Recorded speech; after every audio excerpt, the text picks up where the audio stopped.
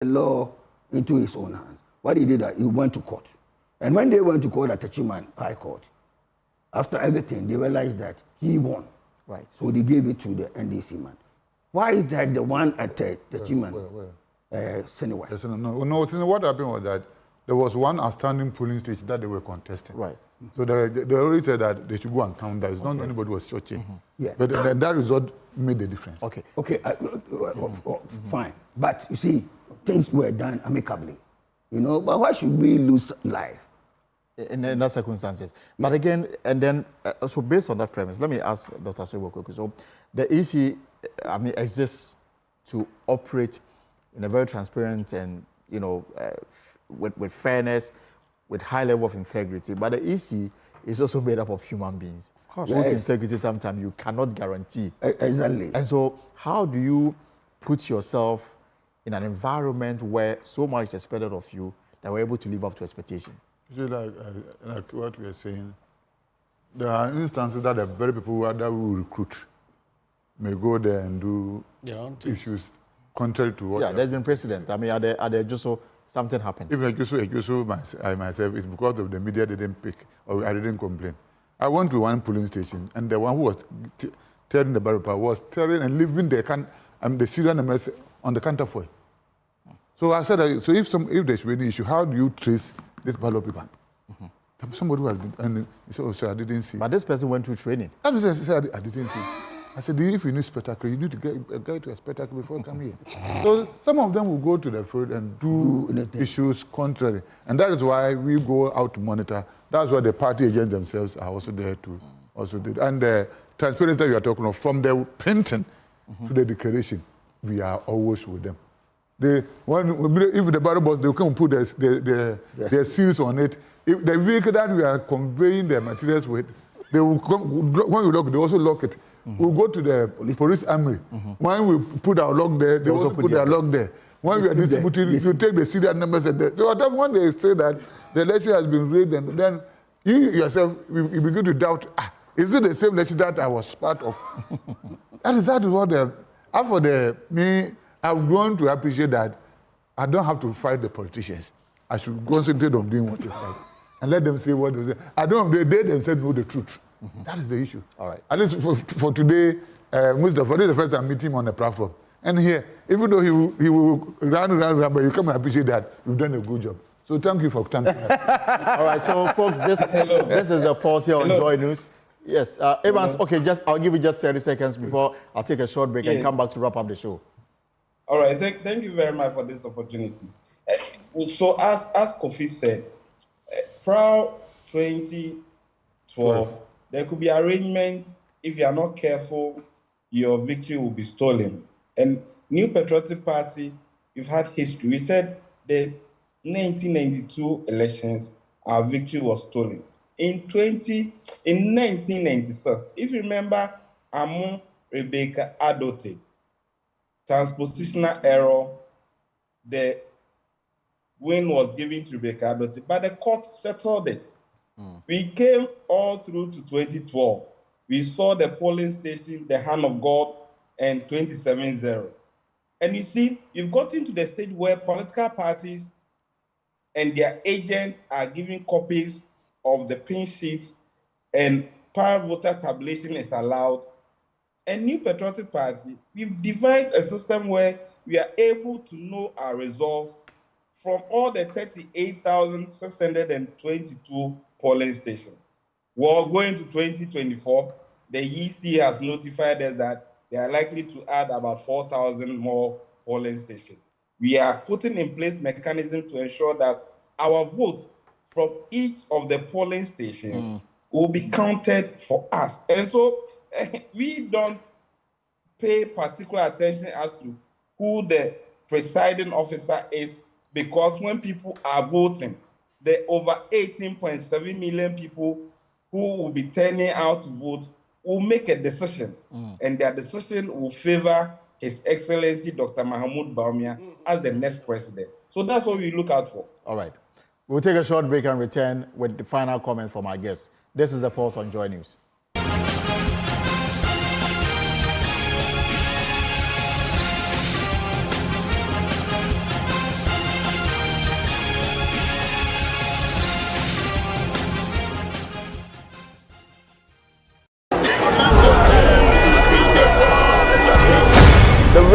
the Jubilee House is beginning. Ghana is at a crossroads. It is time again for the people to choose, and the world is watching. We will do this because in a nation where every vote counts, where every voice matters, there is one name you can trust for your election coverage. JoyNews, your elections headquarters. Our team of seasoned journalists will bring you up-to-the-minute updates, unbiased analysis, and the stories behind the headlines. The election headquarters for an informed electorate. JoyNews, independent, fearless, credible.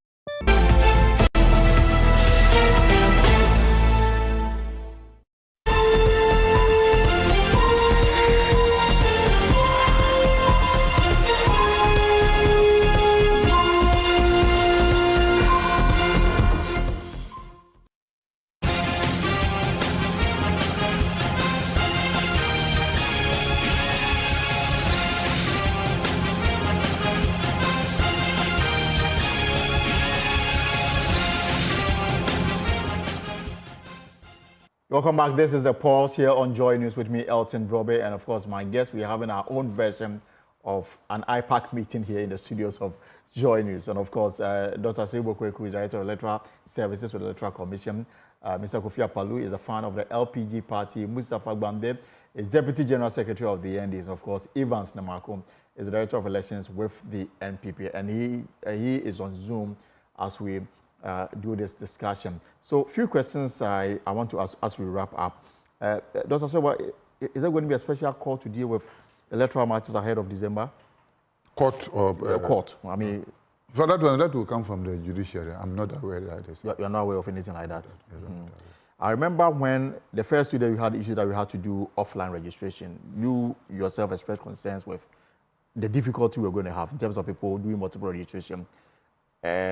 Have you investigated or as part of the numbers that you are going to look at? That's what I'm saying, that the team that is supposed to do the adjudication, they will fish it out from the system. They are going to do that before we will sit on them. So till they finish, I wouldn't know the number that the system has flagged. But automatically, the flagging of the people. And somebody sent me a text. He says that he's followed elections since 1992.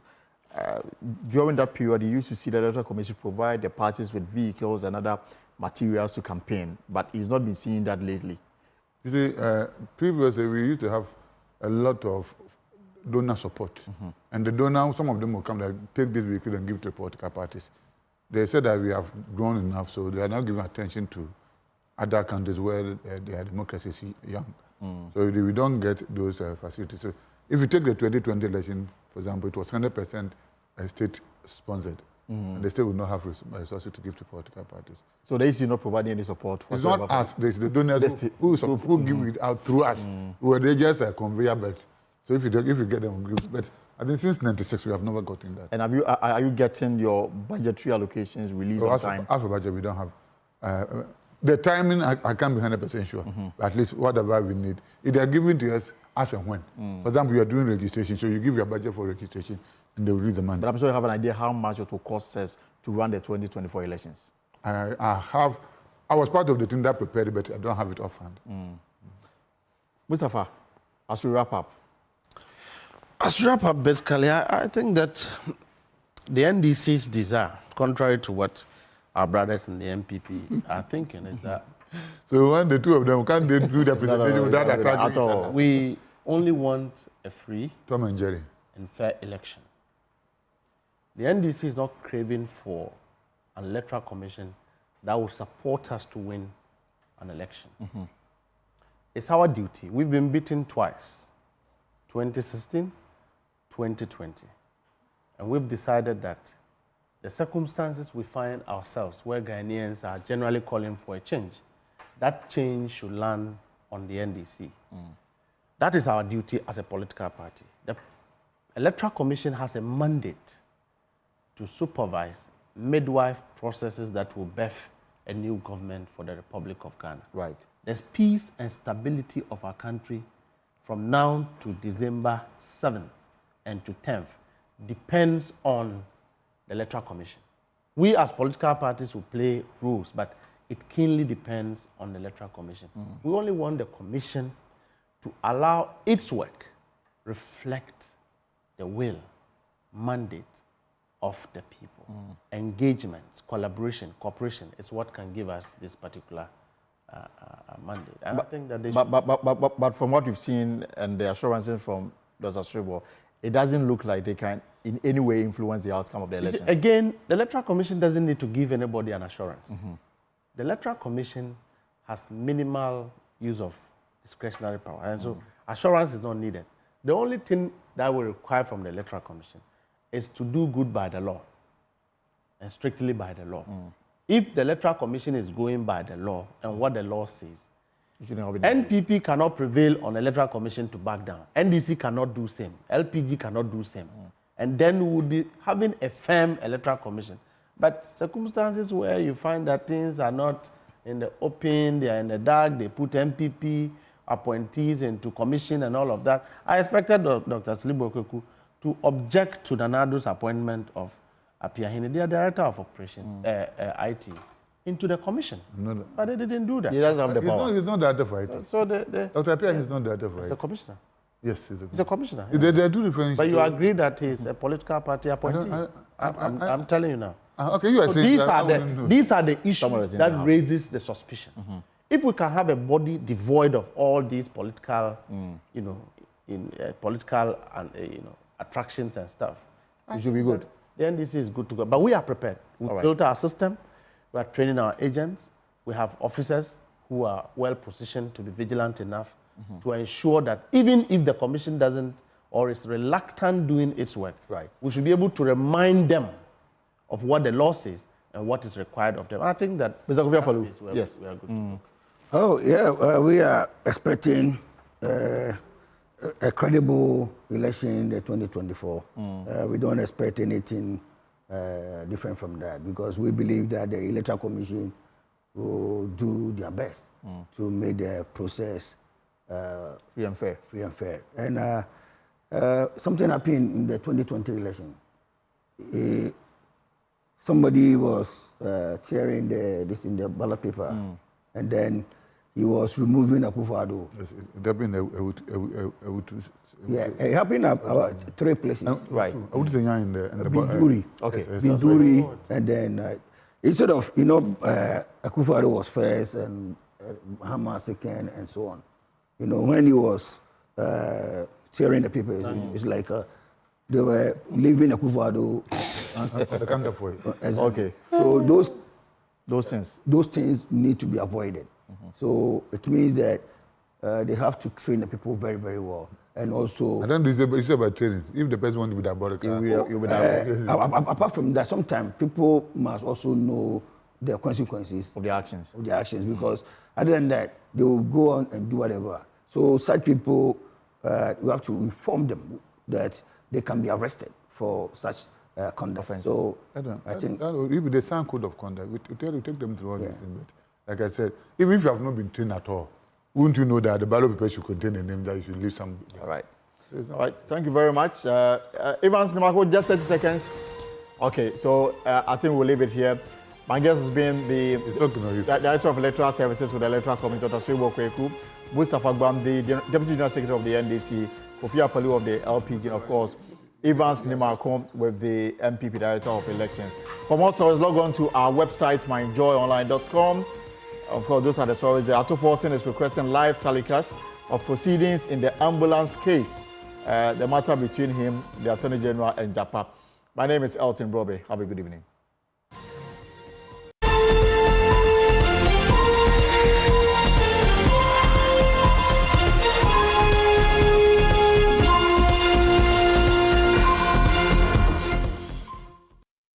This is Connect Africa with me, Blessed Sugan. Welcome to our program.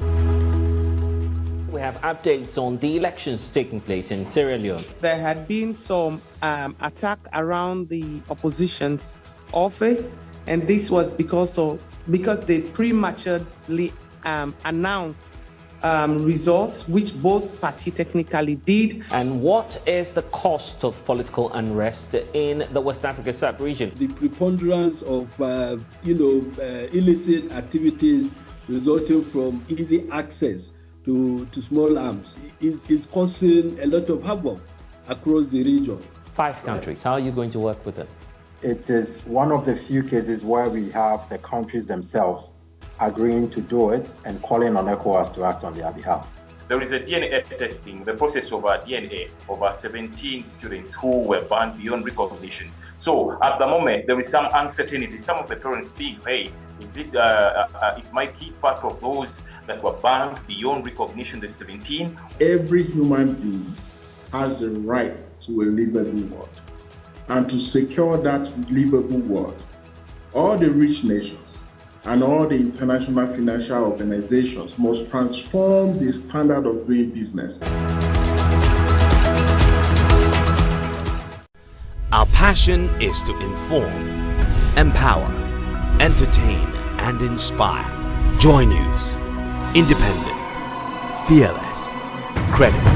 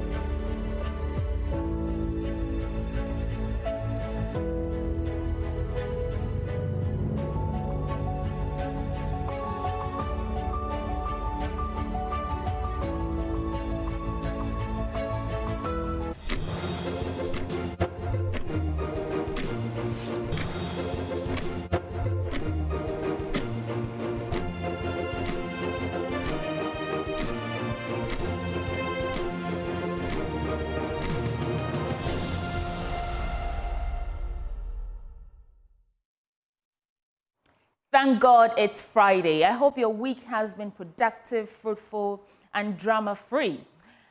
This morning, Denisia Pomayeje will be coming your way with the first news bulletin on the JoyNews channel. And after that, we'll get into the newspaper review. Dr. Afilmoni, the former president of Ghana Journalists Association, will be joining us for a conversation. And then Muftan Abila will bring you Prime Take, and that is for AM Sports. And then, of course, Benjamin Afkakbo will come your way with his blunt thoughts. And today, he's talking about growing of debt, stranded students, unpaid contractors, and exorbitant periods. The saga continues. That's why I asked you if your week has been drama-free, because looks like this week the twists and turns have been a lot. So that brings us to our big stories. More twists and turns in the Kasalato Forsten ambulance case as the lawyers of the minority leader apply for a live coverage of court proceedings in the ongoing trial for the sake of transparency. Meanwhile, the lawyers for Richard Jakpa have also filed for the court to strike out the charges against him, alleging that the Attorney General, in their interactions, had conceded to his innocence and assured him of his acquittal. Will the Chief Justice yield to the live telecast? Are we yet to listen to more audios from Jakpa? Where does the court lead us from here? Some legal brains will join us as we delve into the issues. Of course, you're invited to join us with your comments and thoughts, either via phone or across all social media platforms at JoyNews on TV. Welcome to the AM show. My name is Sweetie Abochi, and I do this with Benjamin Akapo. But first, Denicia Poma AJ is coming your way with AM News. Stay with us.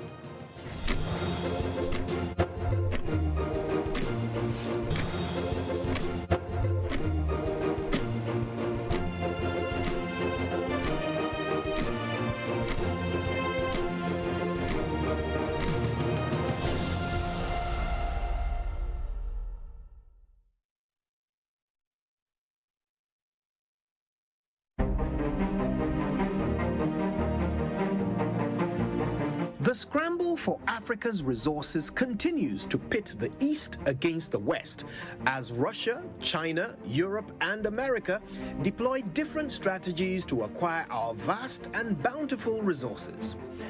As the black star of Africa, Ghana has almost everything these superpowers need. But what do we want in return? And who can give it to us on the best terms, the East or the West? This is the subject of the exciting new JoyNews debate to mark AU Day, which was last Saturday.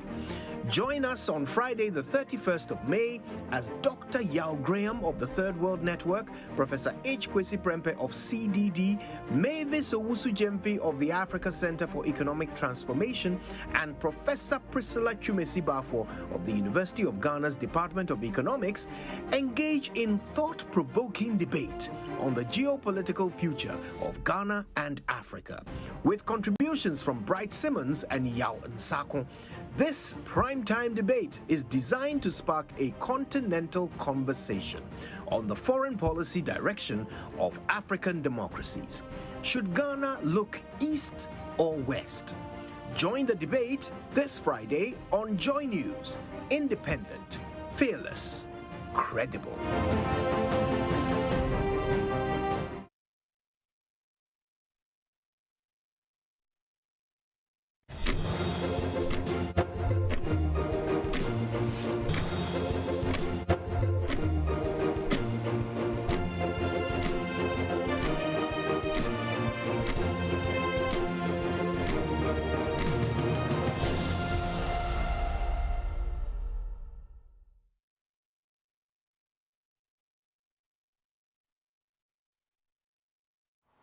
It's Friday. Welcome to AM News. My name is Denicia Pomaiji. Now we'll start in the Upper West region because the youth and market women in the Jirapa municipality have voiced their anger and frustration on the purported decision by the Chief Justice Gertrude Tokonu to transfer the case involving the gruesome murder of the owner of Royal Cozy Hills Hotel, Eric Johnson, at Jirapa.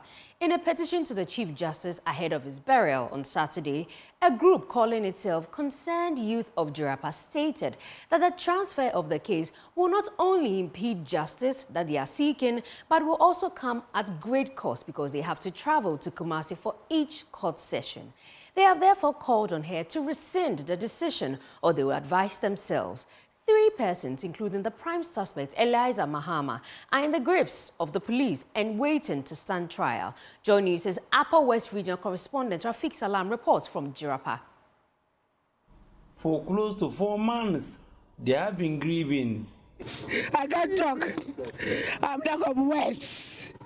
But the Almighty God and the people of Jirapa, that's in Denmark, all the elders of Jirapa, should get up. Whatever they can do to bring justice, we are behind them. They are grieving over the loss of a man they considered an oak tree whose importance and philanthropy has gone beyond the boundaries of its over 3 kilometers square Royal Cozy Hills Hotel and Safari Resort, and by extension the Jirapa municipality. Eric Johnson was gruesomely murdered in cold blood on February 10 this year at his private residence. 3 persons, including former human resource manager of his hotel, Ilyasa Afanyiche Mahama, and Belinda Miller, have been arrested in connection with his murder and were billed to appear at the Wahai Court last week for the commencement of the trial. The presiding judge, Justice Yusuf Asibi, however, adjourned the case to June 12 following a letter purported to have been written by the Chief Justice, Justice Getu Tekonu, transferring the case out of the Wahai Court to another High Court in Kumasi for the trial. Ahead of his burial slated for this weekend, close family members, landlords, market women, persons with disabilities, and tricycle operators under the banner of Concerned Youth of Yoruba Municipality are incensed about the decision of the Chief Justice. They have therefore petitioned the Chief Justice to rescind her decision, urging her not to look only at the interests of the first accused murder, but the interests of the sea of people whose interest is hinged on the case, and allow the status quo to remain. John Apolong is the public relations officer of the Yoruba Municipal Youth Association, and he read a petition on their behalf. The petition by his mother, which is under consideration, to relocate the proceedings has been received with grave concern, caused great distress and suspicion of the possible miscarriage of justice within the Yoruba municipality, the Upper West region, and at large, Ghana. As aggrieved citizens seeking justice and fairness, we believe that justice must be done in this case. As you reckoned, the jury has already been impaneled, and the Wahai Court is ready to hear the case. The transfer could further delay and undermine the integrity of the judicial process. This is unjust and prejudicial, and we register our resentment via this petition as members of the deceased family. Chairman of the Yoruba Municipal Youth Association, Jude Kobe, stated that due to their vested interest in the case, they will have to follow it keenly by appearing at each court session, but with a purported transfer, they will not be able to because of the huge costs involved. And we are appealing to the Lordship, the government, and I trust President Akufo-Addo that they should try their best to reverse this decision of sending this matter to Kumasi. For me, as a youth chairman, I'm always very frank. If this matter is not referred to WA and it's still going to Kumasi, with my colleagues and the whole youth and the Yoruba municipality, the attendants and everybody, who will take a different step. And that different step that we will take, it will not spare. It will not help the government and whoever in Ghana. That's our decision. Honestly, we are not happy about what is going on. Why will one person, somebody is suspected to kill somebody, that is, feeding a whole lot of people. The mother is at court, and they said that person mother have appealed to the Lordship that the matter should be sent to Kumasi High Court. Is that we don't have a High Court in WA? Or are they telling us the High Court in WA, the judges are no good? It is not only the youth who were here. We saw market women and the tendames who also poured their effusions about the situation. We still plead that it should be done and be done right. And the right thing to be done is not to transfer to anywhere, not even Buale, because our regional capital is Wa, and so shall it be. You want to take the case away from us to Kumasi. What are you thinking of us? Is Drapa not in Ghana?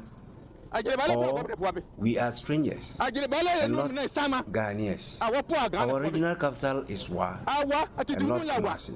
We won't accept it. Listening to the conversations around, you know that Eric Johnson is being described as one man who is a generator that lives several thousands of bulbs in the Yoruba community and beyond. What the people are calling for is nothing but justice. Reporting for JoyNews, Rafiq Salam, Yoruba.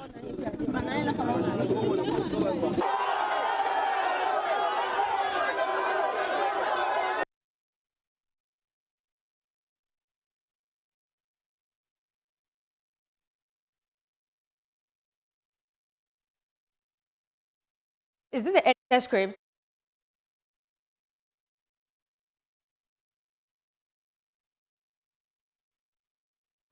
Now, a dilapidated toilet facility is taking a toll on girls in the OT region, and they are asking that, and they are saying that it's having some adverse impact on their menstrual health and hygiene. They say the state of the toilet facility is responsible for the frequent candidiasis infection among the girls. There's more in this report. Many of our girls lack access to menstrual products and adequate facilities to manage their periods. In order to overcome the challenge of inadequate menstrual facilities in the school, management wishes to use this medium to humbly appeal to your esteemed organization, Plan International Ghana, to construct a 10-seater gender-friendly KVIP toilet facility for the school. Currently, the girls' toilet in use is in a very dilapidated state. The structure has become very weak and is posing threats to human lives. That was Frank Buama, the headmaster for Buaman Senior High School in the Chasikan municipality of the T region, lamenting the bad sanitary condition in which his schoolgirls live on the occasion of this year's Menstrual Health and Hygiene Day celebration on Tuesday. The lamentations got me curious, so I decided to visit the facility to see for myself. Broken slabs, dislodged polythene, rusted roofing are the initial physical evidence of what has been described by the headmaster. There is more, but cannot be described and put on national television. Sandra Akomenyi is the girls' prefect for the school. She tells us the situation on the grounds. We are over 2,000 plus, and then we are having only 5 spaces in there. Actually, it's broken. So whenever our ladies come to visit here, they queue. Because of that, some of them are attempted to ease themselves in black rubbers, and then they dispose them around, making the environment dirty. And also during afternoon times when you come here, because of the heat, we actually get candidiasis out of that. And then it's affecting our menstrual cycles, because sometimes when it happens like that and then you are affected, during your menstrual cycles, it can skip. It can skip. You can start today and then the next day it won't come like that. It's having a whole lot of problems on us. The leaking roof, she says, makes their plight worse whenever it rains, coupled with maggot invasion of the facility. And when it rains to this place, because of the way it's broken, it gets a little bit flooded. Maggots normally comes out of them, making the whole place nasty, and we feel uncomfortable to go there. Yes, because of that, people are not comfortable coming here. They are used to easing themselves in black rubbers, disposing them around, giving us air pollution. The concrete floor of the bathing space has also given up, making scrubbing of the place almost impossible. Most of the water closets that would relieve them in this building, completed in very recent years, have also broken down. With water not flowing in the facility, some of the students also mess up the place. The girls' prefect is appealing for urgent intervention to get the situation under control. Peter Sanu for JoyNews. Now, the Forestry Commission is urging all those who took part in the previous Green Ghana Day event to take stock of the trees they planted in the 3 previous events as the country prepares to plant 10 million trees this year. According to the Forestry Commission, reflecting on the successes of the past exercises before the rollout of the new tree planting exercise is the surest way to go. Chief Executive Officer of the Forestry Commission, John Alute, has been touring the central region to get first-hand how the trees that were planted in previous editions are doing. There's more in this report. The Green Ghana Day was instituted about 3 years ago, where millions of trees were planted across the country. As the country prepares to mark another Green Ghana Day event, the Forestry Commission says it has procured many seedlings that would be planted that day, and many more of such seedlings could be secured from the commission to be planted by the public after the exercise. Speaking after a courtesy call on the Central Regional Minister Justina Marigoda's son before inspecting some of the trees that were planted in previous editions of the Green Ghana Day, Chief Executive Officer of the Forestry Commission, John Alute, says the commission is ready to plant millions of trees that day. As you are aware, this year, the planting is going to happen on the 7th of June, Friday, the 7th of June, across the country. And everybody will be expected to come out and plant trees on that day. The president himself will be planting in Accra, at the Burma camp in Accra. The Chief Justice, Speaker of Parliament, everybody will be going out to plant. And we are expecting all Ghanaians to come out and plant on that day. On that, a week before, we'll be distributing seedlings across the country. We'll be distributing seedlings that would grow into trees like timber trees like Wawa, Odum, Mahogany, or Fram. We'll also be distributing ornamental trees like the flamboyant and others. Fruit trees too will be available. The coconut and other species that will grow into fruit will also be available. Beyond that, we are also expecting that Ghanaians will also go to where they planted in the 3 previous events and look at how the seedlings are doing. As the Honorable Minister said, the ones she planted are doing very well. So we are expecting planting and then inspection of the planting that we did the previous 3 events. Our target for this year is 10 million, and we've done 20 million before. So I'm very hopeful that we'll be able to, Ghanaians will come out and plant this year, 2024.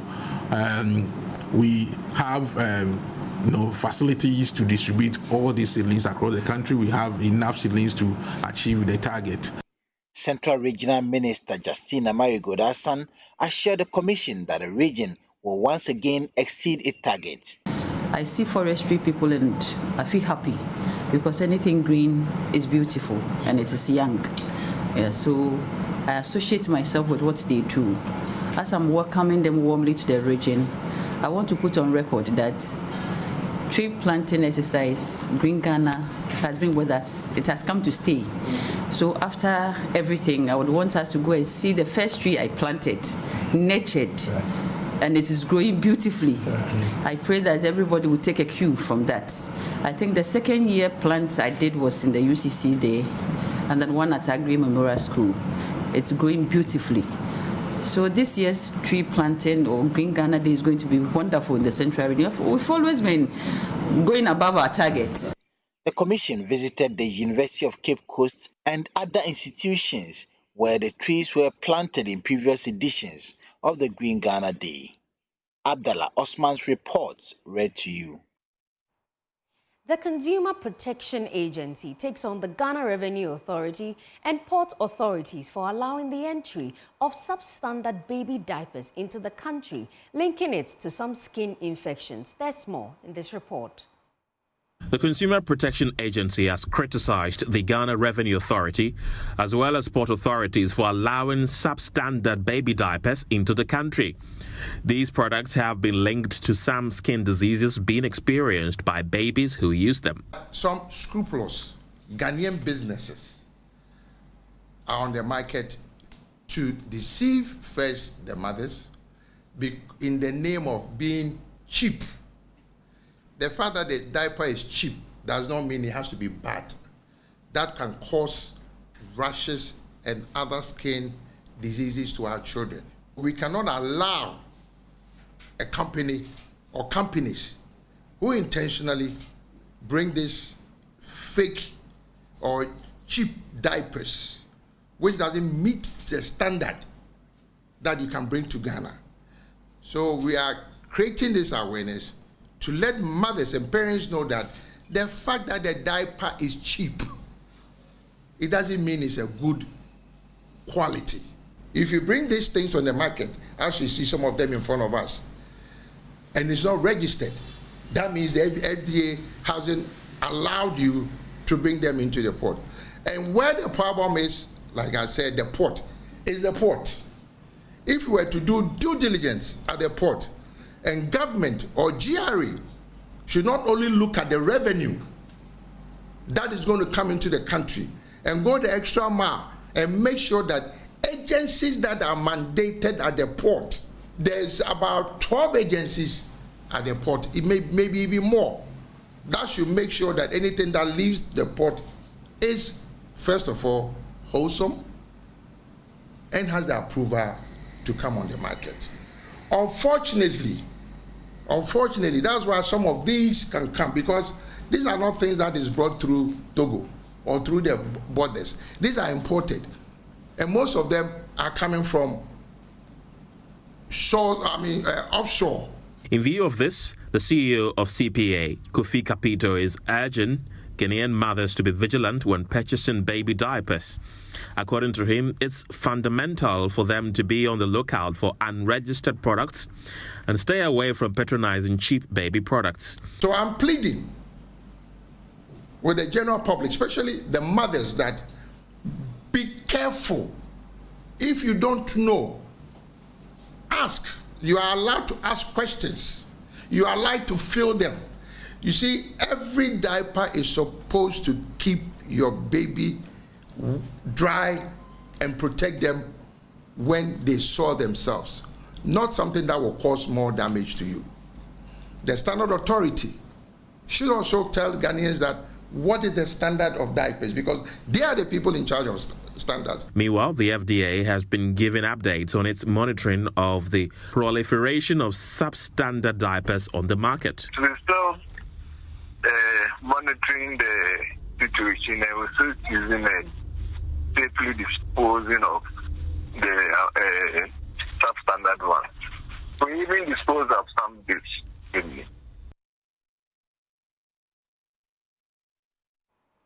Co-chair of Ghana Extractives Industry Transparency Initiative and technical advisor of the UK Ghana Gold Programme, Dr. Steve Mantiao, has urged governments to fast-track the establishment of Ghana's first nuclear power plant as a feasible solution for the country's energy needs. According to him, the benefits of transitioning to renewable energy sources like nuclear, wind and solar power will help the country achieve energy sufficiency and reduce costs. There's more in this report. Since 2011, Ghana has been working to increase uptake of renewable energy into the national electricity generation mix by 10% on or before 2030. With the country battling erratic power supply, the need for the country to intensify efforts at achieving this objective has become increasingly urgent. Speaking at the Climate Strategy South to South Just Transitions National Stakeholder Engagement Workshop in Accra, co-chair of Ghana Extractives Industry Transparency Initiative and technical advisor of UK Ghana Gold Programme, Dr. Steve Mantiao, called on government to consider the establishment of nuclear power plant to produce affordable electricity in safe and environmentally friendly manner for socio-economic development. Nuclear, for me, is an option, and it has been an option since the 1960s. When the late Kwame Nkrumah established the Ghana Atomic Energy Commission. I take the view that solar, wind, and other very widely used forms of renewable energy cannot generate the required power we need to drive our economy. We cannot power our economy with solar and to be able to convert our base metals into value-added manufacturing concerns or products. To the extent that we are reducing our fossil fuel dependence, the only viable option then becomes nuclear in terms of quantum of power generated to power industry. He also emphasized the invaluable impact nuclear energy will have in protecting the environment and mitigating the effect of climate change in the country. It is not lost on all of us as Ghanaians that this country is suffering the brunt of climate change.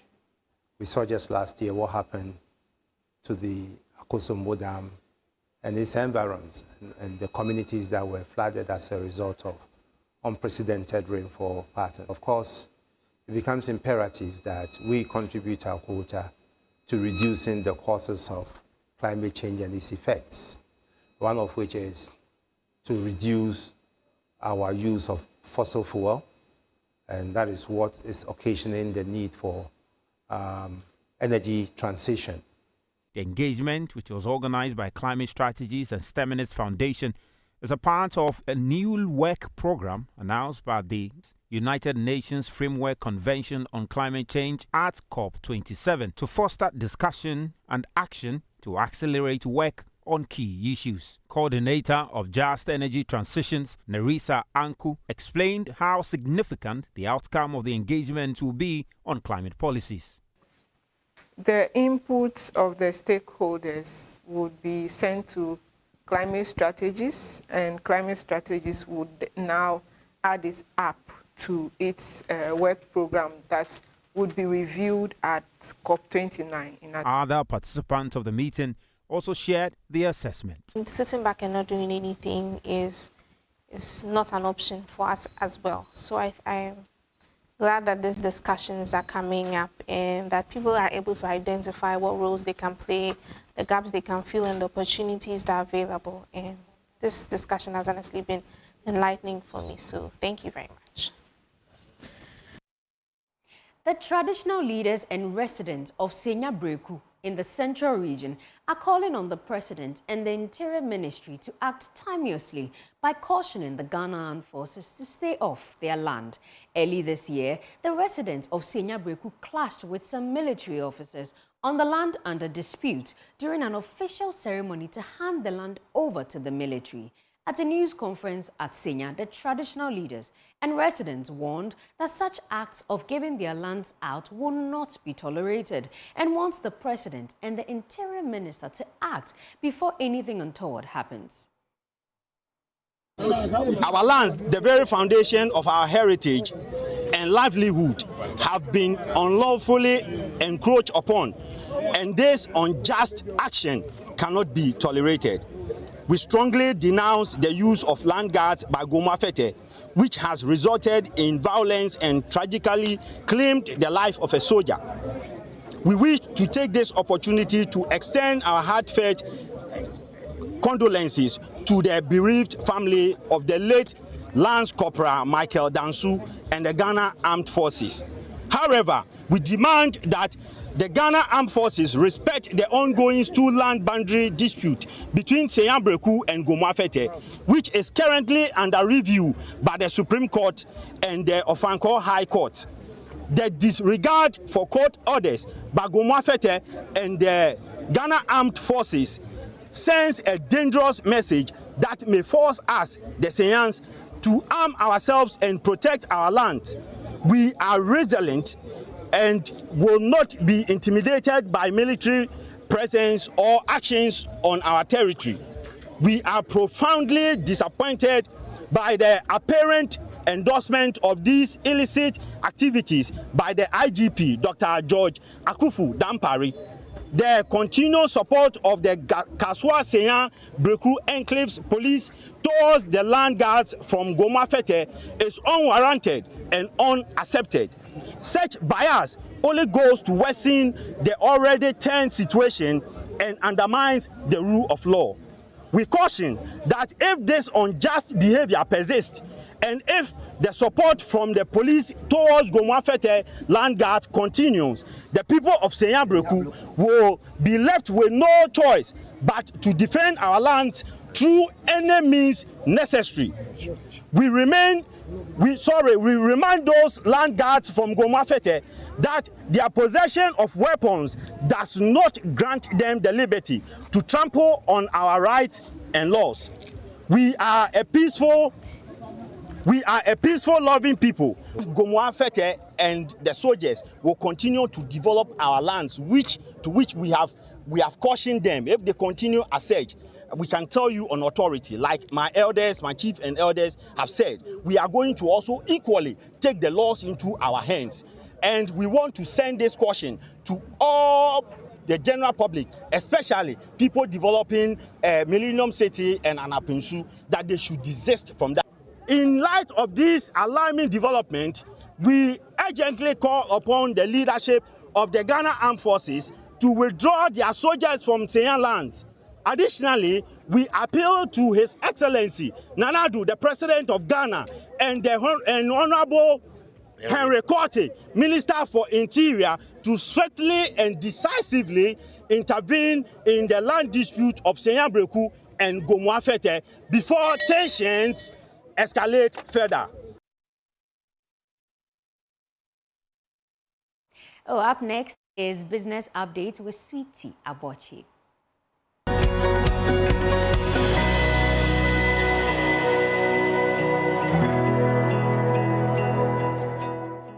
Now let's do some business updates, starting with inflation for May 2024 is expected to fall to 21% and end the year around 17%. That's according to GCB Capital. Now it's pointed out that its decision is due to base effect. Here's a report with more.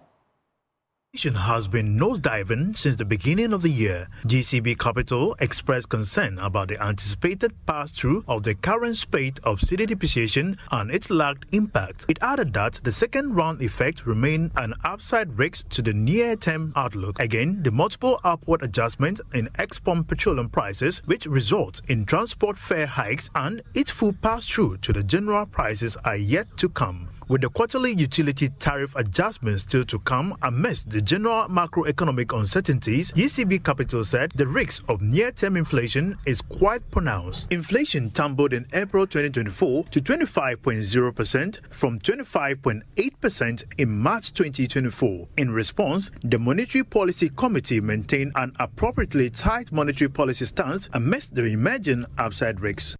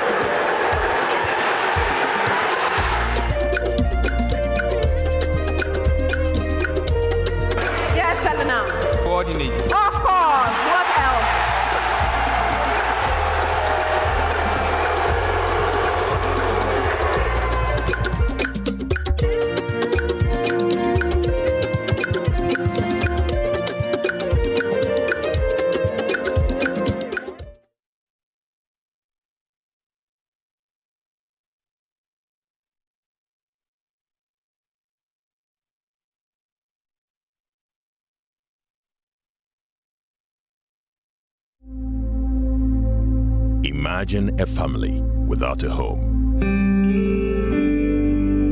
Imagine a song without a voice. Imagine a church without prayers. Imagine a government without citizens. Imagine democracy without journalists. Imagine a world without the media. Life is full of issues and stories about people, communities, and governments. Stories that have to be told by well-trained journalists. That's why you can't imagine news without JoyNews.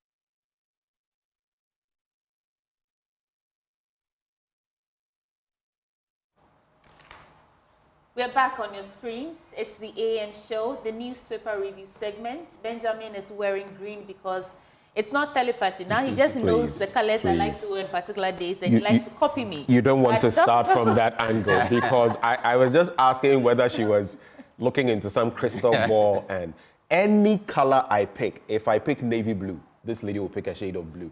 Today I decided to, someone saw me crossing the street and said it was bottle green. I'm using bottle green.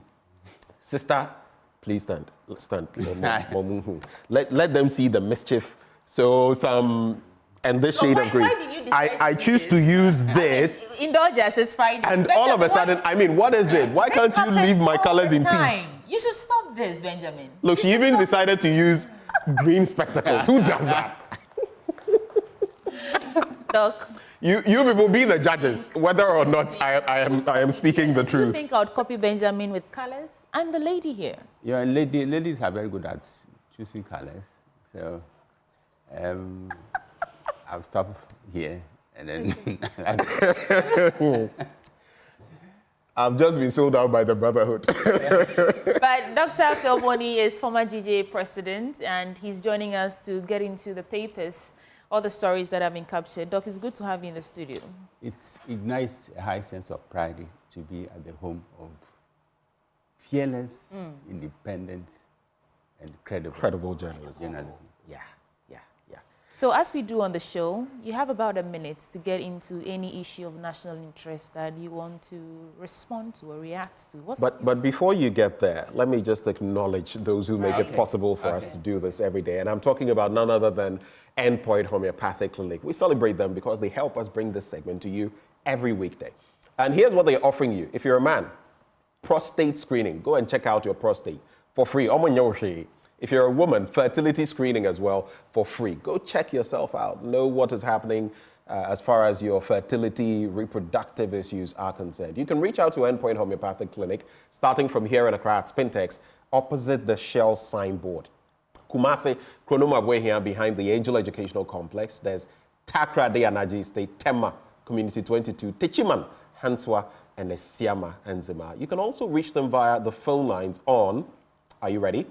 0244 867 068 or 0274 234 321. Endpoint Homeopathic Clinic, the end to chronic disease. And now, back to you, Afil-Moni. For your take. My take is on the Dumsor crisis. And this one, I want to seize the opportunity to call out the speechwriters of His Excellency the President. The President did tell the nation that Dumsor was over. What the contrary was the truth. And we can credit the President with the quality of his speeches and the impeccable delivery.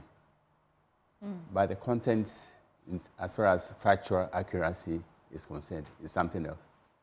So I will make a serious plea to the speechwriters to ensure that his speeches are devoid of factual noises. They should stick to the fact. They should do their homework to ensure that whatever the President says does not serve as a magnet to attract negative comments from the citizenry. Right. On this doom, I've had power outages 2 days in a row. 2 days in a row. So it was Wednesday evening, and when I got home yesterday, there was no light. It came back on around 6 o'clock. The cameraman is nodding. We live in the same neighborhood. So yeah, we didn't have light. It came back around 6 p.m. So yeah, Dumsor is not over. And unfortunately for ECG, I would have been the Lone Ranger saluting them this morning. But they decided to do it to me.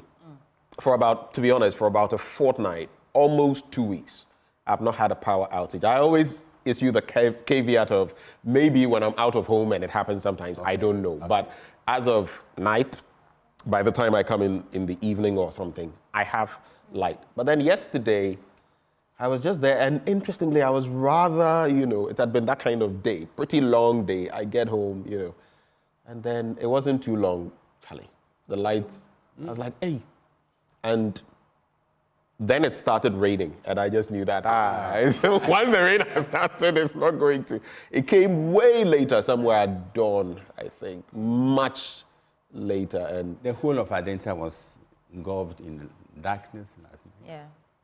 But it was bad. I must admit, though, it's whatever they're doing is better than it used to be. Right? Yes, it's better than every other day. Certainly, yes. But now it's just like once a yeah. week. I've had twice a week. I don't know how many times your lights went on, but it's better. So whatever they're doing, they should just speed it up. We know it's an economic issue, it's a financial issue, but I mean, that's not what they're admitting to. So whatever they're doing, just speed it up. Right. Should we get into the papers now? I'll start with the Ghanaian Times newspaper. On the front page, supports government's grow economy. That is Majority Leader Afenyo Makin, and he's courting minority to support this tax waiver issue. Ghana set to roll out 5G mobile broadband service, Communications Minister says. State church must partner to propel development, according to the Vice President. Pokwasin Sawam Road project in limbo. Over 100 court cases, compensations, relocations of utility lines delay completion. Ovoso opens defense June 20th in alleged plot to harm EC chairperson. Let's start with that story. It's on page 3 of the Ghanaian Times newspaper, and it reads, the former national chairman of the National Democratic Congress, Mr. Samuel Ofosu-Ampofo, will open his defense before the Accra High Court on June 20th. Mr. Ampofo is standing trial together with Mr. Anthony Kweku-Buahin, a former Deputy Communications Officer of the NDC, for allegedly plotting to harm the Electoral Commission chairperson, Mrs. Jean Adukwe-Mensah. The former NDC chairman returned from the United States of America a few days ago after undergoing a minor surgery. Now, he was expected to open his defense yesterday, but his counsel, Mr. Tony Litha, told the court, presided over by Justice Samuel Asiedu, a Supreme Court judge sitting with additional responsibility as a High Court, that his client is unwell. Senior Breku chiefs decry land guard activities, call on Interior Minister to intervene.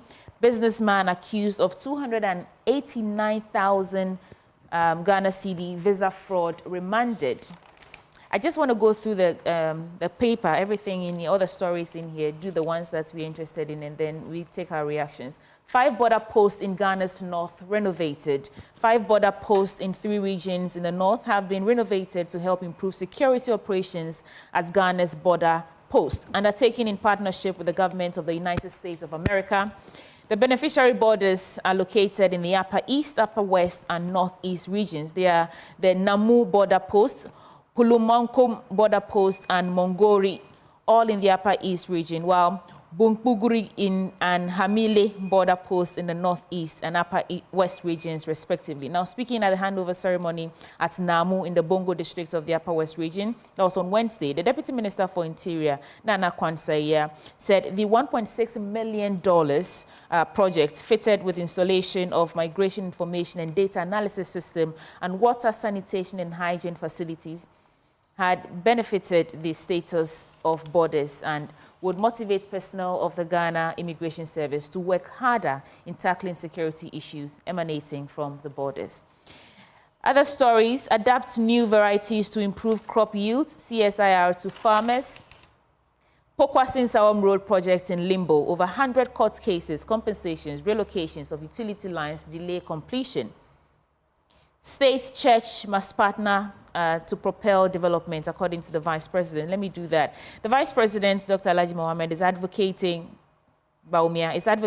strengthened partnership between the government, the church, and other faith-based organizations to propel the country's development. Such a partnership, he said, would herald what he described as a golden age of collaboration, which formally recognizes the church and other faith-based organizations as key development partners of the country.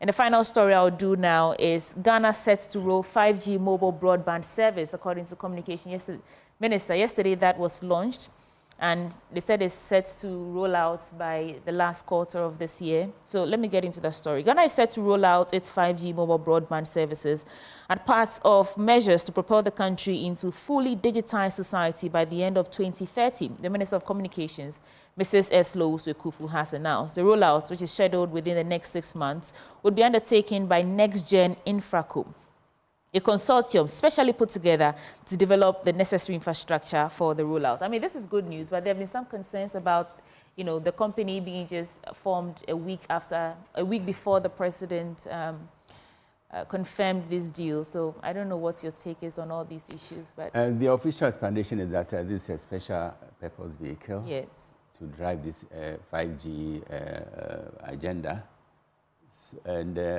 you cannot fault myself for always seeking for use, looking for dark spots, contracts, and all that.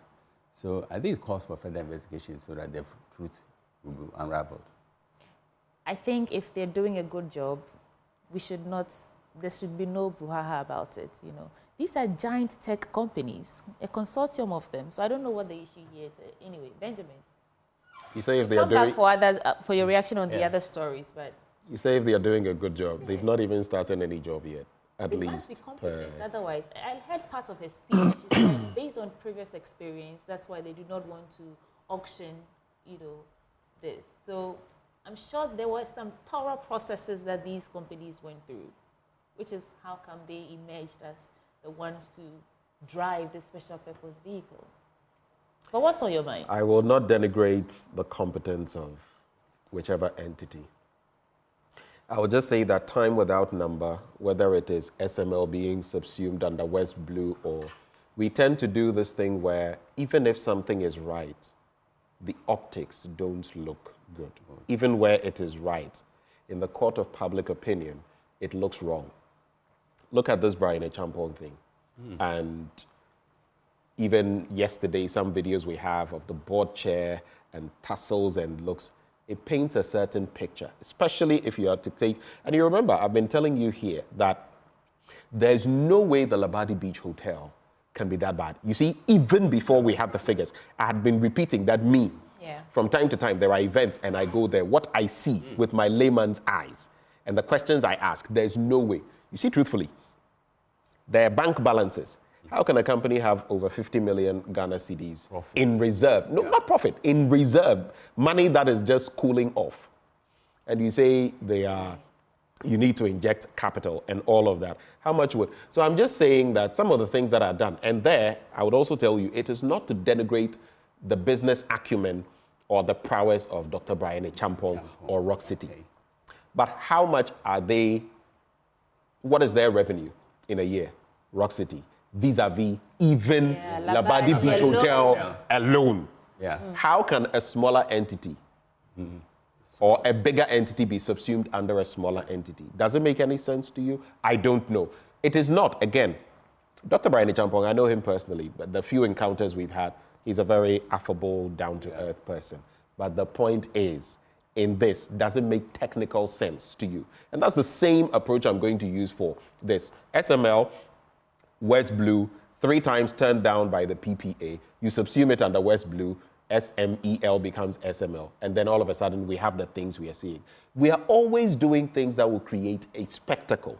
And then when media people talk about it, oh, but you people, are you saying that we couldn't have found any other way of going about this? You say special purpose vehicle, fine.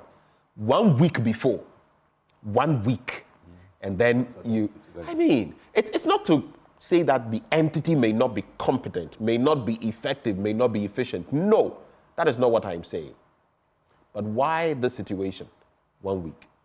Speculation? What does it leave in there? For me, let's give them the benefit of the doubt. And I'll say what people want to do, let them do. Because at this point in time, whatever you say or don't say, what will happen will happen. That's it. I just think that 2 things actually. First, it's good that we're asking these questions now and not wait till SML issues, come again before we are asking questions about it. So right now we are looking for the answers.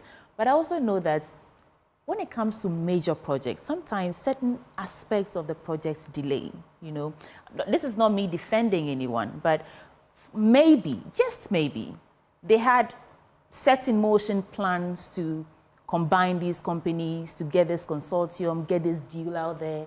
But certain factors of the deal delay, for which reason it only took a week of completing whatever aspect of that project before the deal was actually made. But what do I know? The questions Manasseh I think also ought to be examined. I don't think he is making them just to put spokes in the 5G agenda or to court fame or something, because Manasseh, we all know, is potentially an institution when it comes to investigative journalism. So I will urge authorities to sharpen their look at what Manasseh, the issues he is raised, the supreme interest of this nation. And I must also reiterate that journalism is about asking questions. So nobody should fault us for asking all the questions with the hope that the questions will prompt the right responses from the right quarters. Right. And we have, I usually do this. Some people, do you know the people who disappoint me the most in Ghana? The people we seek to serve, who sometimes throw dirt back at us. There's a comment on our social media, and this person I have noted before, because what these people don't know often is that when they post these messages, I go to their Facebook, and then I can tell where they are coming from. This Nana Prempe person I have checked out before, and I will check him out again today, just for. I guess. But no, it doesn't matter. The person is a Ghanaian. Okay. Now he sends a message that says, "You host, instead of talking about Ofosuam Pofu tape, you have ignored that and you are talking about hotels." This person must not have listened to when just a few minutes ago we were talking about the Ofosu Ampofu tape. But this is the caliber of people sometimes that I feel that, and I'm not being harsh, these are some of the dangerous elements in our country. Why? Because every issue that comes up, NDC or MPP, must be discussed dispassionately. But this 5G issue and the other issues that have arisen, are issues that since yesterday have been extremely topical. The Ofosu issue has been with us for a long time. It's not a new issue. It's just a new flair of the issue. It's an update on it. So I'm sorry, sometimes you regret standing in, even risking your life to do some things for some Ghanaians like this person. Because, and I'm being a little, because you do all of this, they sit down and they send spiteful, acerbic, abrasive, I don't want to use the other words, messages. And these are the people in whose interest you are fighting. Interesting. Curious. That is why I feel, as Ghanaians, we're not going to make a lot of progress until we really, it's not just changing the political elite, it's changing this one. That's all I'll say. Please go ahead. Let's get into your newspaper.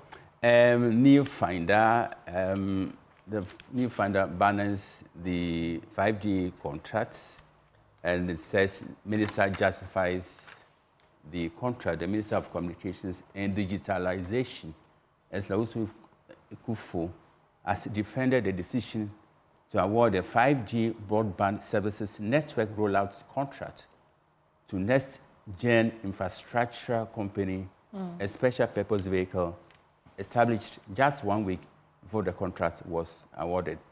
The SPV is tasked with developing new shared infrastructure to deliver affordable 5G mobile broadband services across the country.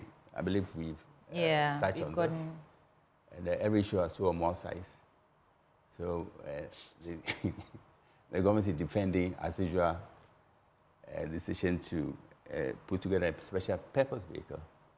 And journalists will have the latitude to also examine whatever has been put out. Yeah. And so in a free society, this is normal.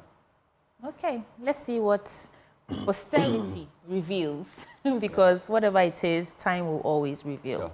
Any other stories? We have another important story, legal framework key to proper use of AI. And this is coming from the boss of Margins. And the Chief Executive Officer and founder of Margins ID Group, Moses Kwesi Baden Jr., has emphasized the need to develop a clear ethical and legal framework for the proper use of artificial intelligence in this country. We believe this framework must be created in collaboration with key international players and through building local capacity to ensure the benefits of artificial intelligence are not eroded by its threats. Right. I had the privilege of hosting the Industry Engagement Forum 2024, which is industry driving AI in the fourth industrial revolution. And the question of if AI will steal our jobs, if AI is dangerous, came up. And from all the speakers, A-list industry players from all over the world were there. And it says AI is just something that gives us superpowers, you know, and it's evolution or revolution.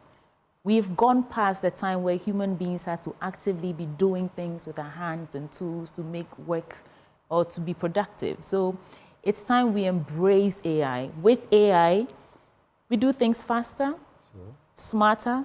And so I get that sometimes we watch a lot of movies and we see how AI takes over the world and they want to dominate because, you know, they are evolving constantly and they're self-learning entity. But I think we should embrace AI, like, you know, they're saying, not to be afraid of it. If you understand what it is, if you really get to understand and interact with AI, it gives you superpowers because you can speak to a machine and it can give you tutorials, apt lessons in whatever topics that you want to learn. So that's just my take on artificial intelligence. We should not be afraid of it. We should rather embrace it because it gives you superpowers to do anything you want to do. Look at ChatGPT. Look at Meta on WhatsApp. Ask it anything, you know. Yeah. Sweetie, it brooks no argument that AI has come to make life easier for all of us. But we should also look at the flip side of AI, the dangers it poses. And we all know we are in election year, and one danger is that AI can tell the elections, can steal the election, How so? Yes. Because AI can mimic people's voices. AI can be used for evil purposes. Okay. I mean, you're now delving into deepfake, which is where they can put someone's image. I mean, it's been done to us, some of us here, where some people are selling their products and they mimic a host, let's say on this platform, and make it appear the host is saying something about the product, when in fact, that's not what. It's not always, it's not everybody. Some of them are pretty advanced. I mean, I've seen proper deepfake done of former President Obama and others before. If you are not really, in fact, for some of them, you may have to use certain technical gadgets before you can tell it is deepfake and not, you can't just listen and say, oh, this is deepfake, or observe and think it is. So that's how advanced AI and other technologies are really good, but they are also a disaster in waiting if the world doesn't handle the use of them well. Look at even the impact on education. A lot of young ones nowadays are, instead of doing their assignments or homework, they are using AI. So you may cut corners, but in the end, you will have people who have passed exams and know nothing. Sure. You get it? So it must be a balance. In terms of work, I would just say that there are some things, I do some translation work and stuff. Try using Google Translate or other. Some things may give you certain things, but unless you know what you are doing, you'll be led astray, which is where AI can't go. AI can't humanize to a certain extent. AI can't do certain things. So in terms of careers and staying relevant, I would say be the best at what you do and add so many skills that, AI can't take your job away from you. Because now AI is writing articles. Sure. Yeah. Mm. A lot of the articles you may be seeing on some international platforms are not someone who said, it's AI penning the articles, fed with information, penning articles. So. But that's why I agree with you. It's here to stay. And so deal with it. Evolving. So we need to be knowledgeable enough to have a good grip on it so that it doesn't take, it doesn't run us like deepfake and all that. So it's about broadening our knowledge, broadening the horizon, understanding how to actually use it. But I'm just all for AI, and I get the dangers, but let's go. Benjamin, we are... All right, so Daily Guide newspaper, you're sabotaging the economy, minority told by the majority leader, Alexander Afenyo-Markin. I'll get into that story. Leaked tape of Osuam Pofo to open defense in 3 weeks. I'm sure Nana Prempeh will not hear this one, that he will think we've skipped it. So Nana Prempeh, please observe, open your ears, pay attention. 2.37 million euro ambulance case. Atoforsen requests live telecast trial. Baumia takes campaign to Volta region. Government to roll out 5G services soon. I can't help doing this sometimes. Daily Guide, you say to roll out. You are using roll out as a verb and you put it together. It's not a noun. But anyway, on the back page, Vincent Kompany is Bayern's new manager. And then World Cup qualification national project. And then Kudus Europa solo strike tops all. Let me start from there. So Ghana midfielder Mohamed Kudus has won the goal of the season in the Europa League following votes from fans of the competition.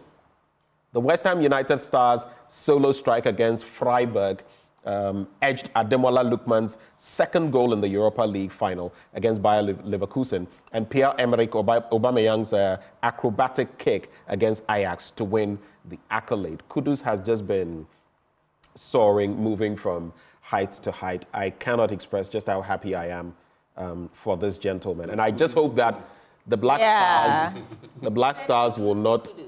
kudos to Kudus. Will not waste him. But I saw something.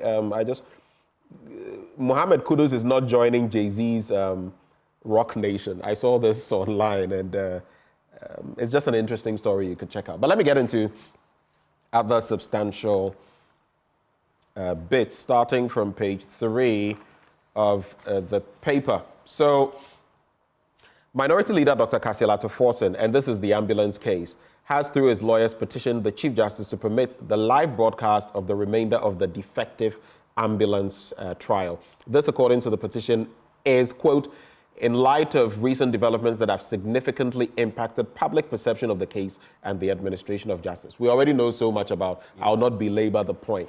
Then, you're sabotaging the economy, Minority told. Now, the Majority Caucus in Parliament has stated that the NDC minority MP's persistent opposition to the government's tax waivers for companies under the One District, One Factory policy is an act of economic sabotage. According to the caucus, it has identified a growing number of low-level sabotage activities in the approval process of tax waivers for 42 Ghanaian companies. You know, in recent times, the Deputy Minister of Finance, Dr. Stephen Amwa, Sticker, as we all call him, was talking about how we are so import biased, we have an import-driven economy and all of that.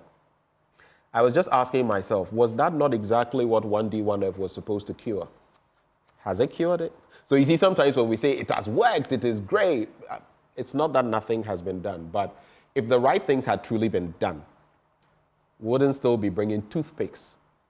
Certainly, yes. Toothpicks into this country from China and other places, because especially now when your CD is feeling the crunch. And thankfully, I think between yesterday and today, the CD has appreciated a bit. Good stuff. Yeah. But we have no business being where we are. Let me just add, I've done a finger marking on this. Let me add the leaked tape.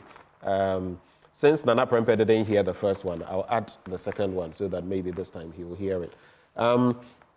So a high court in Accra has given the immediate past national chairman of the National Democratic Congress, Samuel Ofosu-Ampofo, another 3 weeks within which to open his defense.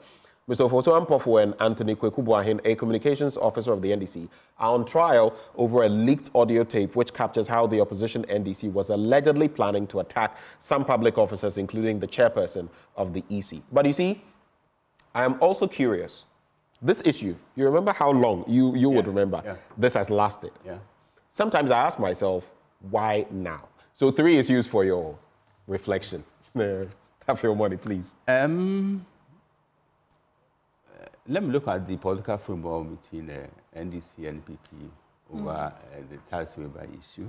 And I think it calls for cost-benefit analysis of this tax waiver system. NPP is accusing NDC of perpetrating duplicity because they also did it in their regime.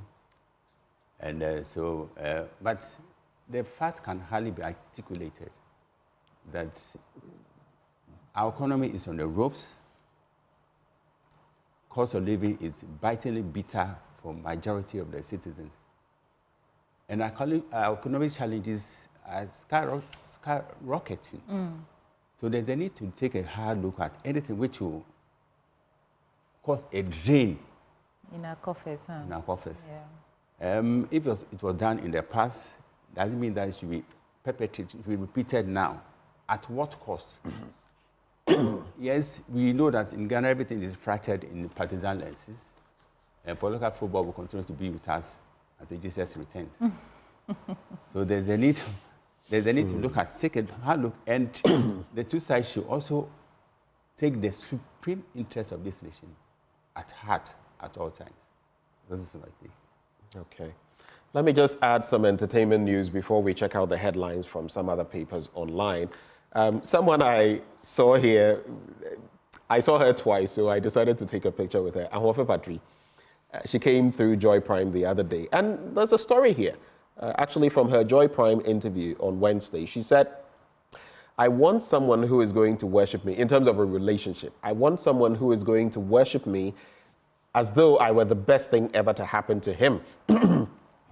And she stated that, emphasizing her preference for a partner who would hold her in the highest regard. She wants to be pampered, basically. I think maybe today for some mischievous reasons, I may post that picture with her. It was a very nice, some very nice photos. Then there's this one. I don't know why sometimes this becomes surprising. I'm still a virgin at 28. Alex Unusual. So Big Brother Naija reality star Alexandra Asogwa, popularly known as Alex Unusual, has left fans in shock with her latest revelation. And she took to Snapchat. Why people are in shock, I don't know. So we've got to the point where if you're a virgin at 28, it is some sort of like news. It's odd. I get surprised. And the last one, Lil Wayne posts movie, he postpones movie premiere. But I'm going to ask a question. That 3-year-old who is now dead, 3-year-old, that person could have been the person to discover the cure for AIDS, could have been the next Ghanaian president, could have been whatever. How are we addressing the issue? And I'll just be, because the law is, it treats everybody, it should, equally, way up to the president. The president has certain privileges per the Constitution. Beyond that, he's an ordinary man like everybody else. So you remember the issue of Edem back then, Edem. I felt very sad, but how has that issue progressed? What is the position on that? Now we have Lil Wayne. Some people have said certain things about how this person does this or does that. I don't want to wade into that. The family is unhappy. The last time I heard anything from them. 3-year-old, dead. Ghana Police Service, what is the latest on this 3-year-old? If this were my son, I don't know. Any reflections before we take the headlines? So in the name of comprehensive journalism, we should follow this up. We should not rest until justice is done in this and other issues. Anyway, there are other headlines we can actually look at. There's the Daily Graphic, MTN, GCGL to deepen collaboration. Nation records 11.5 billion Ghana cedi trade surplus first quarter. That's the Daily Graphic newspaper we are looking at now. And then cheaper, faster internet in 6 months. Government partners 7 firms to roll out 5G technology. There's the Ghanaian Observer, Baumia Wows TUC. Government committed to advancing STEM education, according to President Akufo-Addo, upon Chroma charges contractors, and Nooks appeals to governments. Those are just some stories captured on the front page. And we also have the Republic Press. Amidu dares Bagbin, refuses to apologize over Dubai secret meeting, claims government to meet organized labor over SNIT hotel sale. Yesterday, they actually met the Employment Ministry, and they said they are listening. They are listening. And I think the TUC said something like, one, halt the it. deal. Yeah. We've already the done. On JoyNews this morning was that SNIT is on the verge of cancelling the deal. As they should. Because it's our money, and the workers are saying, hold on, cancel it. We need to have clarity on how we move forward, because this is not your money. It's taxpayers' money. So we saw images of tempers flaring yesterday from a certain side. Yes. No be joke. Right. So the Daily Statesman also banners NDC blocks incentives for business. That is Afenyo Markin's cry over this tax waiver issue. New era for Ghana's digital connectivity. Ghana now richer than Nigeria. Really? I wish I could get into that story to see what the facts are. In terms of what? My question exactly. And then what are you saying? Are you saying we can't be? We are wealthier than Nigeria in some instances. The population of Lagos. In some instances. Is that of Ghana? So Nigerians are my people, but there are areas. These are my people too, please, Benjamin. You don't know the link. Oh, you don't know. It runs deep. Excuse my French. A whole Nigerian community. You have no idea. Anyway, let's go on. Check out others. Right. So, and the Chronicle. That's the last one I'll do. Varsity professors have pocketed 700 million Ghana cedis as book and research allowance since 2020. That's according to President Akufo-Addo. In fact, I just remember that this morning I saw something from Professor Jampo. He sent me something. Let me check out whether...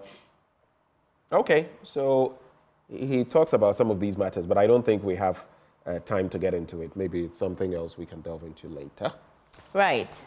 And that's how we're wrapping up.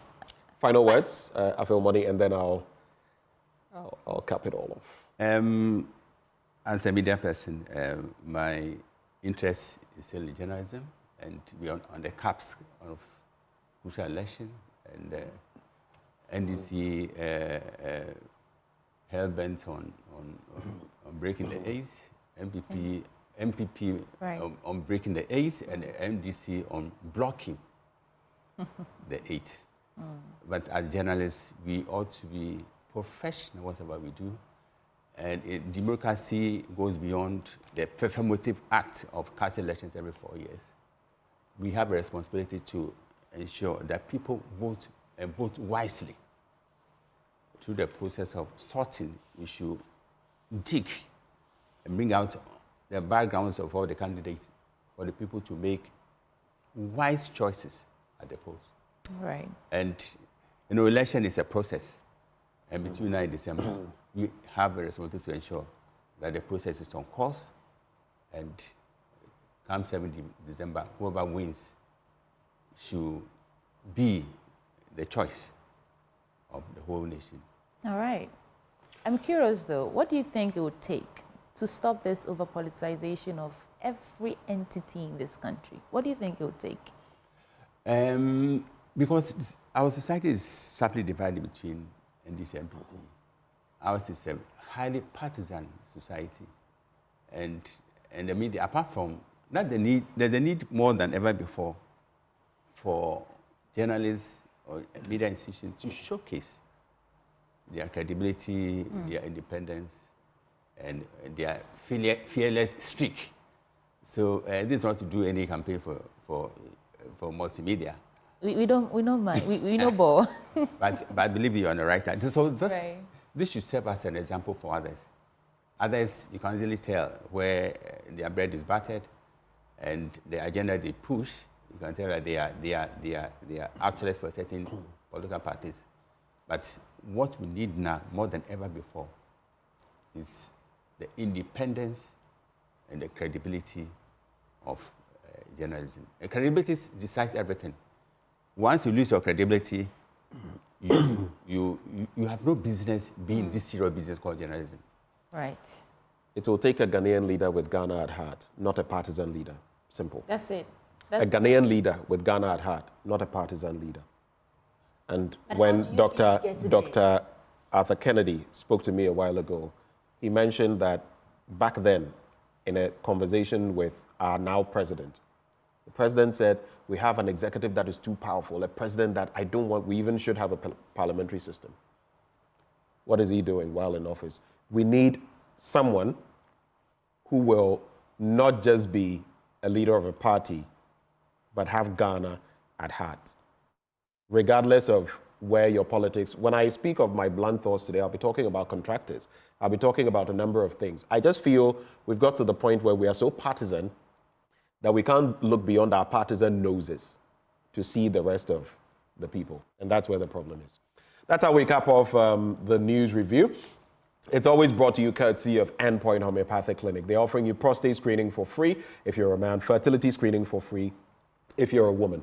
Reach out to them at any of their branches, starting from here in Accra, Spintex opposite the Shell signboard, Kumasi, Kronomabwe here behind the Angel Educational Complex, Takra De Anaji Estate, Techiman, Hanswa, Tema Community 22 as well, and the Siamantama. You'd like to reach out to them via phone. The numbers are 0244 867 068 or 0274 234 321. Endpoint Homeopathic Clinic, the end to chronic disease. Thank you so much, Afilmoni, for having joined the conversation. Sports is up next. Do stay.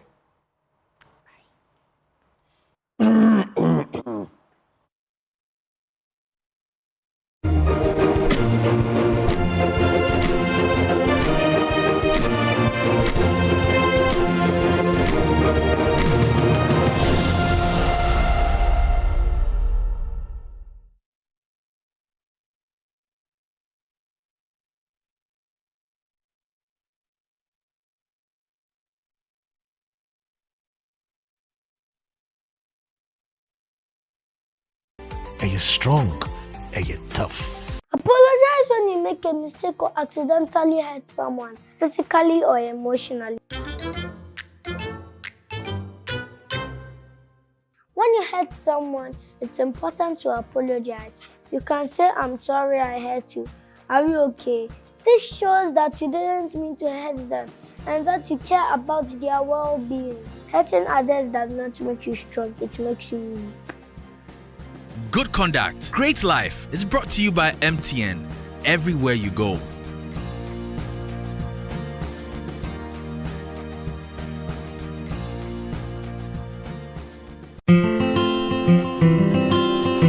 Every furniture tells a story about you and who you are. Now, your story is not complete without King's Group of Companies, the home of all kinds of quality furniture for your modern home, office, and institutional furnishing. See King's Group of Companies. We have domestic and imported modern furniture to match your budget and taste. Estate developers, homeowners, see King's Furniture for your modern home furnishing to match your interior. Our kitchens, wardrobes, and all your wood decoration works are top notch. Visit our 2,000 square foot showroom in Accra off Golf Course, Gimpa Road, adjacent Kiseman, Melcom, and in Takrady around Pipe and No Traffic Light, close to TTU. For more details, please call 0208 257 830, 0501 505 500, and 0501 332 330. Visit our website www.kingsgroup.com.gh. Our social media handles: Instagram kings.group1, Facebook Kings Group of Companies at Furniture Company. Kings Group, set a standard. Dream big.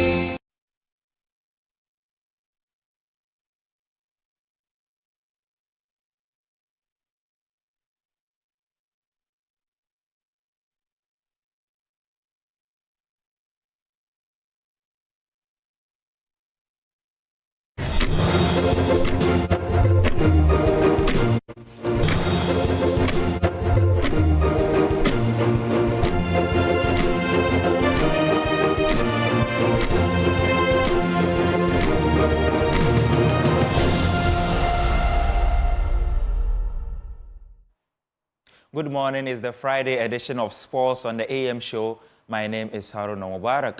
Now, the University of Ghana Stadium, despite being completed about 3 months ago, already appears to be burdened with sporting events.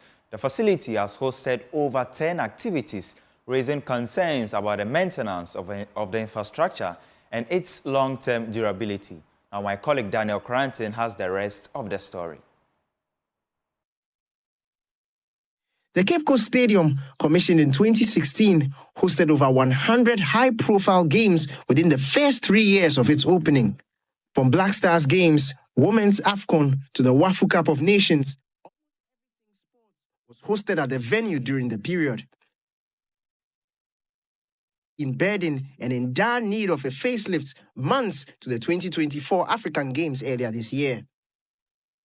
The Accra Stadium received a much-needed makeover in 2018 prior to the Women's AFCON, its first since 2008. Upon completion, the pressure began, or should I say, it continued. Over 160 league matches were hosted at the venue within the first 2 years of renovation, not taking into consideration training sessions, major tournaments, and other non-sporting activities. With Cape Coast and Accra slowly deteriorating and deemed not fit for purpose, Ghana found a new love just in time for the 2022 FIFA World Cup playoff game against Nigeria. A new-look Baba Yara Sports Stadium, which had been closed down for over a year for renovation works. The edifice has now played host to over 50 league games since its reopening, including Black Stars home matches.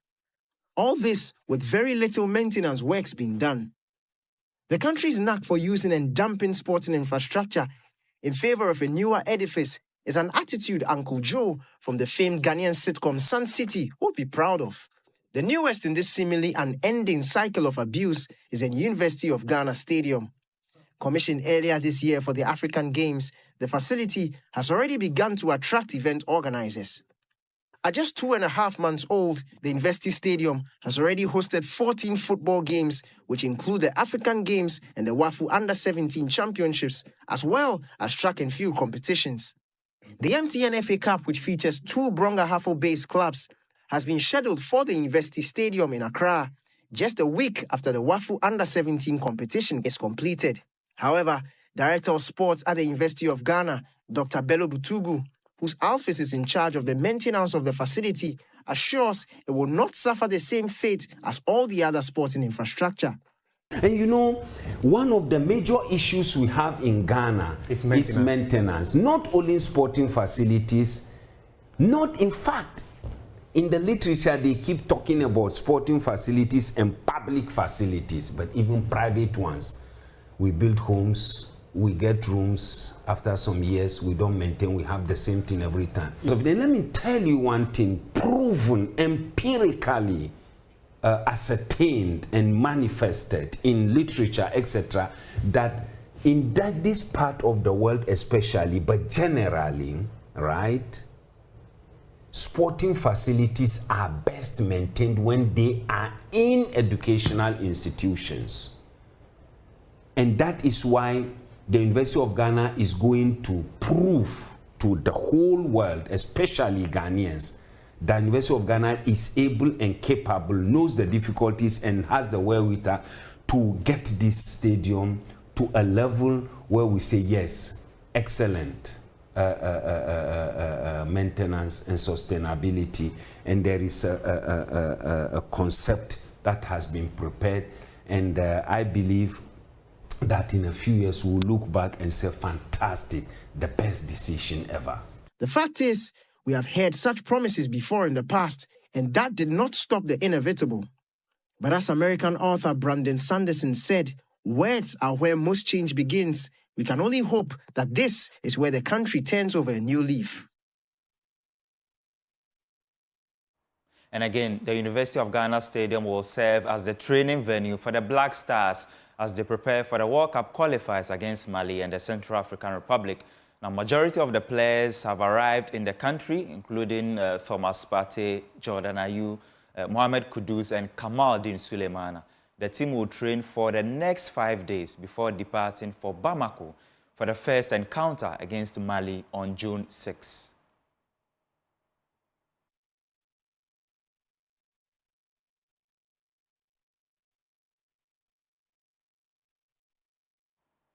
Now, Captain Andre Ayew will not participate in the games, having been dropped from the 26-man squad, a decision supported by the Ghana Football Association. Here is their head of public relations, Neil Armstrong Mortadbe. I think for us at the FA, we will be looking at is what's the coach's perspective with his project. Remember that Otto came in the first time on a very short-term basis, qualifiers for the World Cup, went there, made a fairly, I would say, okay impression.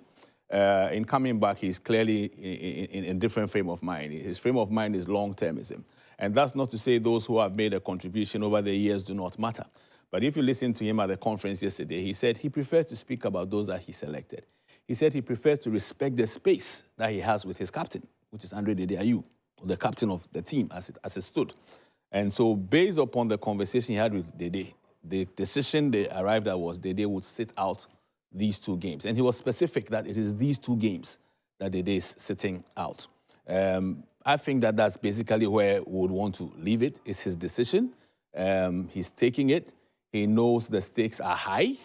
He says these next 2 games are crucial to our qualification effort for 2026 USA, Mexico, Canada World Cup, which is a national project. It's not only a football project, it's a very national project, and I'm sure in the coming days we'll explain what we mean by national project. So the outpouring of concern by Ghanaians is very well noted by the FA, and I'm sure the coach has also taken, Coach Ado has taken notice of what Ghanaians are saying about Dede's omission. But he has a broad perspective on what he's doing. He knows the players that are potentially available, the players that are on injury list who should be coming back. He's worked with Dede before. Dede is not a stranger to him. So if he says at this time, for these 2 games, this is the stock of players that he's going to work with, I think we'll just respect that decision and put all our support behind him because he's called for it, that we are on a sort of a rebuild, in his words. And so in rebuilding, you look at blending the old or the experience with the new. And he has some experience in there and feels that the experience he has in there is good enough for these 2 matches to blend with, especially the new ones that he's brought in, to give us, hopefully, the kind of output that we expect.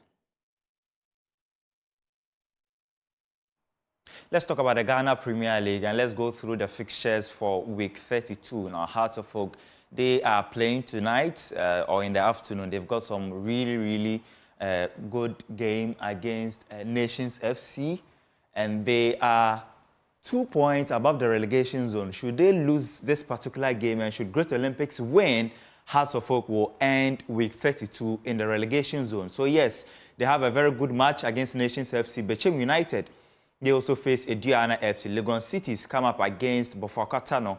Asante Kotoko take on Great Olympics. In South Remand come up against Accra Lions. Rekum Chelsea, they lock ons with RTU. Mediama face Heart of Lions. Samatex also play against Gold Stars. Should Samatex win this particular game, they will be crowned champions of the Ghana Premier League. And then Dreams FC, they also take on Karela United.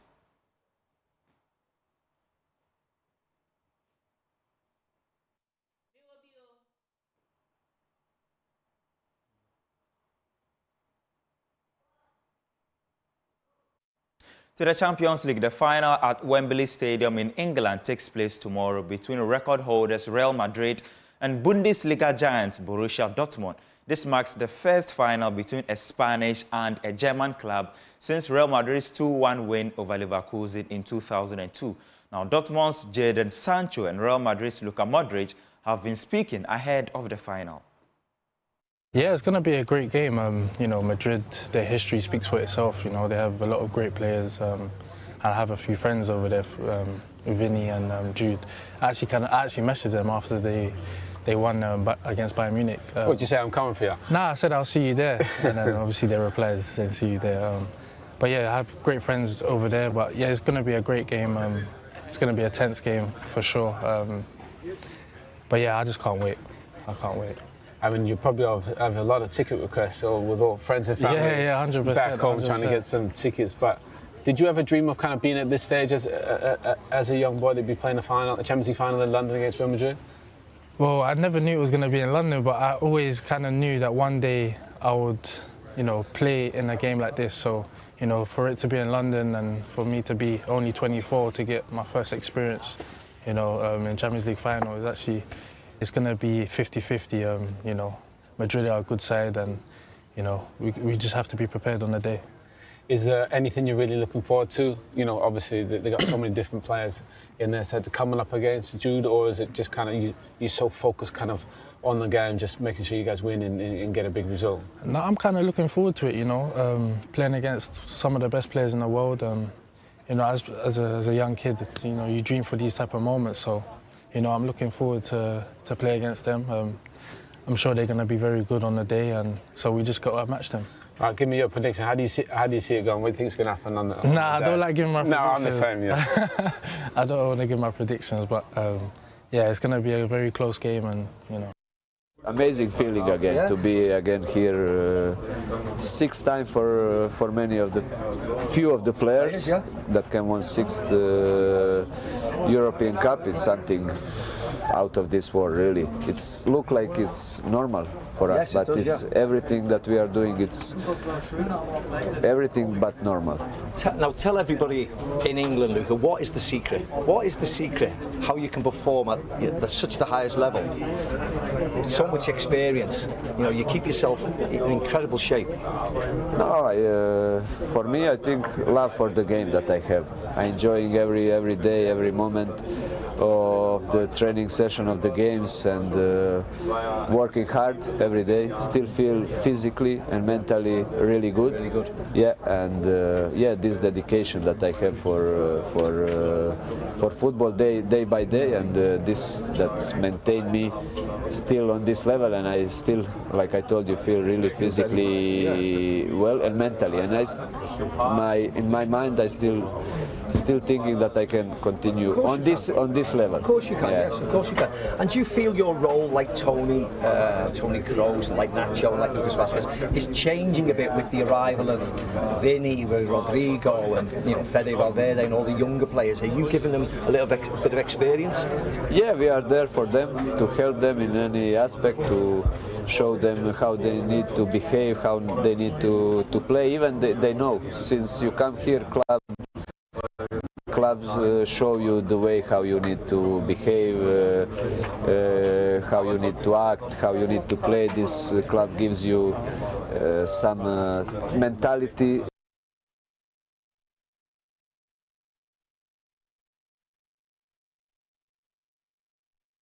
Right, in tennis, Novak Djokovic beat Carballes Baena in straight sets in their second round clash at the French Open. The Serbian secured a 6-4, 6-1, 6-2 victory to reach the third round of the competition. Highlights for you.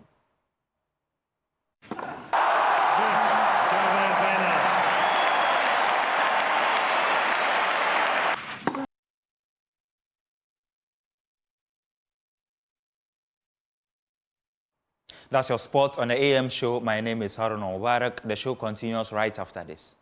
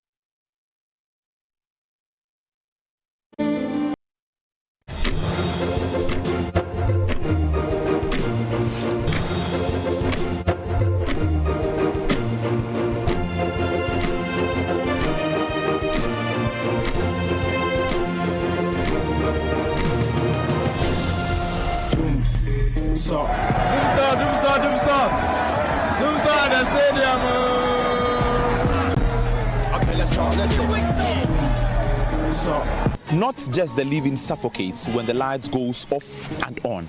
The dead also swelter. The current erratic power supply does not just affect our homes and businesses, but the home of the dead and the business of the mortuary man. In today's episode of Dumso Diaries, we tell you the crestfallen stories of morgues suffering from the intermittent power cuts.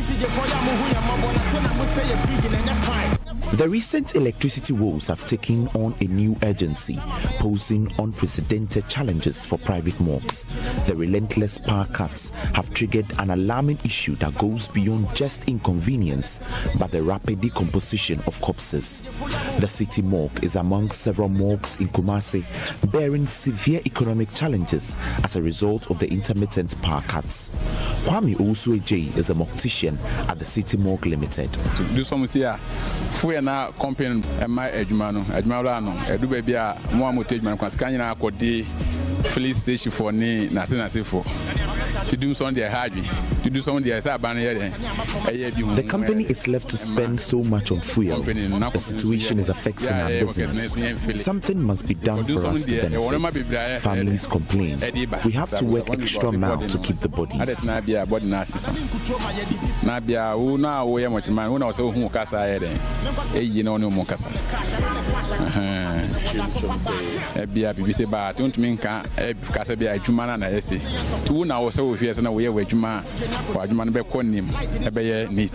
Bodies are decomposing more rapidly than usual due to recent power disruptions. Kwame explains how frustrating it is to perform his duties.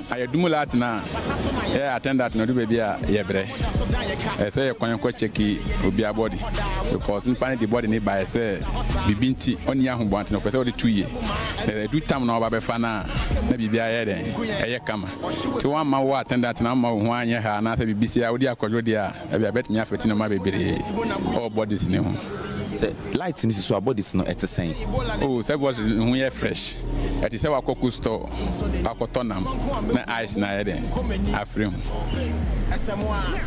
We do suffer a lot as attendants. The outages keeps the body dry, which is not what we expect. It is like losing the eyes on meat bought from the cold store. The bodies are infected and they are not well preserved when the light goes off. So my chemicals na ye di enwa adwuma no o man e available ekoni mu kama ba wat mi anye ankoni mu na say bia body no yidu kotu fridge mu fresh say bia meba beye na want mi anye sana mana my bed bed edum so na body benya de benya infected.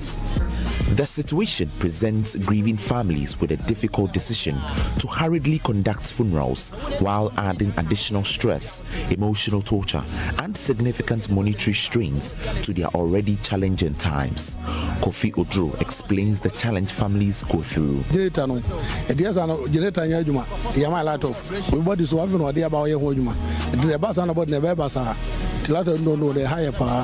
The plant sometimes refuses to function. The bodies are not well kept due to the outages. It's destroying our businesses. Families get frustrated anytime they get here to see their bodies dry.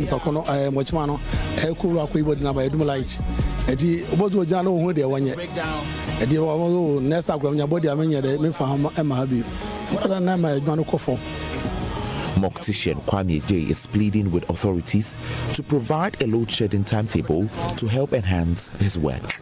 We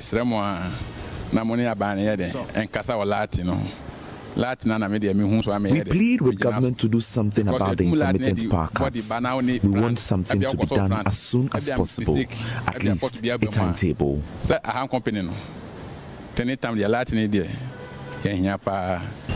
For JoyNews, Nana Boachidan Kwayadum, Kumasi.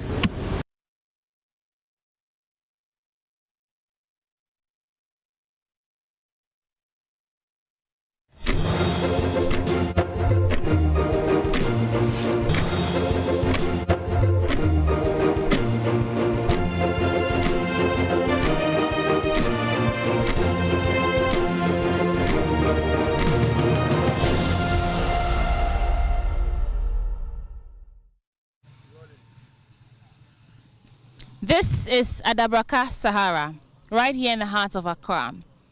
And this open gutter, you see, is right in the middle of the street where about 2 school buildings are. Now, it's the morning after about 6 hours of heavy downpour of rain.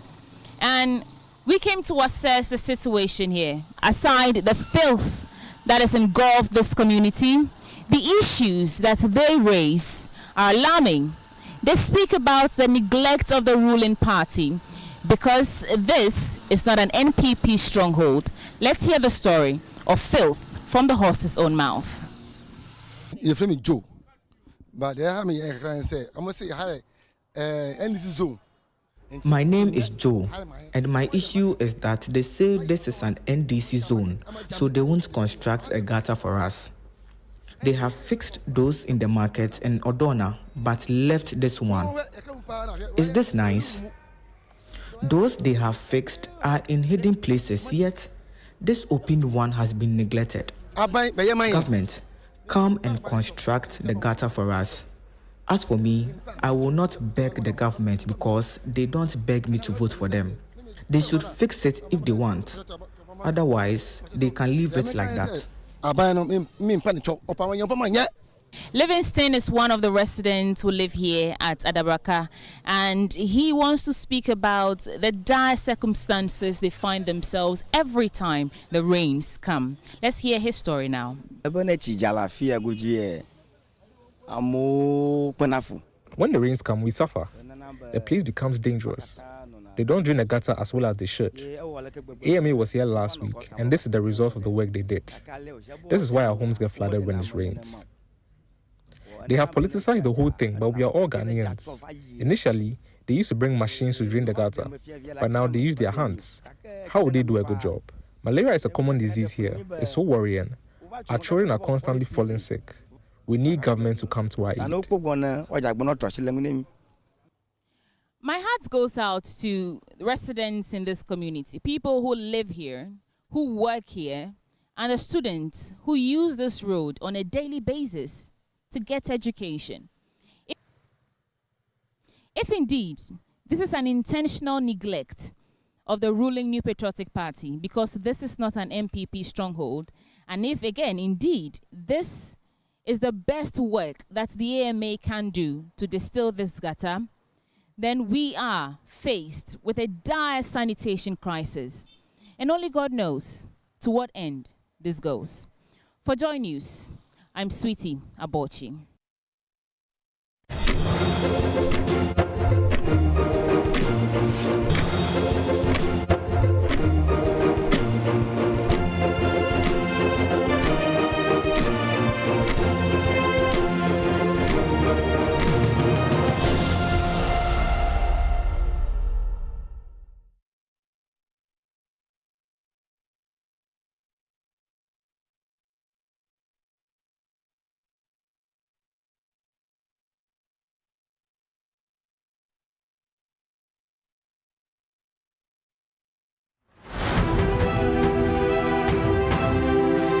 Every landlord of any premises on monthly or short tenancy shall issue to the tenant of such premises within 7 days after the commencement of the tenancy. Right. Is there a situation where the court will say, I don't think your marriage has actually broken down beyond reconciliation. So go back. Yes, indeed. It has happened before. What the court usually recommends in these situations isn't that go back and marry, but go and seek counseling. People who stand in your way of developing your land, if you have acquired it, will be punished with minimum 10 years, maximum 15 years. How else do we stop this canker? If you look at the 2772, it says a person who purports to make a grant of land without authority also commit an offense. When it comes to law, the skills have to differ. Welcome to the law. This is your legal light. It is your health law. I'm Samson Ladia Yanini. Every landlord of the law demands that the maximum rent advance you should take should be 6 months.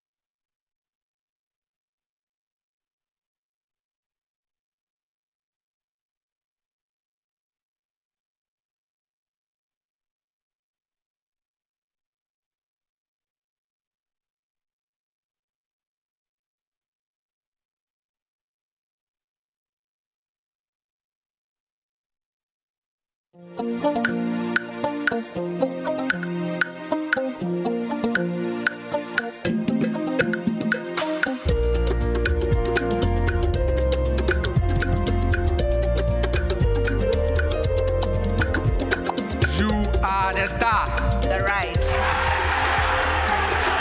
One to Ethane Dayo. Yeah.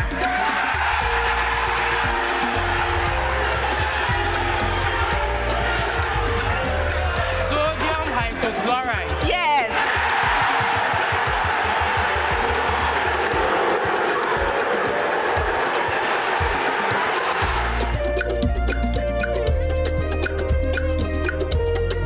Yes, Selena. Coordinates. Of course. What else?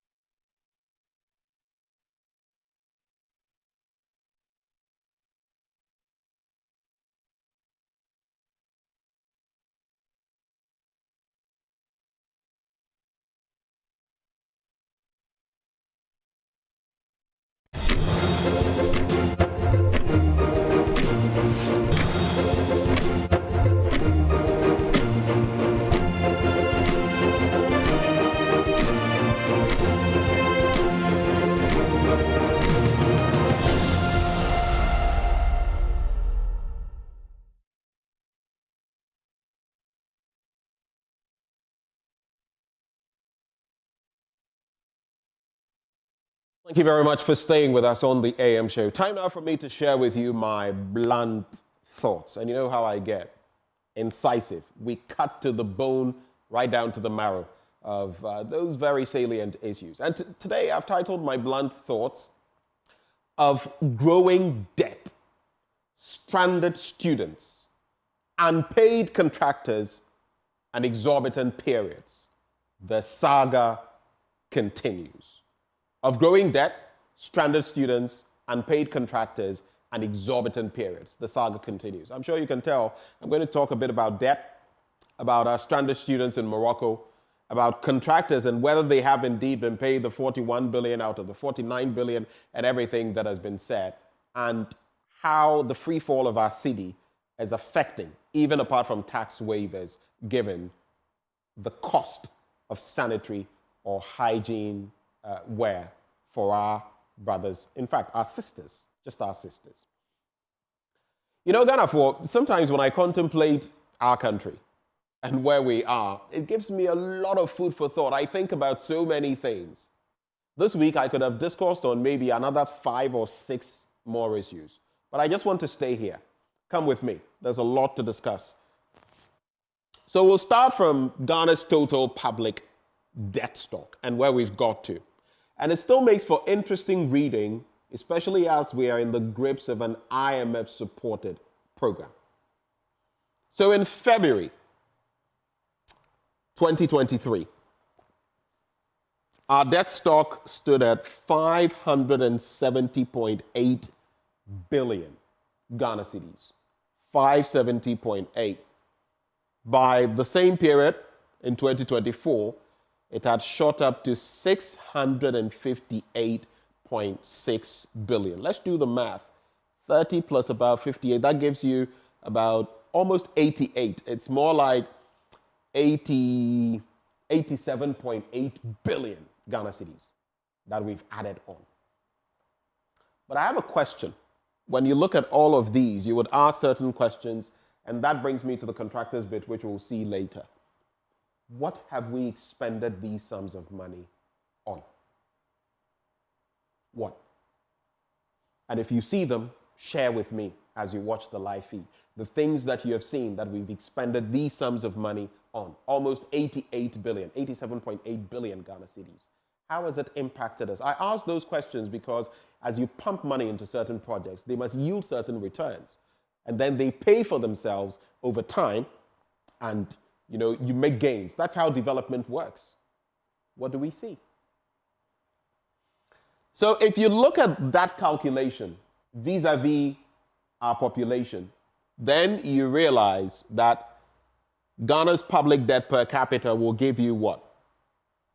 What every Ghanaian owes, which then means we're looking at 21,360 cedis and 91 pesos. That's how much I owe as of today. That's how much you owe as of today.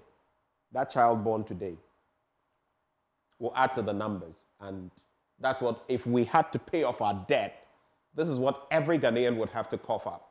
How many Ghanaians, especially looking at the level of unemployment and everything, let's even say, how many Ghanaians earn this in 6 months or even a year? There are many people who don't earn this in an entire year in Ghana. So if that's where our debt stock is per capita, it paints a picture. And these are some of the things that I want our leaders to contemplate. Next slide. And then if you go into the external debt situation, the cedi versus dollar issue and the effect of depreciation, you would realize that before the IMF program, it stood at $29.9, and as of February 2024, we're now looking at 30 and 80 cedis. I do know that there has been some appreciation. Between yesterday, I noticed, from yesterday to today, I noticed some figures. I'm not sure whether that is what you would find everywhere, but there was an instance where about 3-4 days ago, I made an inquiry somewhere and they were pegging the dollar at 15.9, though that is not the official Bank of Ghana rate. Yesterday, I heard something about 14.9. As of this morning, I checked something and saw something around 14.8. I'm not so sure because I still have to check the central bank's figures today and the figures on the street. And sometimes this whole bit about the central bank, we all know that sometimes that is not really what applies out there. Let's face the facts. But these are our realities.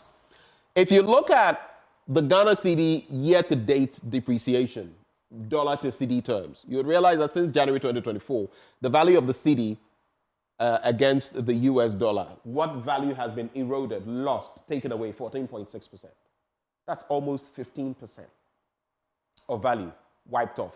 You know what that does to business, what that does to employment, what that does to the cost of items, including fuel, what that does to the economy. It's a stifling economy. Let's get to the next slide. But then tied to all of what we're talking about, then you would hear Finance Minister Dr. Amin Adam talk about, we are facing some of the pressures on the cedi because of some of the payments we've had to make. Mind you, I spoke about our debt stock and how much had been added year on year from February last year to now. And then that's why we're building a point. Then he talks about, oh, we have paid contractors as of now to date. I think we have spent some 49 billion Ghana cedis. Same time last year, we did 41 billion Ghana cedis, right? So you look at those numbers, then, okay, so part of it is going to contractors. But then there's a curious situation because the contractors themselves have come out. Emmanuel Cherry is CEO of the Ghana Chamber of Construction Industry. And just a few days ago, he said, look, if the minister claims that such an amount of money has been paid to the contractors, then why are contractors not on site? Why have they moved from site? Why are they not working? A few days ago, we had a conversation about some stretches, Akosombo stretch, the Aflao stretch, the Temadawenya stretch, and the complaints. If you watched, you saw for yourself, you heard for yourself, the lamentations of people. Look at those stretches. A truck, major truck, had turned over because of a crater, not a pothole, a crater on one of those portions. We spoke to one of those, I've forgotten his particular designation, but he's in the system. He represents Greater Accra. And he said, yes. I had to put a pinpointed question to him. He admitted the contractor hadn't been paid. So it makes for some stark reading. It's not to say nobody has been paid, but the association is asking, next slide, the association is asking who and who have been paid. And sometimes you know that in this instance, there's some politics in there. So some people from a certain end will get something and some people may not. We know the problems those create, right? So who and who have been paid? I am daring the system, the contractors, all the ministries involved, including the finance ministry. Give us a list. Who has been paid? We want to know who has been paid. So we go to the next issue. And today I'm talking about money-related matters.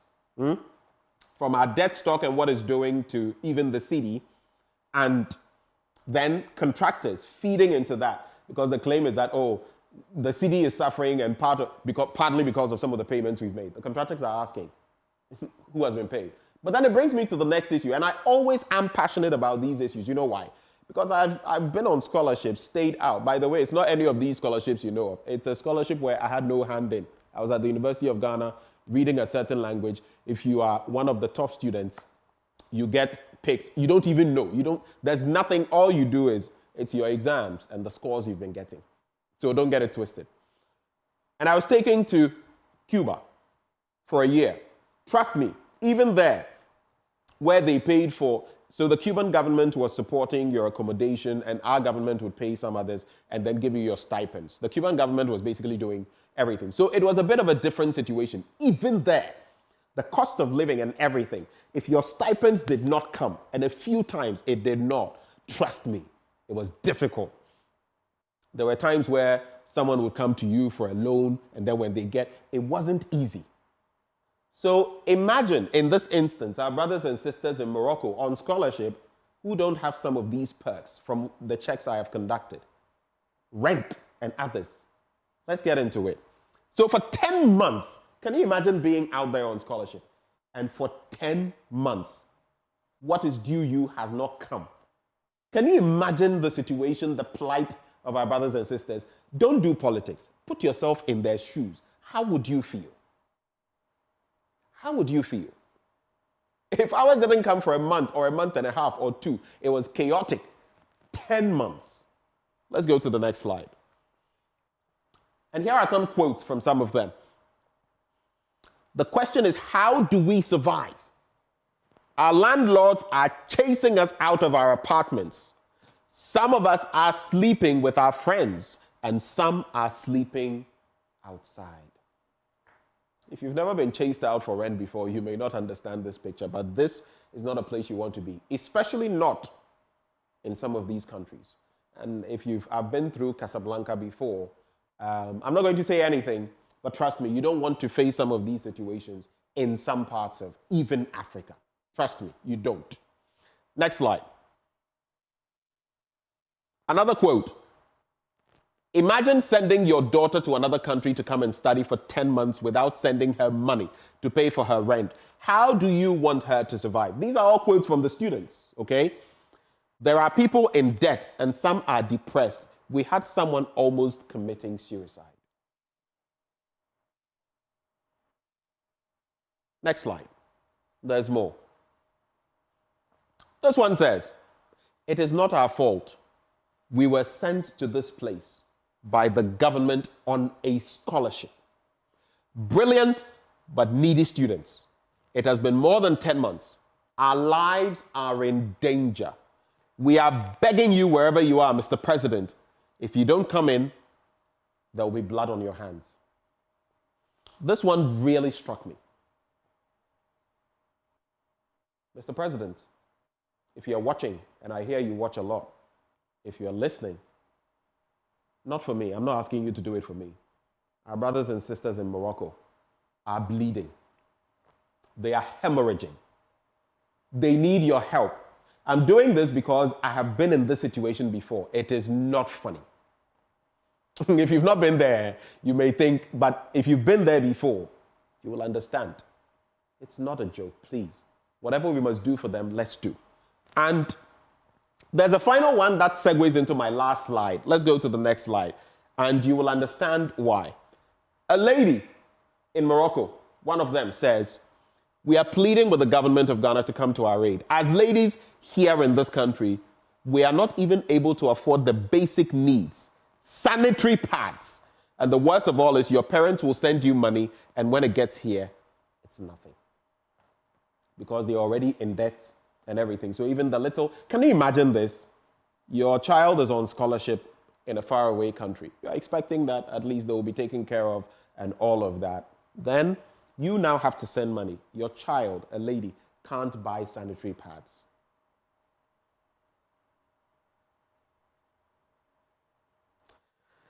My last slide will talk about exactly that.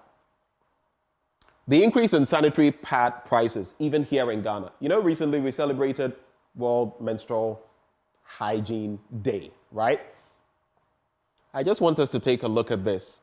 While in the last budget, the taxes on these products were taken off, the components were taken off. Because of the free fall of the cedi, the gains have been eroded. Just go out there, anywhere, and check out the prices of these pads. You will be shocked. And I keep saying that for me, out of charity, for some select people, sometimes I buy for them for free. So I know these prices. Mind-boggling. We need to deal with the economic situation so these things are not so expensive. Look at it. The cedi keeps depreciating. It has impacted importation costs and then higher sanitary pad prices on the market, posing a burden on our young ladies who already, some of them are using rags, some of them are using all kinds of things that are unhygienic, would likely give them health issues. This country, God help us. My name is Benjamin Akako. These are my blunt thoughts shared with you, raw, hot, unedited, undiluted. Always I pray, God bless Ghana. God give us great leaders and make our country great and strong.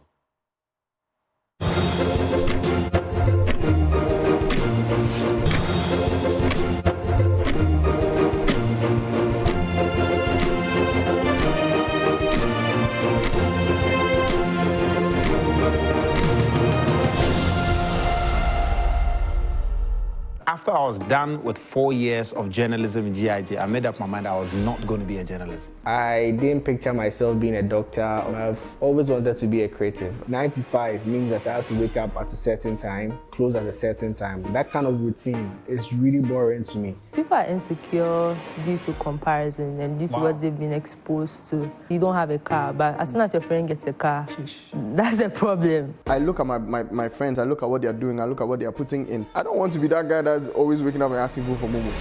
No. Like, pray, you are reading all of this for what? To tell the stories of the underdeserved, because they don't have a voice. I'm strongly motivated, not because of me, but because of the people around me. Start that business.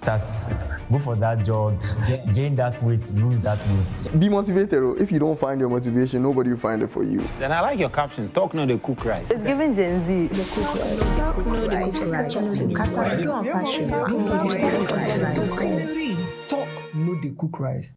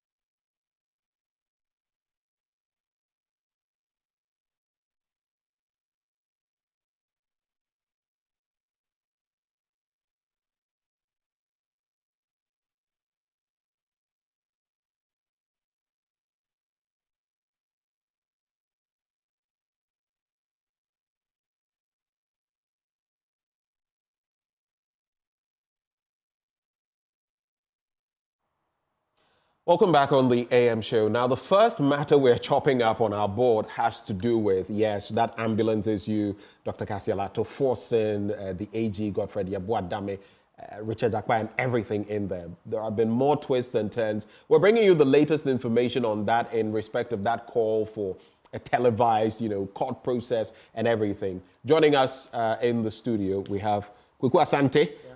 He's on our legal desk. Sweetie Abochi is also here, looking all gayish. But let me also acknowledge joining us, looking all gayish. We're gay. I know she didn't attend We're gay. Like Norwich FC in the UK. Jose. We also have joining the conversation a crucial part of this bit, Ansan Sari. Now, he is a former director of the Ghana School of Law. Mr. Ansasari, and he joins the conversation. Good morning, sir. Good morning, my brother. It's really good having you. But just to situate the conversation, we're going to come into the studio briefly before I come to you, sir. So please, with your permission, just hold for me. Okay. All right. Kweku, so you've been on this beat. Yeah. I know it's been pretty interesting. I see some of your quick reports here and there. What's the latest you can report on this saga? Well, two things. Yesterday was quite a busy day and twists and turns, like you said at the top. Two things happened yesterday. First, the minority leader, Dr. Kasialato forcing through his lawyers, writing to the Chief Justice, requesting for a live telecast. They are relying on the precedent that the AG himself set in getting the Chief Justice to allow cameras in the Supreme Court and in the High Court over the LGBTQ cases. Right. You read that letter from the Attorney General. It says because of the heightened public interest in that case, he wants the cameras to be allowed. Which is exactly what they're calling for. And it was on the same basis that the Chief Justice allowed that in the circular to journalists allowing us the coverage.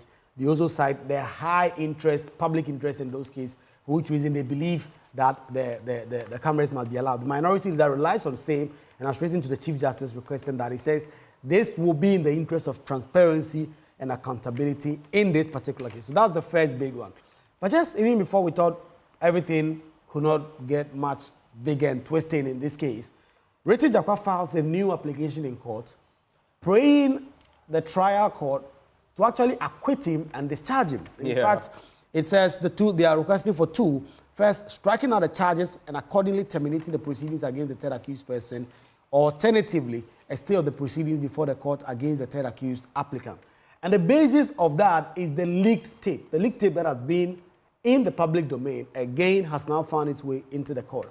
We know that Richard Jakwa made those accusations in open court and now has filed that application through his lawyer, Stadio Sori, asking for the court to strike out the charges. They say that Jakwa has had several meetings and it appears Jakwa may have some more evidence than what the NDC put out on Tuesday, Richard Jakpa said the AG assured him that he was not guilty and he and Amanima were all casualties and that the real target was the minority leader, Dr. Kisela-Tofor. So this was part of the purported plea bargain situation that was rejected? Because is he saying that there were promises made to him? Exactly, and these were all before they actually did file their plea bargain arrangement. He said he met the Attorney General. The Attorney General told him that he was not guilty and that if he brought only a charge against the minority leader, the public will view as though he's persecuting the minority leader, so he needed some flanks. So they were just collateral damage. 2 more persons. He said the AG promised him that if he filed an application for no case to answer, he would not object it.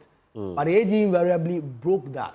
He says the AG told him that it is the president and the finance minister, Ken Ofori-Atta, that were piling pressure on him in 2021 to file an action. On him, the AG, to file an action against Dr. Kisela-Tofor, who then was the ranking member on the finance committee and leading the minority charge against the 2022 budget and the e-levy, which was such a big thing in 2021, entering 2022. So he has filed some explosive affidavit that he has deposed to and says that he really has a lot of evidence. So now he is requesting something like a mini trial, a trial within a trial, to depose this evidence. He says he wants to be put under oath and he will cross-examine to these facts. He believes that when he puts these facts out to the court will come to the irresistible conclusion that he's not guilty, he's never been guilty. It is just the AG trying to push him in the middle of this. So he's asking the the judge in this case, Justice Ifeanyi Sewa-Saribotri, a Court of Appeal judge sitting with additional responsibilities, to strike out the charges against him, or alternatively, put on hold everything against him, because the AG himself, by representations he made to him, was that he was not guilty, he was rather under the pressure of the president and the finance minister, then Ken Ofori-Atta, to just file some charges against Atofor in the wake of all those. That is if we are to take the word of Richard Jakpa for it. But there's also this bit about even the admissibility of the kind of evidence he may have. Do we know anything about that? I mean, we know that naturally there are some circumstances that may not allow for you to use certain pieces of evidence in court. Yes, the Supreme Court has on several occasions pronounced on admissibility of secretly recorded tape, and the Raphael Kubaji case is such a big thing on this call. And so he has all this evidence. He wants to tender them in evidence before the court. So obviously the court will now, if it accepts this premise to conduct this mini trial within the bigger trial, will then put some weight on the evidence he will provide. What are the context of which those recordings were undertaken and all that did not breach the privacy of the Attorney General, for instance. All those are questions that will come up in the mini trial if Justice Ifeanyi Sewa-Saribotri accepts this. But ultimately, he says his evidence is watertight and it will show that the AG is just on a vendetta against him and the minority leader. Coco Asare, thank you for bringing us those quick details. Let me go now and interact with Mr. Ansa Asare. He's a former director of the Ghana School of Law. Mr. Ansa Asare, you've followed this issue, you've issued some comments in the past, but does it just keep getting murkier and murkier for you in respect of where we are now? What's your reaction? It's getting murkier and murkier. So that's the mind. What so far not giving any detail now for obvious reasons. Right. What so far in respect of the details we have got is the most shocking for you? Yes. Hello, Ms. Ansasari. Yes. So I was asking, what so far in terms of the happenings, the revelations, has been the most shocking for you? Well, I would say the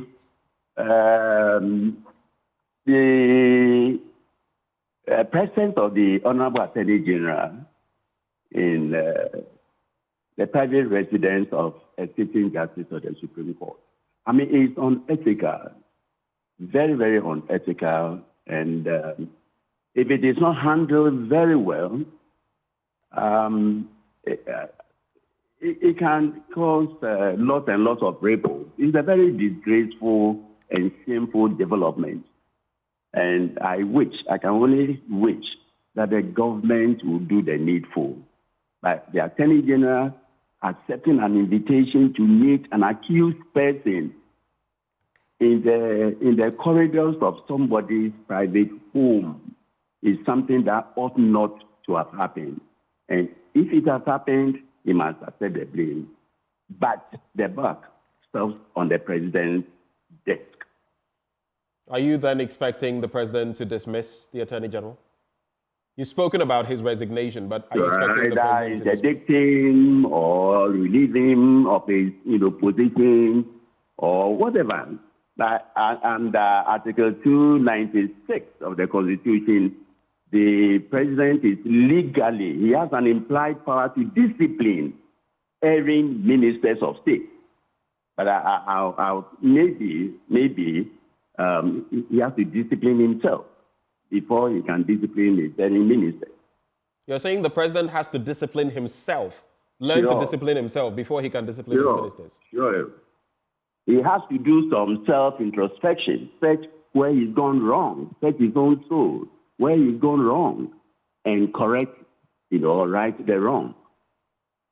But that doesn't mean that it doesn't derogate, from the fact that he must master the political will and courage to fire Godfrey Dame. Now, there are some people, when it comes to the General Legal Counsel and all of this, all lawyers are subject to the General Legal Counsel, but some are of the opinion that the Attorney General is not under the purview of the General Legal Counsel, that he cannot be sanctioned, hauled before the council. Others are of a different opinion. Where do you stand on that, as far as this issue is concerned? No, the view that the Attorney General doesn't come within the purview of the General Legal Counsel is erroneous. The Attorney General is a member of the General Legal Counsel.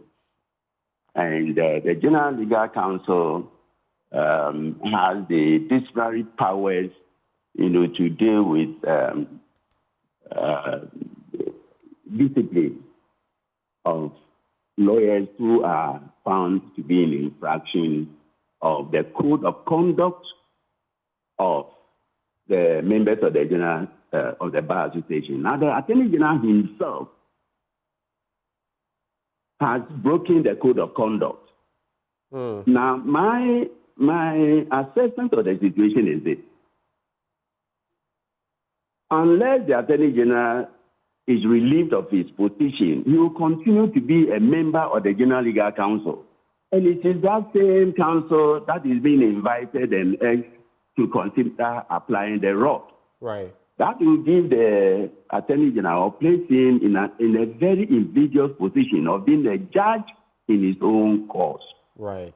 And that is unacceptable.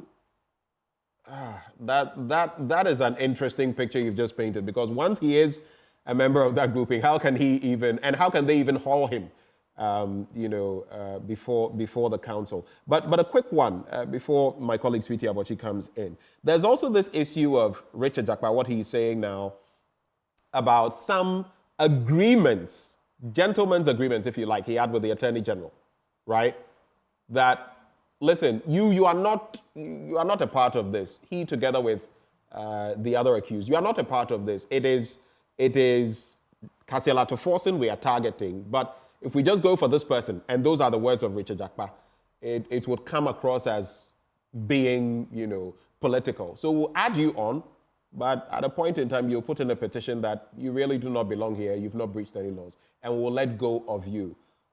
If this is proven to be true, and Richard Jakpa, insinuates that he has recordings and other information that would prove this, would this make the plight of the Attorney General even worse?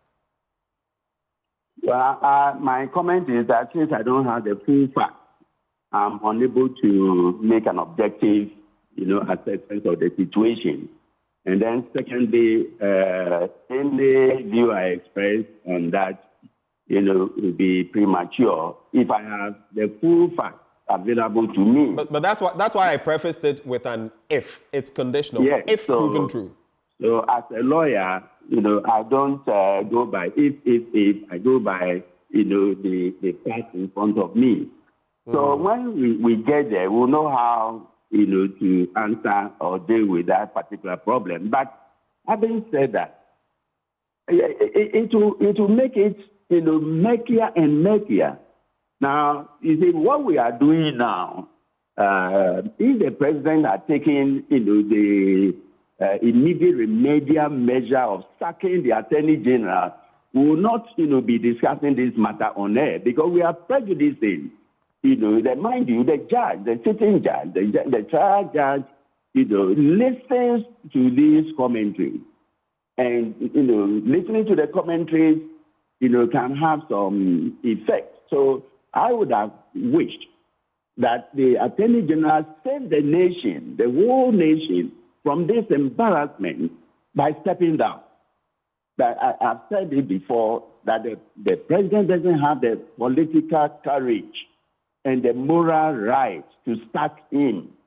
Therefore, he has to do what is honorable. If he's an honorable Attorney General, the Article 88 places enormous constitutional responsibilities on him.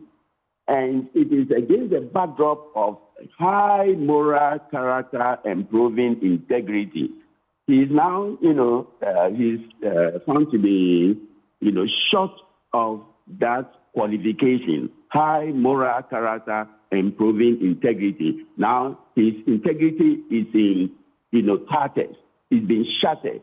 And the commonsensical thing for him to do is to just leave office and save the nation from this shameful and unacceptable behavior of a sitting Attorney General. Right. That's my frank opinion. And I'll call on the President, His Excellency, if he's listening at all, to sack the Attorney General sooner rather than later. To sack the Attorney General sooner than later. Okay. Yes, sooner rather than later. Otherwise, one day he will regret. The legacy he is going to leave behind come 8 January will be that he was the president who was afraid to apply the rod. I know we have Martin Kpebu on the line, but are there any thoughts for Mr. Ansari? Yeah, Mr. Ansari, I want to find out. I mean, in your practice as a lawyer, is there any sort of precedent for this idea that we can hold a mini trial within the bigger criminal trial?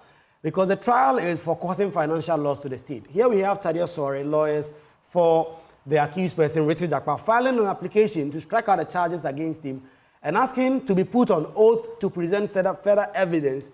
That is not really in line with the main case, but with several things that have come up, these allegations of witness tampering and all. Can we have a mini trial within the bigger trial? Is there precedent for that?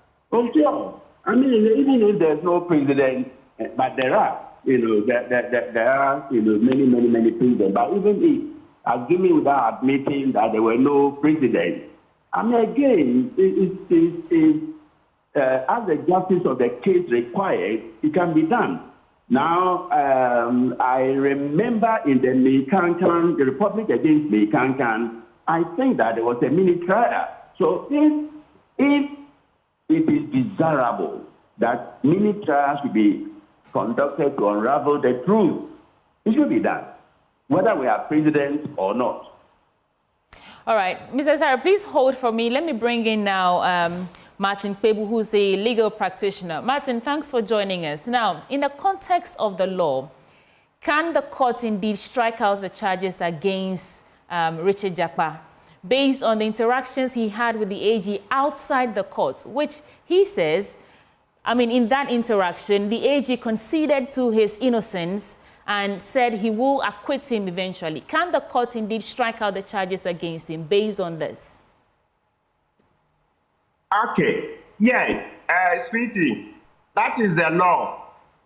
Once sufficient evidence is adduced in the trial, in this case, the mini trial you're talking about, yes, the court has no option but to strike out the charges, or in other words, stop the trial altogether.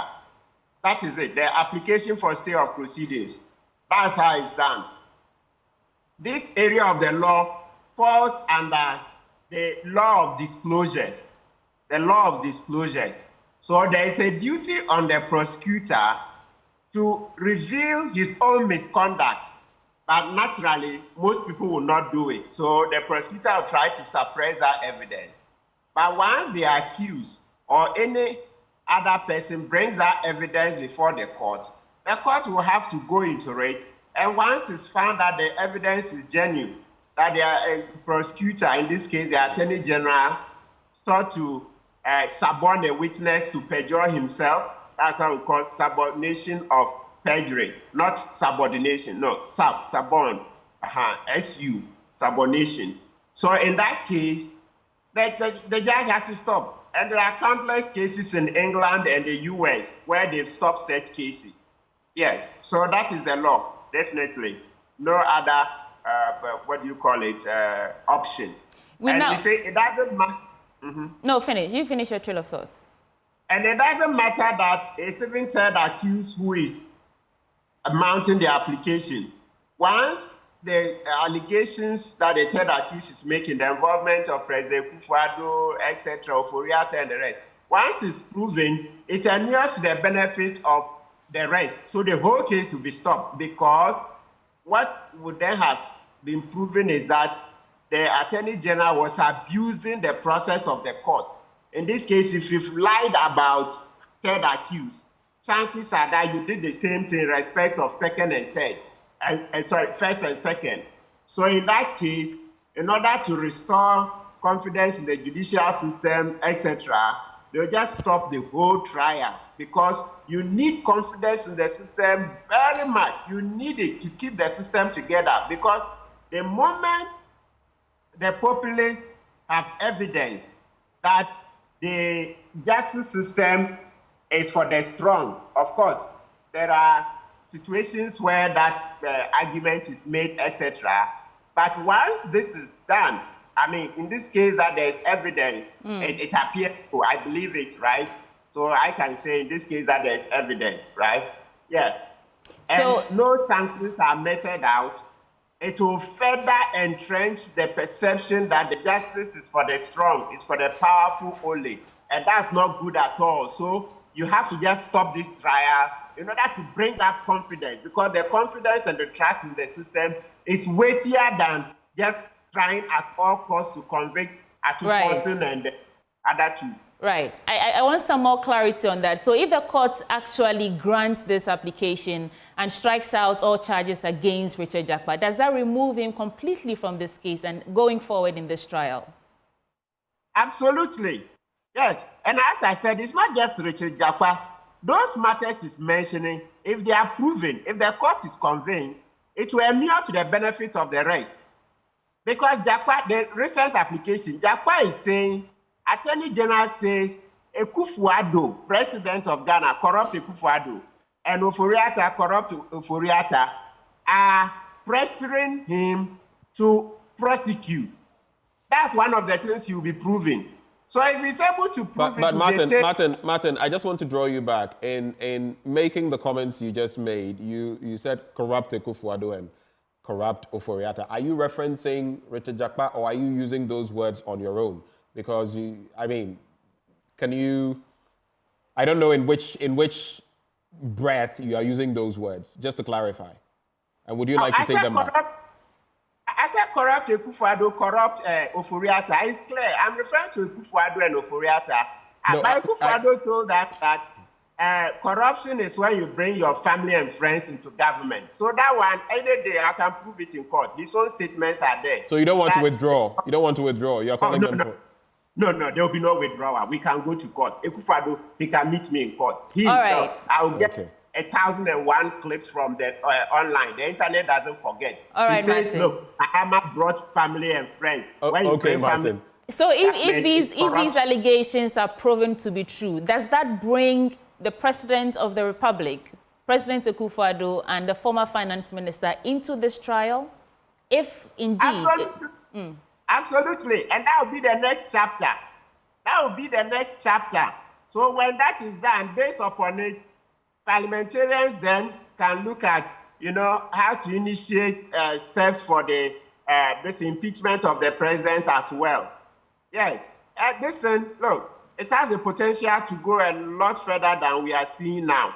But, it's one day at a time. Let's see what evidence they are able to bring the tape, because in matters like this, since it has the potential of bringing down even the president, it means that we'll be looking for very clear evidence.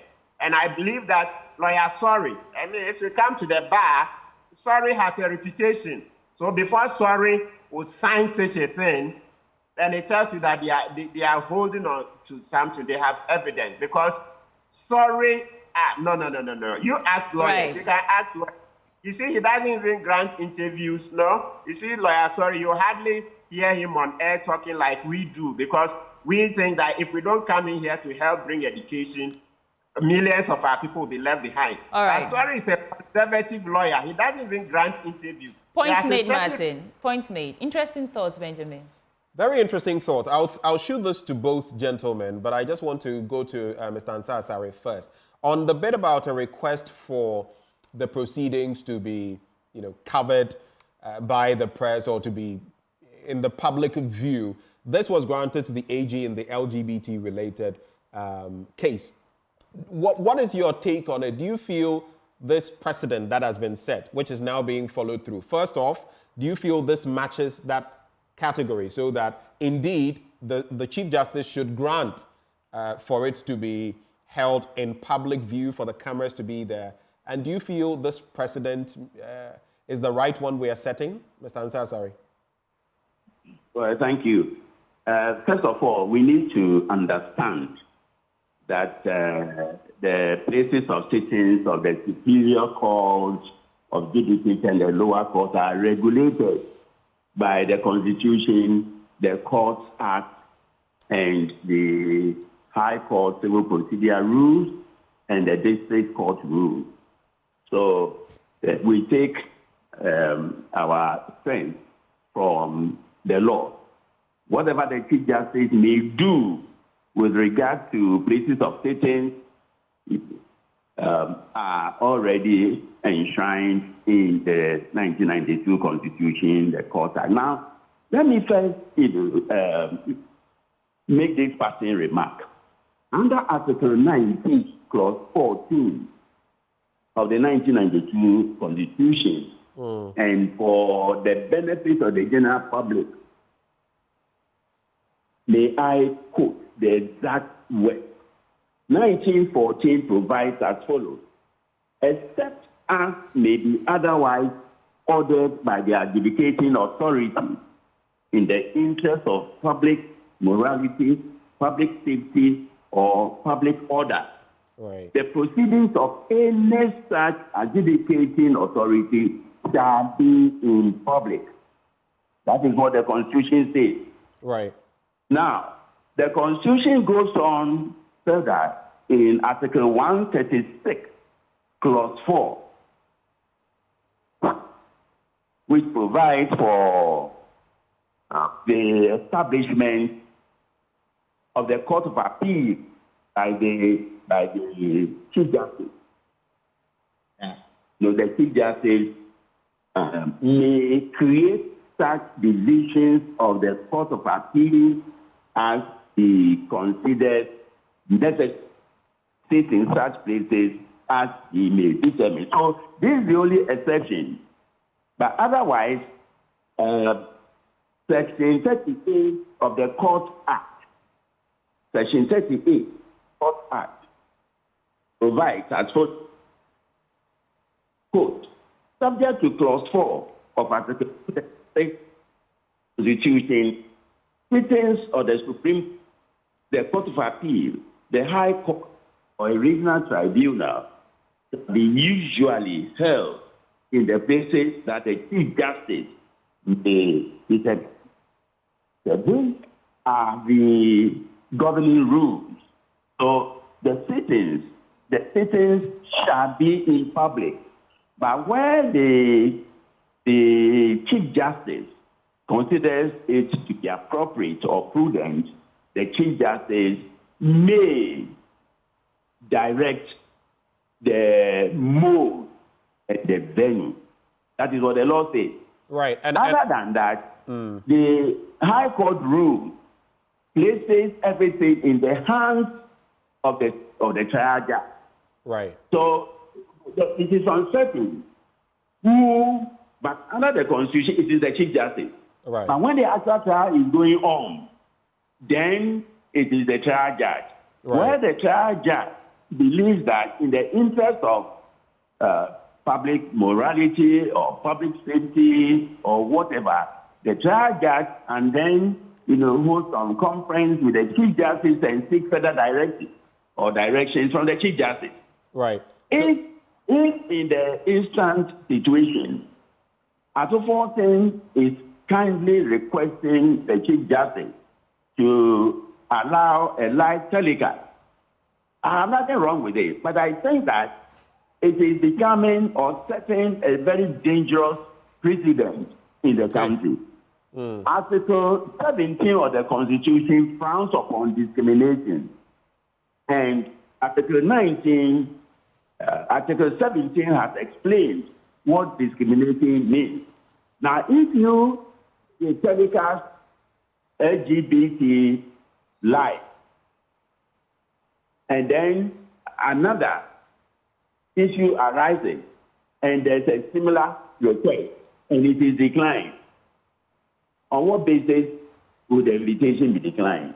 So as far as I'm concerned, if doing one thing will constitute discrimination in future when an identical request is made but cannot be granted, then we cannot do it at all.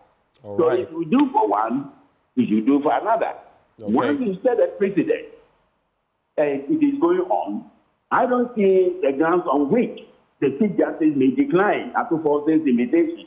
So for me, it will be more appropriate to use the power, the judicial, the Chief Justice Act evidently, so that it is only in situations where it's not to the interest of the nation, of the state, that trial shall be telecast live. Otherwise, the law is that the venue must always be at a public place.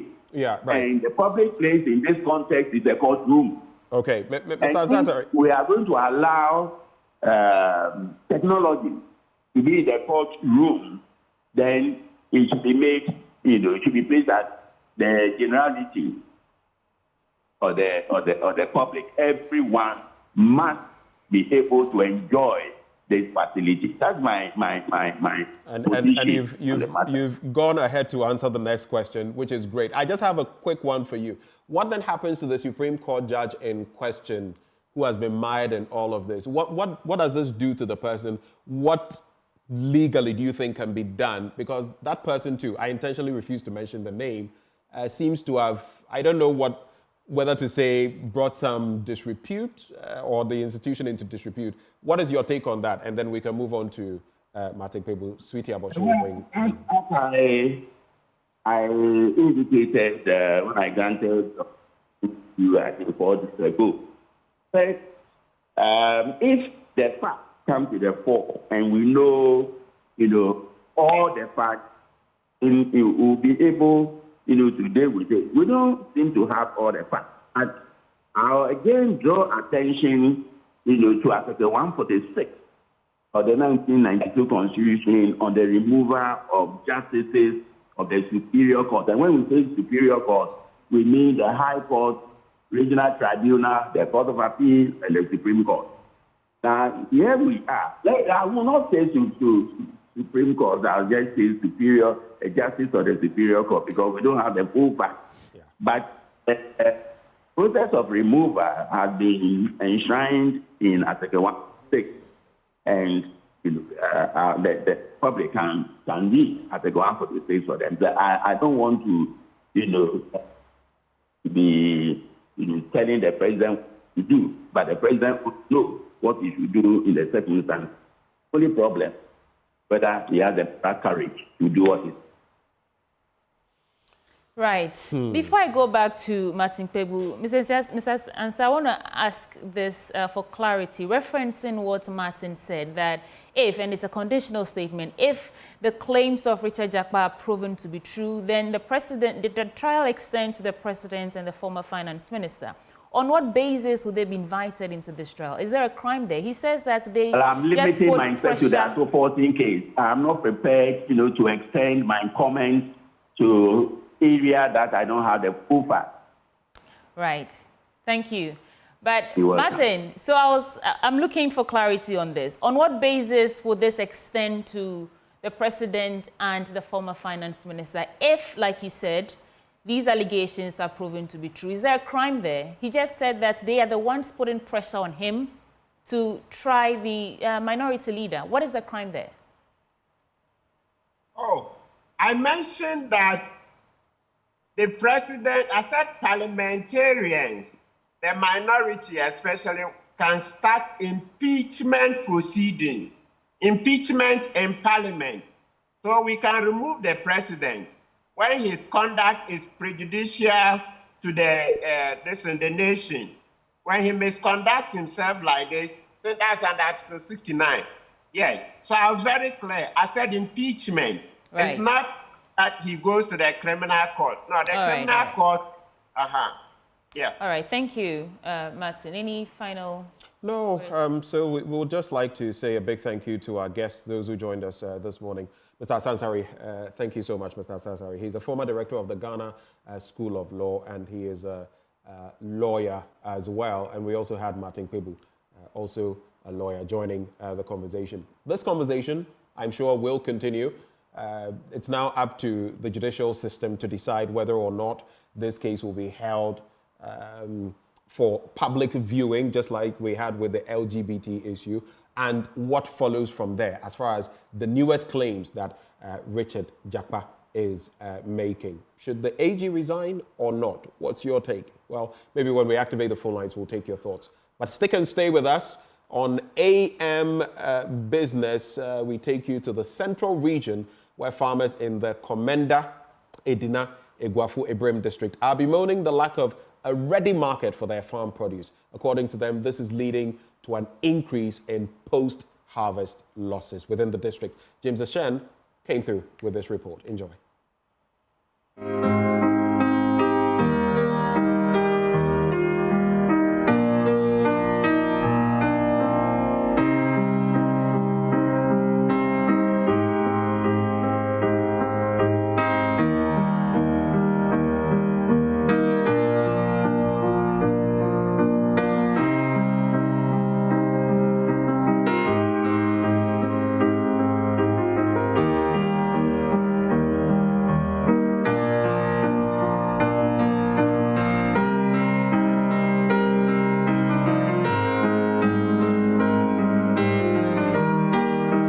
Starting your production, don't get any loan from anywhere, and so even getting money to start.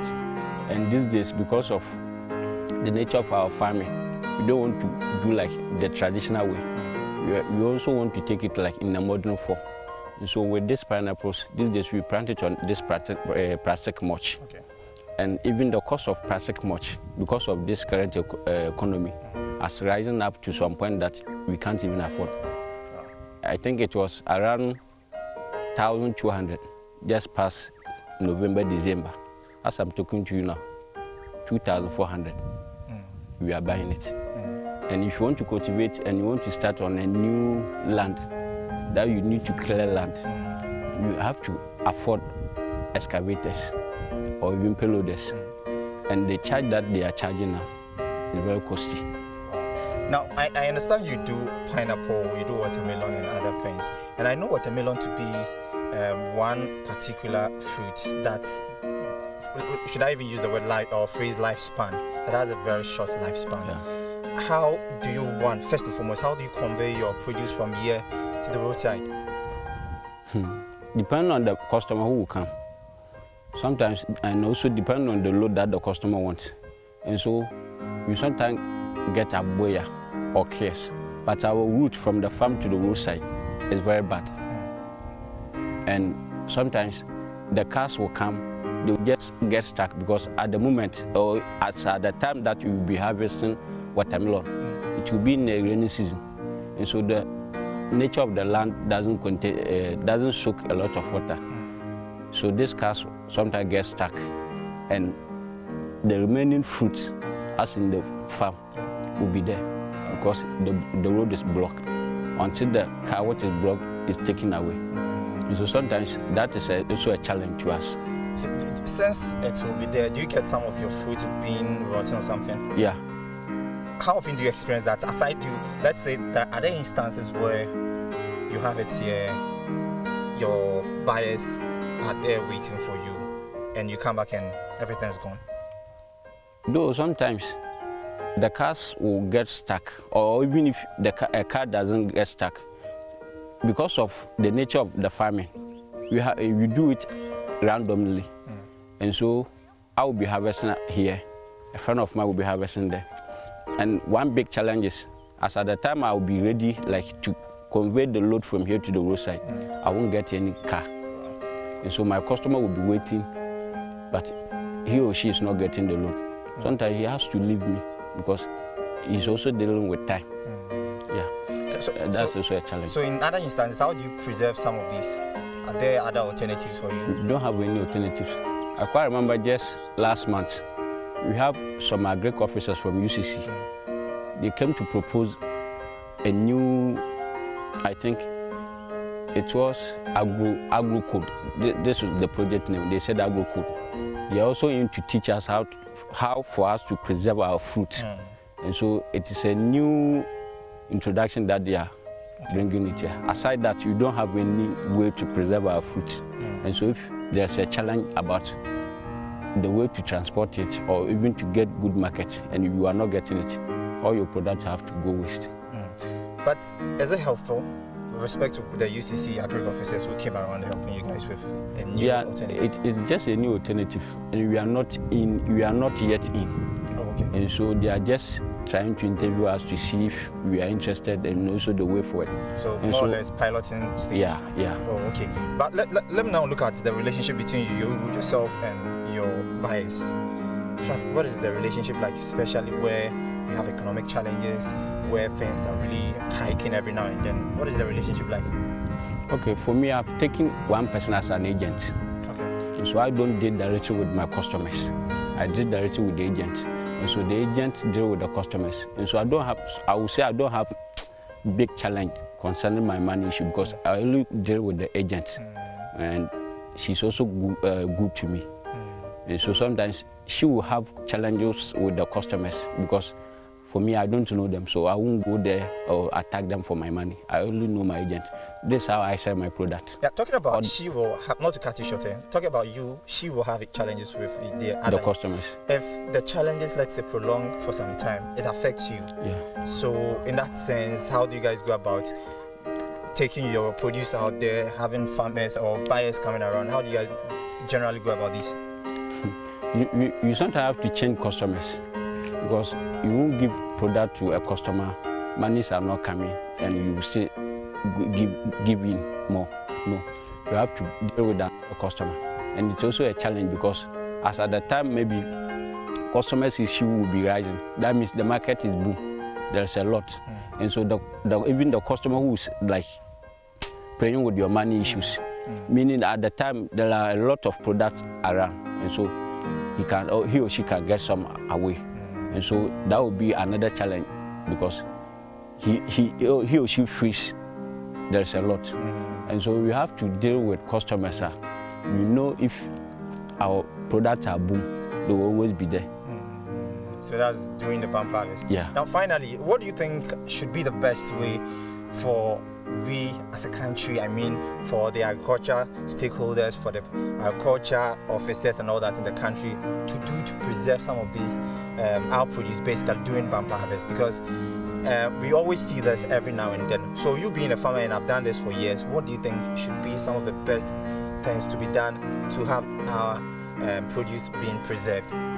Our only solution is even with fruits, I think pineapple, orange, watermelon, there should be factories, either private or government, so that our fruit will be turned into either fruit juice. And I think when such incentive or factories are around, farmers will not suffer or will not produce and our product will go waste. I don't think it will happen. And so there should be factories so that our products will be turned into either finish or second product for us. And that would be helpful.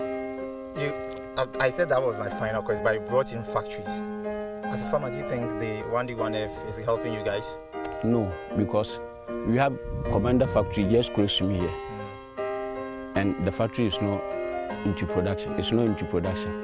There's a factory at Tamadi. It's also close to me here. And this 1D1F, Akufo-Addo, the president of our nation, I think there was a partnership, but it did not happen. The last thing for us to hear is the factory is being turned into this pure water, into pure water production, but into food production, it did not happen.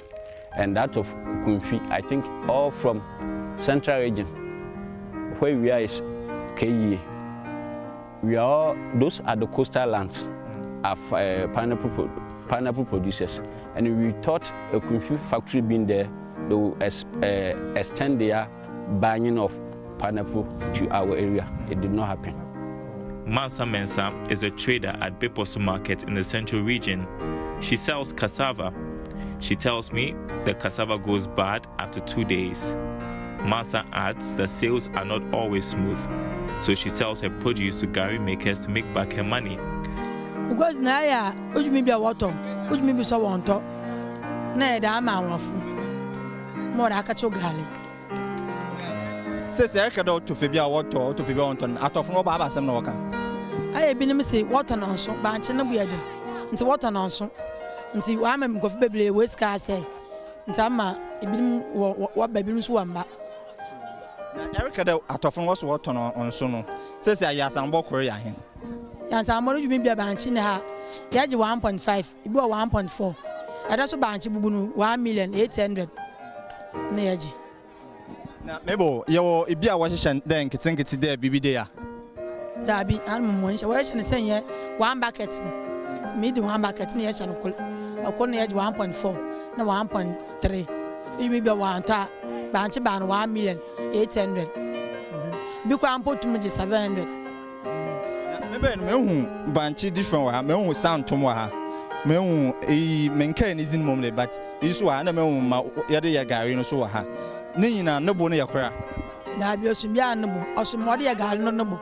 No son sound to me, a bunch papa no so noble. More dear girl, now no one will form Cacrasson, bunch papa no. Sound to me, and bunch papa no in our wobble.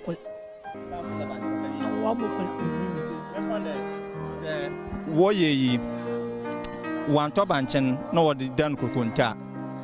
Cocontin, what on road am I now? One young man, some of them uncle. That on a road, man. No one's one about 10 hours work can you wadi. No one.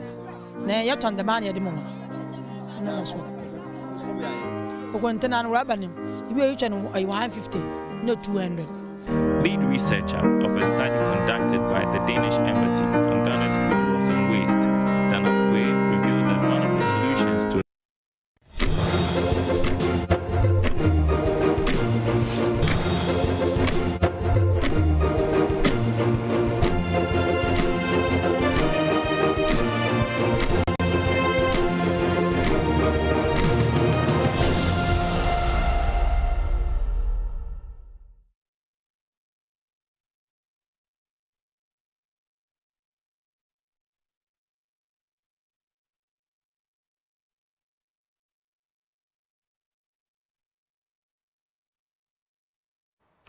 Thank you for staying with us right here on the AM show. Now, I'll be telling you about the Just Turned 18 program in a bit. But before that, here's one important information you should take note of. I'm inviting you to escape to Royal Cozy Hills Hotel, that is the Drapa Dubai. I'm sure you've seen the rest. Now it's time to see the best. So take a break from work, take a break from the South. The Royal Cozy Hills Hotel is the best place to relax, rewind, and re-energize. It is away from the stress of the South. Now, this is what awaits you. One unforgettable safari experience, amazing array of wildlife, including lions, hippopotamus, zebras, ostriches, among many others, using our spacious and well-secured game tour vehicles or quad bikes. 2, water sports, such as jet skiing, boat and canoe rides, etc. 3, various family games to keep you and your family excited every day. And 4, great tourist attractions in the Upper West region, like the Mushroom Rock, the Slave Cave, among others. So escape from the south, escape to the north, escape to the Royal Cozy Hills Hotel, the Jurapa Dubai, for an unforgettable safari experience. You can call them on 050-169-4280 or 024-88-44463 for reservations and further inquiries. Royal Cozy Hills, your Jurapa Dubai. Now let's talk about Just Turned 18, a flagship program for both Joy Prime and Joy News, focusing on young voters and what the experiences have been so far. I've been joined in the studio by Joy Prime's own Shola Adeyemi Lois, who's the presenter, host for Just Turned 18. Lois, you're looking good. Thank you. I'm following your footsteps. Oh, please. How are you? I'm okay, yourself? I'm great. So last time we had a chat, you were in Jamestown, yes, interacting with some young people who just turned 18 about what they know really about electoral processes and if they're willing to participate and exercise their franchise. Where else have you been and what news do you come bearing? So we have been to Jamestown, we have been to Alogboshi. And it's a Chachimota, but people mistaking Alogboshi for Agbogboshi. You know, they sound alike, but they are not alike. So that's at Achimota. It's similar to Jamestown, the environment, the youth there. And then we've moved from there to the University of Ghana. Yeah. Where we've spoken to students who have told us, you know, whether or not they would want to participate in the electoral process. I saw that flyer. You were with the political science students, and I should add that Angela, my little sister, mentioned that she saw you. And she was really excited for you. What was the atmosphere there? Being political science students, would you say that their knowledge of our electoral processes are up to par?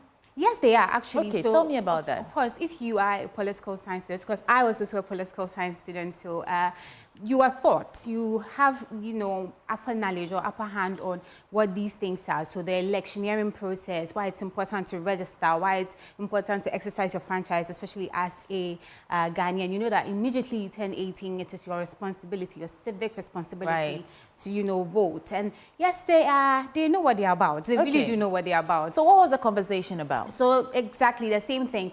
The fact that you know something doesn't mean that you'd want to necessarily do it. So the fact that they understand the electioneering process doesn't mean that they want to register, because I know that you and I have been in Ghana for a very long time and the same thing as them. So for the past 18 years or 19 years of their lives, they've lived with their parents and they've heard what their parents have said about these political parties. So they all shared their ideas, what they know, the knowledge. Even though they have book knowledge, they're also using real life things that are happening or experiences to determine whether they want to vote or not vote. So that was the atmosphere. But the good thing is that we had a resource person from NCC who was there to make sure that, okay, when they had issues that were baffling their minds, he was there to make sure that they were answered the right way. So it was good. They told us honestly that even though they know the things, they know that, okay, when I turn 18, I'm supposed to go and vote and register and do all of those things. I'm not willing to. Most of them were laid back. But the others were also very excited because, I mean, you finally turn 18 and you are legal and you are in a haste to, you know, join the queue. So it was two things. We will look at that package for the next episode of Just Turn 18. Yes. But tell me, Lois, from all your interactions with all these young people, I mean, right now you've only been in Accra, the Greater Accra region. Would you say that young people are actually ready to participate in election 2024? Okay. The last time I spoke about this, I said it that it will shock you how much these young ones want change. How much these young ones are involved. The fact that we don't hear them talking about it doesn't mean that they don't know. They are up to par. They know what's happening and they're ready to vote. If the election was tomorrow, they would want to vote tomorrow. That's how ready they are, especially Jamestown. The young ones, they want to see change in certain areas. And the fact that they are aware, they are conscious of the fact that their power, their thumb holds a lot of power is beautiful to see. They are ready. Trust me, I'm sure that when the election is there or come 7 December, when you get there, you will see a lot of them. And they're lucky to have you, Lois, bringing them Just Turned 18. So now, let's look at this episode of Just Turned 18. Some first-time voters living with varied forms of disabilities are pushing for free tertiary education policy to be instituted as the various political parties prepare to launch their manifestos ahead of the 2024 general elections. Now, these young voters face unique challenges in accessing higher education, from financial barriers to physical accessibility. Free tertiary education, they argue, would alleviate some of these burdens and provide equal opportunities for all. Now, these marginalized individuals in society believe strongly that free tertiary education is crucial for their empowerment and inclusion. So, listen to the interaction with Lois Adeyemi on Just Turned 18. Enjoy. Are we playing the whole?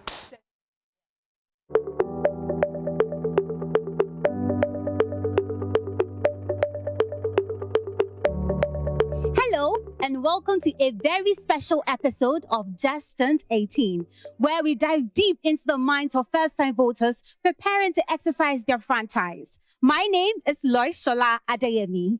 Today, we're coming to you from the Citadel of Excellence, the nation's hope and glory, Ghana's premier university. Which university am I speaking about? I am talking about the University of Ghana, Legon. Let me use this opportunity to say a very big thank you to our partners, Star Ghana Foundation and Youth Bridge Foundation, for making this conversation happen. As I said, this is Just Turned 18, and we're going to be speaking to our first-time voters. I mean, I am excited to be interacting with them. I also said that they are persons living with disability. So today, they're going to make us understand, are they ready to vote? Would they register? Because you know that the registration process is still ongoing, and we want to find out, would they queue to vote? I am so excited because I am going to be speaking to these first-time voters, and I cannot wait to hear what they have to tell us. Hello, guys. I know you guys will have to give me some energy. Hello, hello. Are we there?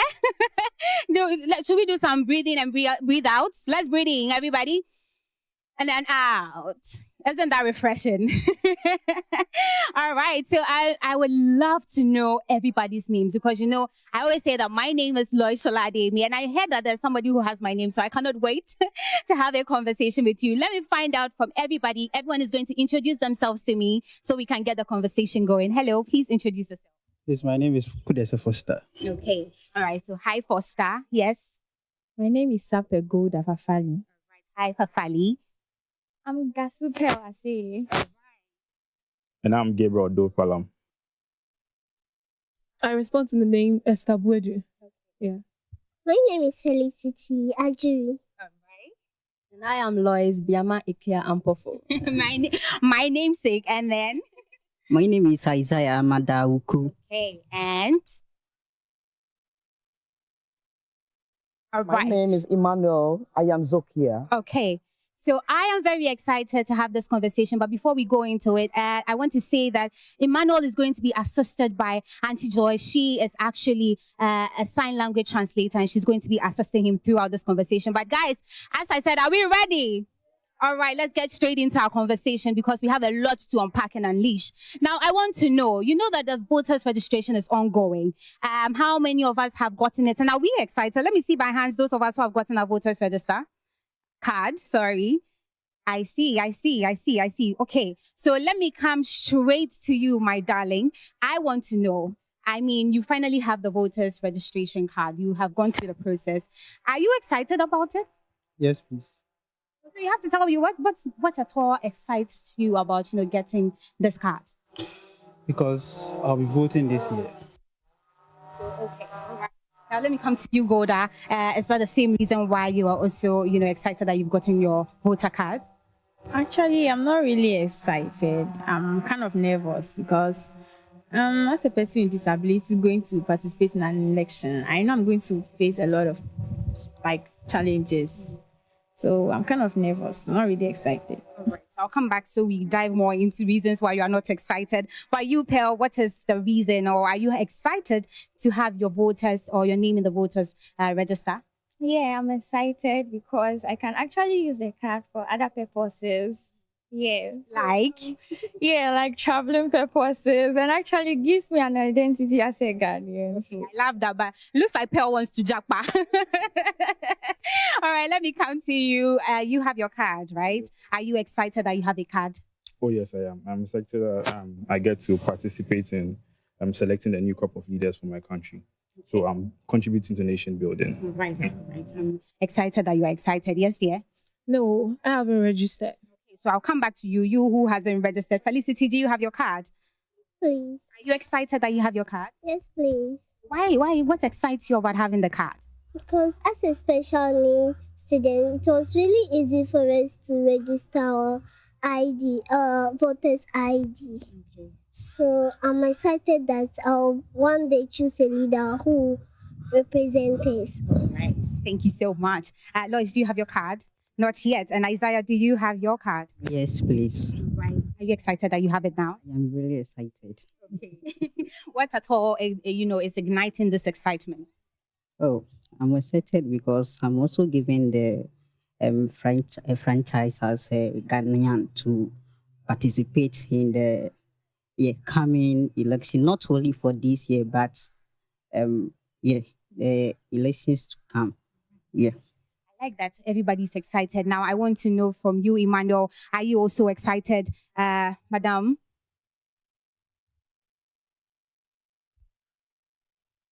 Yes. To be frank, this is my first time, and having this opportunity to do the registration is I'm very excited. I'm very, very excited to register. In fact, this is my first time. And actually, this is my franchise. To able to exercise my right to vote on 7th December 2024. All right. So I like that all of us have said that we are excited to be participating in the elections. And I'm going to get straight to why, some people haven't registered. But before we get there, for purpose or for the benefits of those watching at home, let me give the importance again or emphasize again why first-time voters are very, very important. Now, in 2023, the Electoral Commission registered over 900,000 first-time voters. 2024, the Electoral Commission's target is to register over 600,000 first-time voters. If you put these figures together, we are looking at over 1.5 million first-time voters participating in the elections come 7 December 2024. Now let's do some comparative analysis, shall we? Now, in 2016, the marginal win was a little below 1 million, which is the highest, marginal win we have recorded in Ghana or in the history of Ghana. In 2020, however, the marginal win was over 500,000 votes. Now, if you put these two figures together and you add the 1.5 million voters that are going to be participating in the elections this year, it should tell you that there are a lot and their voice is very significant. Let me explain further. If this over 1.5 million first-time voters decide to vote for one party, the probability that this party will win is very, very high. They stand a high chance of, winning the, elections. And that is why it is important that we engage, we speak, and we understand and hear the voices of first-time voters on things that will influence their decision to vote in the elections. Now, persons with disability form part of the over 1.5 million first-time voters that are going to be participating in the elections, and also why it is key for us to be engaging them to understand, will they vote, will they register? All these things are the reasons why Just Turned 18 are speaking to persons with disability today, and we're going to understand from their own mouths if they are excited to do this. All right, so guys, let me come back to you. I mean, prior to, going to do your registrations, is there anything that you guys have heard or had heard about the elections that you would like to share? Any funny story, any story that you heard? It doesn't necessarily have to be funny, but does anybody have anything to tell me about the elections? Things that they've heard, especially from persons living with disability. Lois, you want to speak to me? Let me come to Lois. Well, because I've not voted before, I wouldn't have much experience to give. But then I hear some persons with disability say sometimes when they go, it's stressful. But other times, they give them that priority as persons with disabilities and they get to go there. But when you get to the poll and it's time for you as a person with disability to vote, especially being a visually impaired, I heard sometimes there's influence from person assisting you to vote. So if they want you to vote for party this, they wouldn't tell you it is party this that's appearing because you can't see. So sometimes they influence you a little. That's all I heard about. So I also need us to be very audible so that the interpreter can hear what we're saying and then, sign so Emmanuel can participate in the conversation. So this is a segment that I find very exciting because this is the time that everybody gets to tell me their decisions, what will influence their decision, to vote come 2024 election. So I want to know from you people as persons with disability, what are the pertinent issues that will make you, say that I want to vote for party A, I want to vote for party B, I want to register, I want to find out. So let's think. Are we ready? Okay, so let me come to you, Golda. I'll come to you, Daniel, but first let me go to Golda. I want to understand, Golda. 3 things that will influence your decision to register or vote in the elections. So the 3 things which will influence my decision to participate in the upcoming election is the policy. So depending on the policies that I hear, I get to know about, that's what I'll stand on and vote. So only policies for you, any other 2 things? And also the condition under which I'm going to vote. Because some people, when you go to vote, you see, we people with disabilities, we normally have particular, should I say, things that we use. So as a visually impaired, I can't actually identify who is where on the ballot paper. So I'm sure they're supposed to have certain gadgets that are going to help us. So if they are available, I'll participate. But if they are not, I don't think I'm going to participate. And then the last one. And also the last one is the condition there. Normally during elections, there are a lot of chaos here and there. So when the place is peaceful, I may participate. Okay, now Daniel, let me hear your 3. Let me hear your 3. As my sister said, the policies. I overheard the 2 major political parties, their candidates saying that there'll be free university or free tertiary for person living with disability. So that will influence me to vote. And also their policies, the employment, because normally when we, the disability people in the country, we don't get job, although we have the ability to work, but people see us being disabled, so they discriminate against us. Yeah, so those are the things that will influence me too. Let me come to Pearl. Let me find out from you your 3 things. Okay, so what will influence me to vote is that I have a responsibility to also take part in the decision-making process of the country, and this involves selecting my preferred leader as well. And also, we've always been preaching about inclusiveness, and I guess we should include ourselves in everything we do, including this upcoming election. So that's what will influence my decision. Right. Let me come to you. Okay, so 3 things that will influence my voting would be, namely, economic prosperity and then fiscal development. Yeah, so with regards to economic prosperity, I think I'll be paying close attention to the policies the prospective parties who will be vying for positions would bring. And then if I fall or I side with what they are saying and I feel there's a high probability that can be achieved, I would go towards that direction. And also with the social intervention, that's very key. We, the marginalized in society, tend to be sidelined during the extended term of a political party. By getting to elections, then they remember us and come with many promises. I would pay attention to what I believe is feasible and very applicable to me, and that would make that would assist me in making my decision to vote. So these are the 3 things I'll look out for. Okay. Now let me come to you, my darling Esther. Tell me. Okay, so 3 things that would make me to vote is, I think, adequate infrastructures that are accessible to persons with disability. Because, in the university, there are lots of infrastructures that are not accessible. So sometimes you finding your way to lectures becomes difficult. So when they take note of this, I think I would vote. Secondly, employment opportunities, especially with persons with disability. So if the government is employing seeing colleagues, what of persons with disabilities? Because there are a lot of people who are out there who are not employed.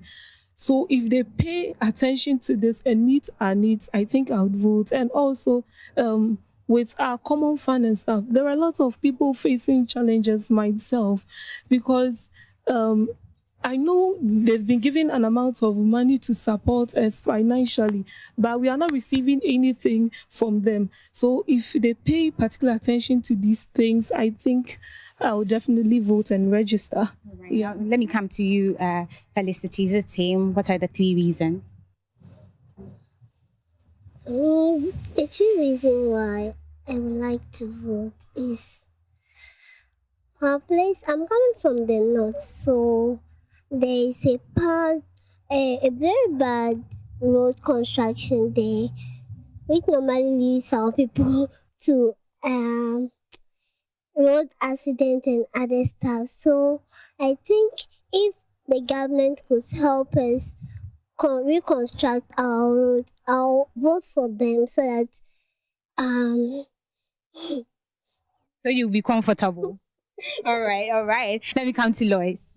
Well, to add up to what my colleague said, I think recently the Ghana Federation of Persons Living with Disabilities had a meeting with the Electoral Commissioner where they brought up strategies to help persons with disabilities have a smooth voting experience. So if I notice that the government or people at the polling stations are actually implementing these, which have to do with accessible voting techniques, educating these officials involved in the voting on disability awareness, and also if I notice policies by the candidate are feasible enough to go by, I think it will influence my voting. If there's anything I've picked from almost everybody, I will come to you, Emmanuel. But if there's anything I've picked from everybody here, it's policies. Almost everybody mentioned policies. So I want to ask, what are some of the policies that we want to see implemented before we say, okay, I am going to vote for party A or I'm going to vote for party B? Who wants to speak to me first? Hey, you guys must raise your hands. You're in the classroom. All right, Foster. Okay, free tertiary for person living with disability. You know, before I even go for it, let me see who are those who would vote in the elections and who are those who don't want to vote. Let me see by hands. Those who will be voting. Okay. We will be voting. Let me see. Raise your hand. Full chest. Okay, I see people who will be voting. Okay, so you want to see, what's the policy you want to see again? Free tertiary for special students. Free tertiary for... All right, but you know that, okay, before I even come to you, let me find out from... Emmanuel, I'll come back to you. Emmanuel, I want to know the 3 things that will influence your decision to vote come December.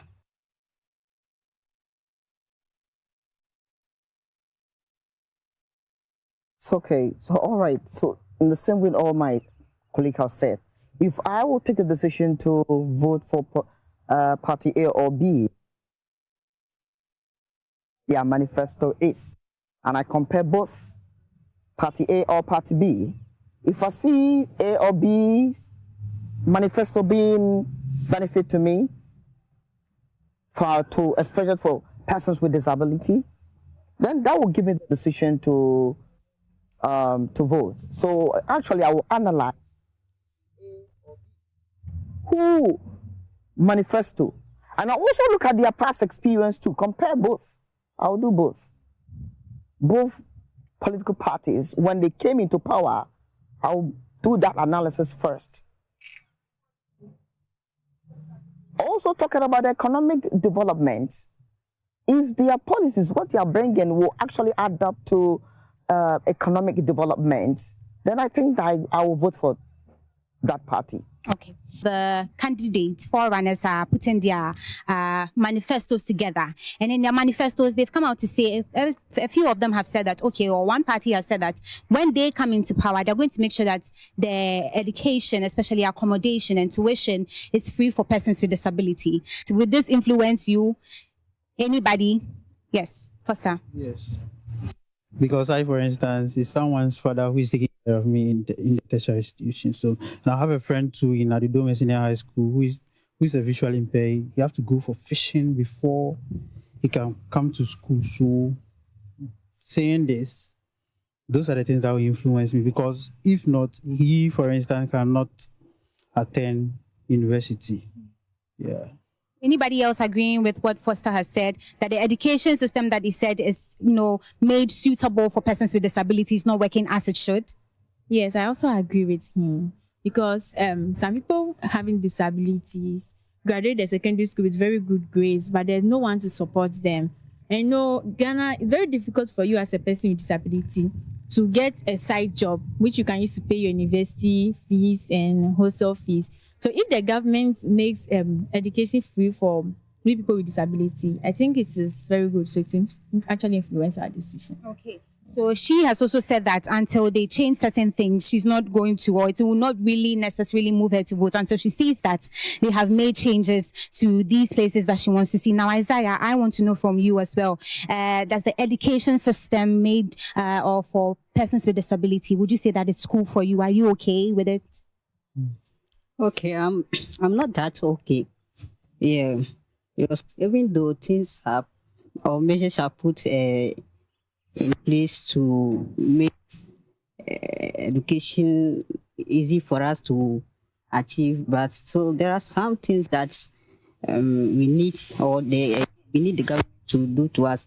Like for instance, the car equipment that assist us or help us to live or to be able to live as the special needs students. Some of them, they are too expensive. For instance, my wheelchair like this, when you want to get it, yeah, it's a huge sum of money that before you get. The other time I want to buy electronic wheelchair and it was like it's 150 million and above old currency. Yeah, and it's too expensive. So I don't understand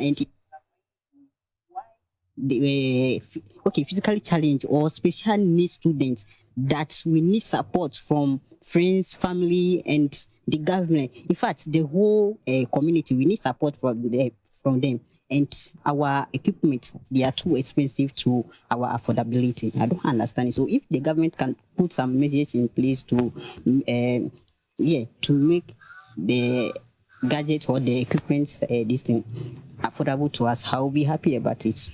Okay. So until you see that, if you don't see these things, you won't vote? Not really. Okay. Are we happy with the representation, the people in there representing us who are persons with disability? Okay, now let me come to you. Okay, I don't even know whether we have one there because, they stigmatize us. So they should give us the opportunity for persons with disability to also participate in legislation so that at least they will know, because they will be persons with disability, they're in our shoes, right? So they will know what we need and they will be able to meet our needs. So they should give equal opportunities to persons with disability to also be stakeholders. But we've already had a minister. He was the OT Regional Minister, Joseph Makubu, who was in there a few months or years ago. He was a person with disability. So are we saying it's not like anybody hasn't been there? Are we asking for more? Yeah, he's the only person I know of. And I think former minister, that's Dr. Sedi Dana. So I think two is less, so we need more. Okay. Yeah. Lois, are you agreeing with her? I see you nodding. I agree with her too, because people who are in your shoes are the best people who will be able to help you in any situation. So if the government truly practices inclusivity, it should show in every aspect of leadership. They should also be given the opportunity to work there, make decisions for us, channel our problems through us, and then get solutions to them. Right. Isaiah, I can also see you doing this. You keep nodding. I see you agreeing. Do you agree? Yes, of course. And my reason is that, okay, let me use this popular musician, Apollo Mandi. He said that, you see, when you see a cock, because of the feathers, so you don't know it's also feel heat. Do you get it? But if, like, you are also one of that cock, you know that even though you move under the sun for food and other stuff, you feel hot. Not because you don't feel hot, that is the reason why you move under the sun, okay, attend the places that you're not supposed to attend.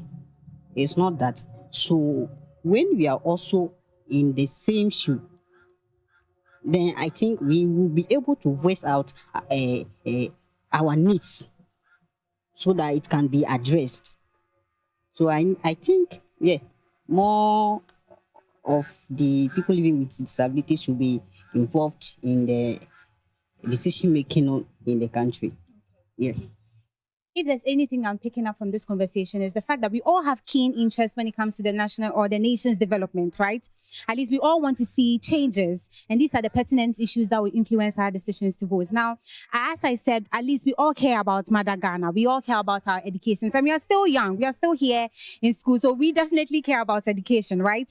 We all want to see things happen for us. We also want our systems. We want proper representation, inclusiveness in all areas and all aspects. But I want to, before I even leave you, let me put this across, that voting is a civic responsibility. So far as you're in Ghana, it is your duty, it's your, responsibility to say that you will vote. Do you understand? Vote for change. At least we are young, we're vibrant. We get to choose people that will, work in our favor. Our voice really, really matters. So before I leave, at least everybody must promise me that on the 7th December, they're going to vote, because at least we've had issues and we are all hoping that these things change in our favor, right? So we want to see policies that go in our favor. The forerunners are about to give us their, manifestos. Let's just really hope that we see all the things we're saying in our, in these manifestos. And when we do, let's follow the ones that would help us. So I am coming to you first. Foster, are you voting? Yes, affordable housing. But we will still vote regardless. Let me come to Golda. Yes, I will. All right, you guys make my job easy. Yes, dear. Sure, I will. Or what do you want to see that will make you change your mind? I believe there are things that are supposed to have been already done, which are not being done. The easiest things are not being done. So I don't see why they are telling me new things and I should just buy it. What are some of the things? Okay, so for instance, in case you're not aware, all devices imported to assist persons with disability are taxed heavily. It becomes very expensive. There are even items that are donated to persons with disability. When they get to the ports, because of heavy duties, they stay there. And this is something that can be done. Another thing too is the Disability Act that was passed way back in 2006. The LI to operationalize it hasn't been done. This thing can be done easily. And you're telling me something else. If what you are supposed to do, you haven't done it, why should you believe what you want to do? So let me come to you, Esther. You're voting right? The only thing is, let our needs be met, and definitely I'll vote. Okay. Felicity, my love. For me, I'm not ready to vote because for now. Felicity, talk to me. For me, I'm not ready to vote because for now, I don't know my left and right. Felicity, earlier you said you would vote. Now you changed your mind. Where is this change of mind coming from?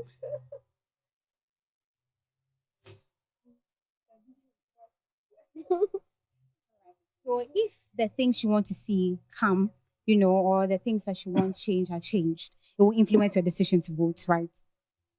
Yes, please. So let's just hope that everything that you hope will happen would happen. Let me come to Lois. Hopefully you will vote. Hopefully. Okay, and then Isaiah. Okay, for me, I even think like today is December 7, 2024. So I voting for a change. Yeah. Thank you so much. And then Emmanuel, let me hear from you. Are you ready to vote? Yeah, I am ready to vote.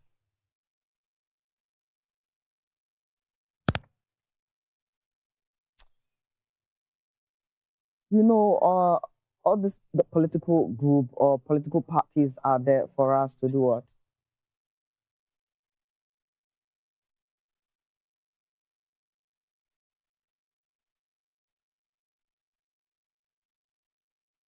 Well, so as I said, the political groups are there for me to make my own decision or choice to vote for. It's my responsibility, my sacred responsibility to participate and also make my choice for who to lead Ghana.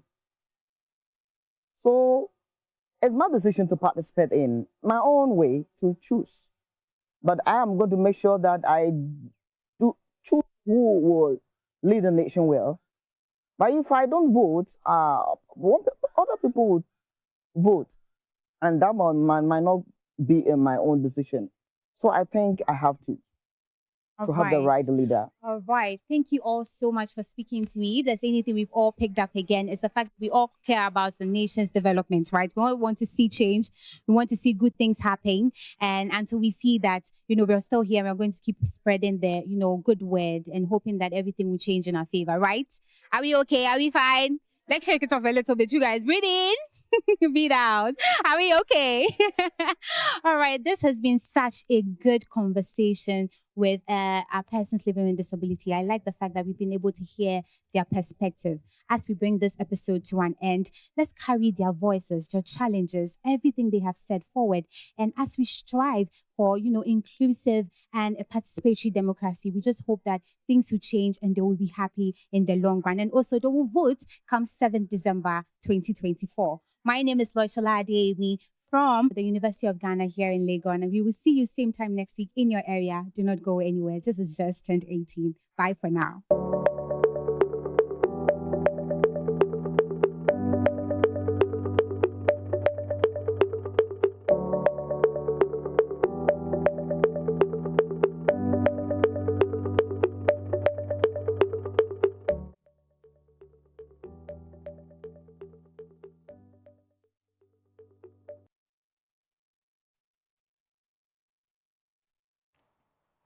Just turned 18, critical voice of first-time voters.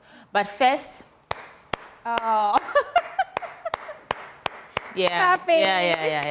The conversation, the depth of knowledge, and even the way that you're able to get them to express themselves to you. Great job, Lois. Thank you. But I won't take all the credit. I work with a very beautiful team. My producer, to the cameraman, to everybody, they make it possible. And also to the people that are there, because honestly, I am learning while doing this. It's not like I have all the knowledge in my head, and I get to learn firsthand from these people. So look at you! Right, I'm so proud of you. But we have to go. Any final words? First of all, what is the viewing days? What time do these episodes air, and what should we expect? Put it all in your final words. All right. So, like you said, we don't show it only on JoyNews. So on JoyNews, on Mondays at 1:30, and on Joy Prime, it's on Saturdays at 10. Okay. So 1:30 on Joy Prime on JoyNews on Monday, and then 10 a.m. on Joy Prime on Saturdays. So you can watch it there. And also, we have more episodes coming. We are going around talking to people. And I've said it over and over again that you can see me in your communities because I'm about to ask you questions. So yes, we're traveling everywhere in Ghana, making sure that first-time voters everywhere, their voices are heard on pertinent issues that will influence their decision to vote. And until we achieve that, we are not stopping. So please do stick and stay, okay? Loishola Adeyemi is the host of Just Turned 18's Critical, the voice of critical, what's that? The critical voice of first-time voters. Anyway, so this is the end of this part of the conversations on the AM show. Lois and I go way back, so she's... Anyway, so there's still more coming up on the AM show. We'll be right back in a minute. Right now, let's take a break.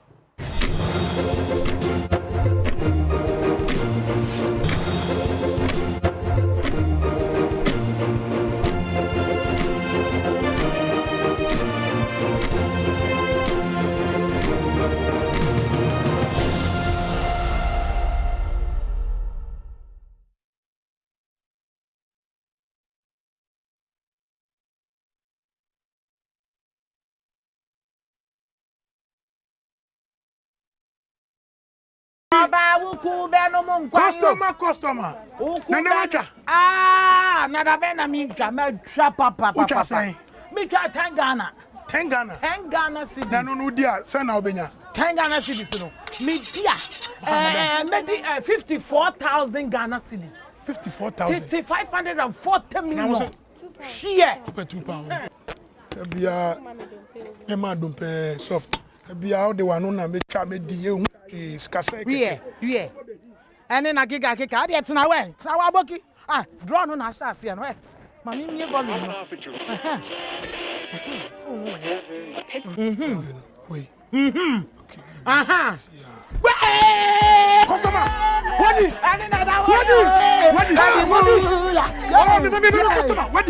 Wadi. Hey, make a big four. Make a you for phone. For phone. But darling, star 946 hash. Now that pick 4 numbers. Oh, baby, it's a what? I'm a can draw when one no. 10 Ghana cedis 54. Mario. Numbers from 0 to 9 up to 3 times daily to become one of our daily lucky winners. Dial star 946 hash to play now. Or you can also play online at www.gamepackgames.com. Game Park is regulated by the National Lottery Authority.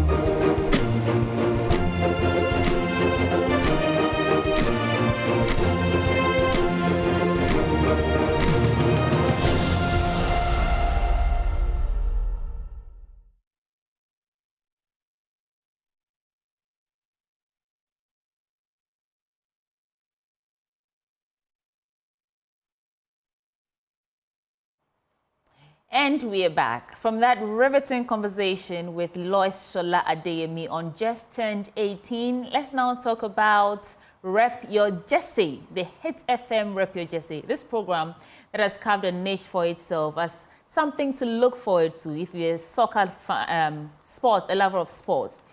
One of the sponsors for this year's event, SoccerBet, is here with me in the studio. We have Kobe Ampong, the marketing manager, Enoch Selom, marketing coordinator, and Susan Akoto, marketing coordinator, with me in the studio to get into a conversation on what to expect tomorrow and their role in this coming event. Lady and gentlemen, welcome to the program. Thank you. And I'm matching you, just that our audience can see it. I'm wearing green pants. Yeah, and yellow. Right, so tell me, before we get into what you're doing on board as sponsors of this event, tell me a bit more about SoccerBet. Okay, so SoccerBet has been in the betting system for about 9 years now. I don't want to brag and say we are the best, but we are the best when it comes to the odds. Please brag away. When it comes to the odds, we give the highest odds. And when it comes to our customer service, too, it's one of the best. Okay. Yes, and when you win, instant, you get your money. Right. Yes, you don't need to call, chase your money or anything. You just instantly, you could do your Momo, you could get your money, or you could come to our head office and you could pick it up as cash. All right, so 9 years in operation. 9 years in operation. I think this is the first time you're coming on board Yes, as this is the first time sponsors we are for coming Hit on board. FM Yeah. Rep Your Jesse. What's the intention behind coming on board this year? We've seen how the Rep Your Jesse started and how it's going, and the same way SoccerBet also started gradually, and we're getting there. So we're like, this time, let's do something together. Let's let the people out there know that, SoccerBet is really one of the biggest, and it's here to stay. Is it because the event is for soccer fans? I mean, football, all kinds of sports anyway. Is it because it's a sporty event? It's because it's a sporty event. And one thing I also want the listeners to know out there is we cover all the sports you can think about in this world. Right. On SoccerBet, yes. Okay. All the Now, sports you can think about. As sponsors, I'm sure that you're bringing something different on board. What should we look forward to? Okay, so on that day, we'll be giving out... And then I'll come to you, Enoch and Selom? Okay, so on that day, we'll be giving out a TV. On that day, we'll be giving out a brand You'll new be giving out a TV? Yes. Wow. Yeah. Okay. We'll be giving out a TV on that day. And we'll be giving out free bets. It's something we do every Friday. We give out free bets to all our customers out there, from 20 cities to about 5,000 Ghana cities free bets. We give out to people. So at least a Saturday and Sunday, they could bet and make some money for Monday. You know, their girlfriends and stuff like that. At least, Saturday. I saw how Susan just smiled. I'm waiting on someone to, like, you know, give me a little something. Apart from the money and the television sets, what else should we, or what should participants expect when they come, Susan? We'll probably be giving out souvenirs on that day as well. Okay. To our customers and then the people who come around as well. So yeah, they should be expecting that. Okay. Selo, I'm sure we'll see you there tomorrow. Yeah, what should we expect from you? We'll be there. And then when they register, yeah, they instantly get a free bet to start staking for 5 cities free bets. And then as time goes on... Okay, let's backtrack. How do you register? And what are you registering for? Okay, so you register, you go on our website. Our girls and the whole team will be there to, like, help you out to register. And then when you register, and you get on board on the website, you create your account, you get an instant 5 CDs free bet so that you can use that one to stake, your initial one. And then as time goes on, if your account is active, I mean, my boss is very generous, like we'll be crediting your account a lot with free bets. Okay. Yeah. So sign me up. Where do I go? www.soccerbet.com. Yeah. Now, tomorrow at the event, do you have a stand where people should come to? Tell Yes. me exactly what it will look like for our viewers when they come to the event tomorrow, especially pertaining to Soccerbet. So tomorrow we'll have a Soccerbet branded canopy. Okay. And we'll have our flags around, and we'll have our beautiful girls also there. Yeah. And that's it? That's it. Then you come, you register, you pick up your souvenirs, your free bet. And also tomorrow, we'll be definitely giving the highest odds for the games tomorrow. Highest odds? Yeah. Okay, I'm not a betting woman, so I don't know. No, after this, I could explain further. Yes, please. Now, since you are, we're promoting the events for tomorrow, I would give you each about 30 seconds to speak directly to our audience, inviting them to come for the event tomorrow so that they can experience you as one of our sponsors for tomorrow. Starting with you, Enoch. Okay, so tomorrow, all the Real Madrid fans, the Dortmund fans, we want to see a rivalry. Like, we're tired of seeing it on TV. Like, come there, let's feel the vibe. That's just what we want to see. Okay. And make sure you register and then stick with us. We're going to keep crediting your account. Stick with us. Susan, before I come to your boss. Yeah, so I'd love to see all the Dortmund fans. I know the people out there, most are supporting Real Madrid, but I'm on the other side. So I want to see all the Dortmund fans come and then bet. You will win. Dortmund is going to win. Yeah, and expect nothing but mad fun from Soccerbet. I like the confidence that Dortmund will They win. will win. They have to win. They have people to. drag me. They will drag you. Yeah. Right. So you have the final words. Like I always say, wherever I go, I tell them that like Soccerbet is the best, and Rapper Jesse is how do you call it? Is the place to be to watch your football matches, especially when it comes to finals, because we have all kinds of people, all kinds of fans out there. Definitely, I know the Chelsea fans will be there, the Man U fans will be there, and the fake Barcelona fans and all those things will be there. So they should all come in their numbers and let's have fun. Why did you do that? Fake Barcelona fans. Fake Barcelona fans. We don't like them. You don't like them? Yeah, fake Barcelona fans. Okay. So come out tomorrow, come out in your numbers for the Hits FM Rep Your Jesse and experience the amazing things that Soccerbet has in store for you. Lady, gentlemen, thank you for joining us. So this is the team for Soccerbet, one of the sponsors for Hits FM Rep Your Jesse. Kobe Ampong is marketing manager. Enoch Selom, marketing coordinator, and Susan Akoto, also marketing coordinator, all from Soccerbet. And if you want to register for some free five CDs to start, just log on to www.soccerbet.com and start betting. We'll be back in a bit. We'll bring you photo of the day and then we'll wrap up. Stick and stay.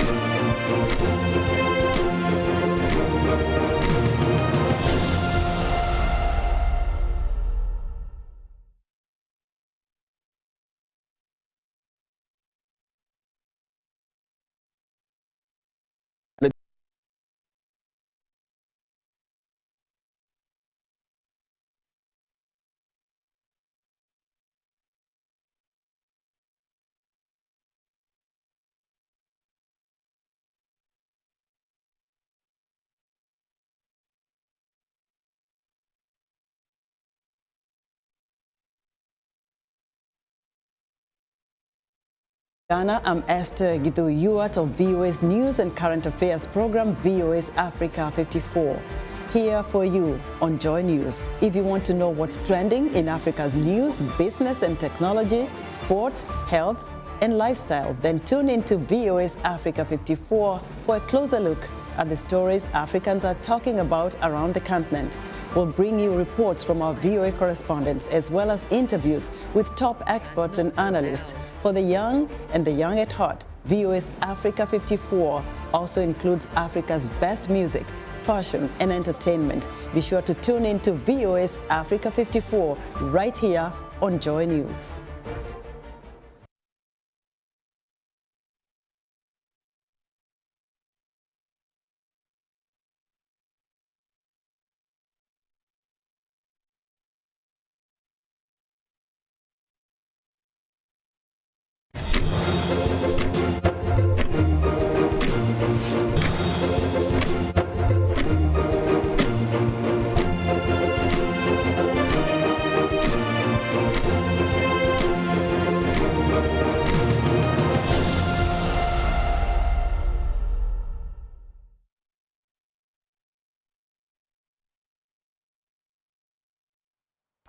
And we're back. It's Friday, and we're wrapping up AM show for the week. Benjamin Akakpo, how was today for you? Yo. That's how the show went. It's a Friday, and teams are gearing up. Real Madrid and Dortmund tomorrow. Are you going to be at rep your jersey? What jersey are you repping? Manchester United. Wouldn't him, what he has here. But if you're ready, before we continue the conversation... But let me just jab, Kaka. Okay. Still, Barcelona and Arsenal did not win any trophies last season. They both play second, no trophies. And Chelsea will be playing in the conference thanks to our FA Cup. Did they come for you yet? Or they can't come for you? Not in the feed. Okay. Let's take our photo of the day, and then we'll be out of here this morning. Very quickly, photo of the day. Stop open defecation. Not a pleasant one, but it's also a reality. You can see a child on one of our beaches and the filth in there. Terrible. We've, of course, obscured the face of the child, but open defecation. And look at how this is a beach. By the end of my tenure, Accra will be the cleanest city. Beaches. They didn't mention I'm just repeating. No one mentioned beaches. Accra will be the cleanest city. This is Accra. Ladies and gentlemen, anyway, folks. Let me just do this before I go, else someone will kill me. Happy birthday to Bishop Gideon Titiofe, the president of the Accra Business School. Happy birthday to Bishop Gideon Titiofe, president of the Accra Business School. It's from our very own Max Fuga. And that's how we cap it off this morning, sweetie. Yes, it was my pleasure, absolutely. And I'm sure Benjamin's as well. This is the Ben and Sweetie Show. We're back on your screens on Monday from 6 a.m. to 10 a.m. The AM Show, best breakfast show on the block. Enjoy. Have a good Friday. Catch you again on Monday. Oh, wait. Mwah.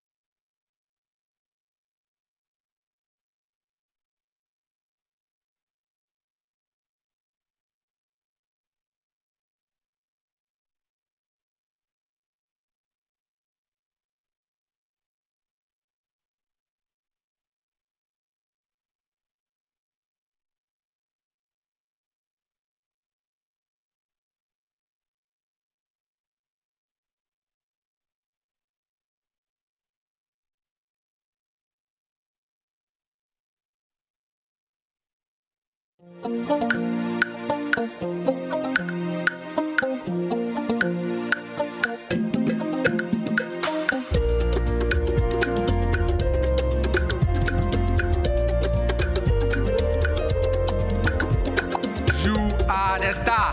The right. 1 to ethane diol. Yeah.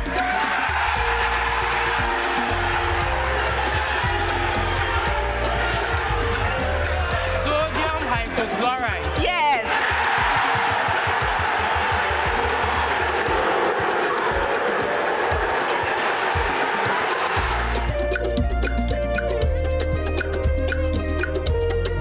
Yes, Selena. Coordinates. Of course. What else?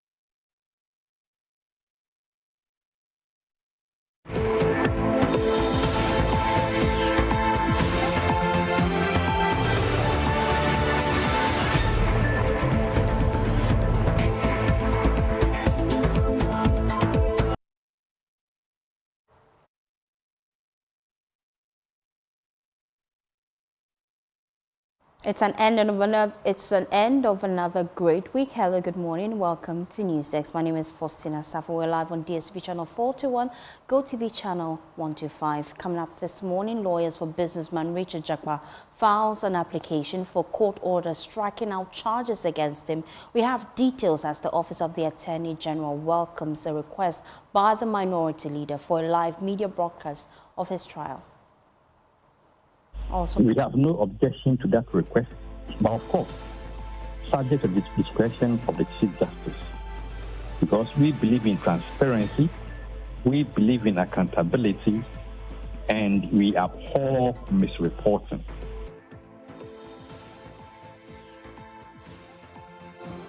Also in this bulletin, Ghana's import bill in the first quarter of 2024 shoots up to $100 million as the country struggles to stabilize the cedi, which has lost more than 20% of its value against the US dollar since the beginning of the year.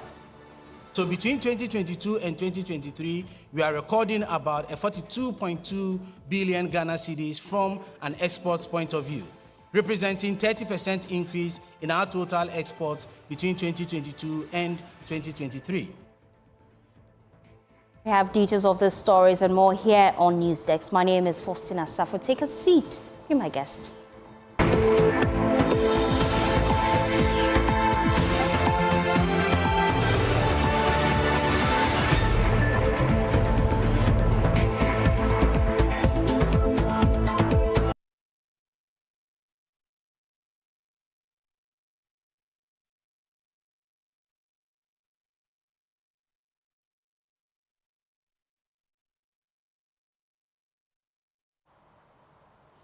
Thanks for choosing us for your home of independent, fearless, and credible journalism.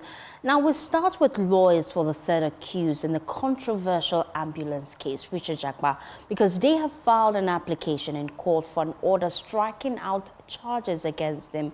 In his affidavit in support of this, Mr. Jakpa testifies on oath that the Attorney General, Godfred Yeboah-Dame, has had several interactions with him in which he has admitted that Mr. Jakpa, was innocent and assured him of his acquittal. Well, member of our legal affairs desk, Coco Asante, joins us live with details. Coco, first of all, tell us about the reliefs the applicant is seeking from the court and the law he bases this application on. Well, Faustina, this is all based on the interaction between Mr. Jakpa and the Attorney General, Godfred Yeboah-Dame. This is the new allegation that Richard Japa is making through his lawyers, in court. They are seeking two main reliefs. One, striking out the charges and accordingly terminating the proceedings against the third accused applicant, that is the third accused person, or alternatively, a stay of the proceedings before the court against the third accused applicant. They base this on the Constitution of Ghana. They say that the Attorney General, at whose instance the third accused is being prosecuted in this instance suit, has brought the charges, instituted the proceedings in abuse of the process of the court and contrary to the constitutional obligations and Article 23 and 296 of the 1992 Constitution. They then proceed to talk about how they believe that the Attorney General has been abusing his discretionary and prosecutory powers contrary to Articles 23, 88.3 and 296 of the Constitution. And they say that in engagements with the third accused person, the Attorney General has admitted to him, Richard Japa, that there's no case against him, for which reason they believe the court must order that the charges against him is struck out. People who haven't been following the case so far, let's do a little background. Where did Japa meet the AG, and where does he now claim the AG did tell him that he was actually not guilty of these charges? Well, so the antecedent of this case, we all know, 2 weeks ago, under cross-examination, specifically on the 23rd of May, when matters around the letters of credit came up, for which reason Japa made this case. But if you look at these amendments that have been sworn to, it says that Honorable Dame met the accused person. Those details are not going into in this application.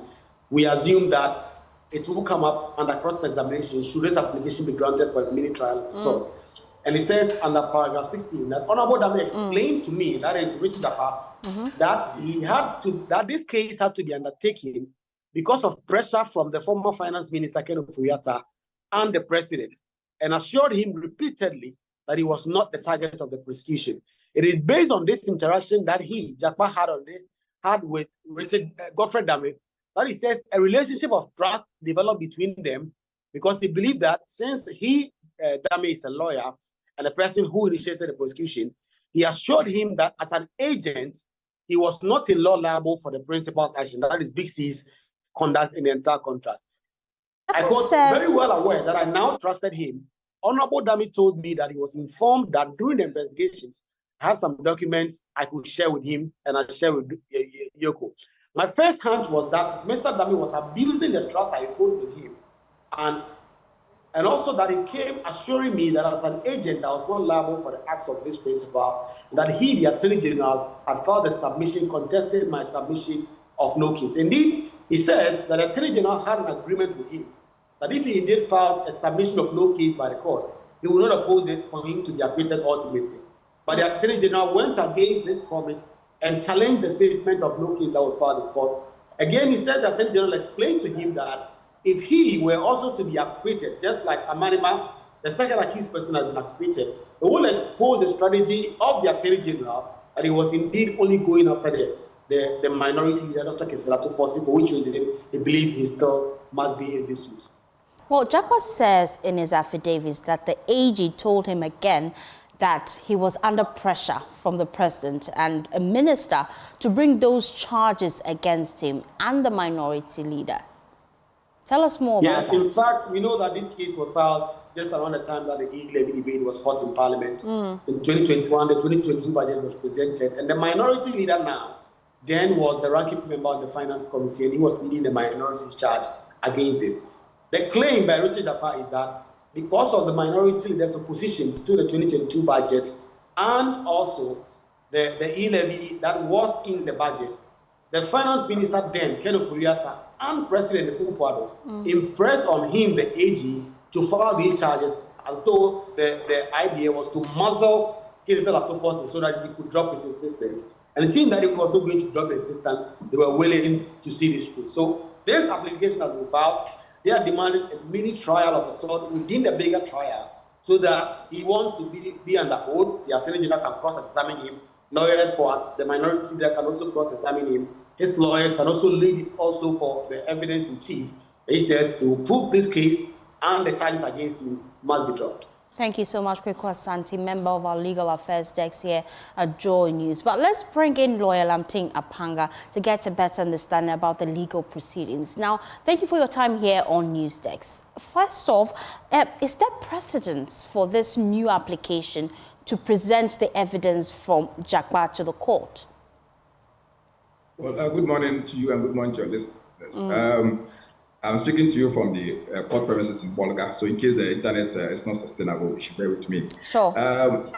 Great. So this is quite a novel application, a novel issue. I do not remember in my almost 12 years practice of the law having experienced a thing of this sort. And so it is quite novel. We do not have established precedents within our jurisdiction, but there are some precedents outside the jurisdiction of Ghana, within the other jurisdictions in UK and in US and India, but and even Nigeria as well. But those ones will only have persuasive impact on the courts and not have any binding precedents on the court in Ghana. And so there are no such precedents in my knowledge. Can they hold a mini trial within the main trial? And what form will it take? Yes, mini trials are allowed in criminal proceedings. For instance, during the admission of evidence by the prosecution, particularly when the prosecution witness, usually the CID, intends to tender in evidence, which is a statement taken by an accused person. And the accused person says that, I am not the one who made this statement, or this statement was made under coercion or some undue influence. The judge will hold a mini trial within the entire trial. It means that the entire proceedings will be suspended in a way to allow the matter in respect of the admission of that particular evidence to be determined. So the court will now call on the prosecution to prove whether or not this particular statement was taken at the time when the person was in sound mind, was no undue influence, the presence of his lawyer, he was given all the rights. The person or the accused person also making the allegation that the statement was taken out of some undue influence or some coercion or some other contrary position will also lead evidence, whether he was beaten, if he can show, by way of medical report, by way of persons who were there when he was being beaten, or he can show that this is not his signature and that he was compelled to sign it, or some other thing. And then the court, at the end of that mini trial, will determine whether or not the particular document can be admitted in evidence or otherwise. If the court comes to a conclusion that it cannot be admitted in evidence, it's marked as X and rejected. If the court, at the end of the mini trial, comes to a conclusion that the document is admissible, it is admitted in evidence, and the court proceed with the trial. So in this particular instance, the court may, under the circumstance that we find ourselves, the court may have to determine this application. The court will determine how it's going to go through the determination of the application, either summarily or by taking evidence. And how will this affect the actual case? Because currently it's very topical. The minority in Parliament are already serving notice that they're going to push for the AG to be removed. The minority leader himself wants the case proper to be telecast live. There are also concerns about the AG's interaction with Richard Jakpa behind doors. What's your thoughts about how the case is panning out so far? Well, I must also sound a word of caution out there that the matter is still pending before a court. And so it's quite difficult and it's unethical per our rules of conduct to make pronouncements on the likely outcome or otherwise of the case. But saved for public education, I could just say that the substantive matter, which is the criminal trial of Atuforse and Richard Jakpa, would proceed as it is supposed. The only person who has power to perhaps at this stage curtail it is the AG. He can file a nolle prosequi to say that he's not interested in proceeding the matter again, and then perhaps start. Then that, but that does not exactly clear them entirely of their allegations. It means that they will start a fresh prosecution in another court or even in that same court. On the other hand, the case will proceed because the Attorney General does not intend or have not expressed any intention to withdraw or discontinue the matter. What has happened will be determined by the court. The court will go into it and make a determination. And at the end of the day, in making the final analysis, the court would consider all the evidence, including this. If any of this is established under normal circumstances, it must inure to the benefit of the accused, because the rule is that their guilt must be proven beyond reasonable doubt.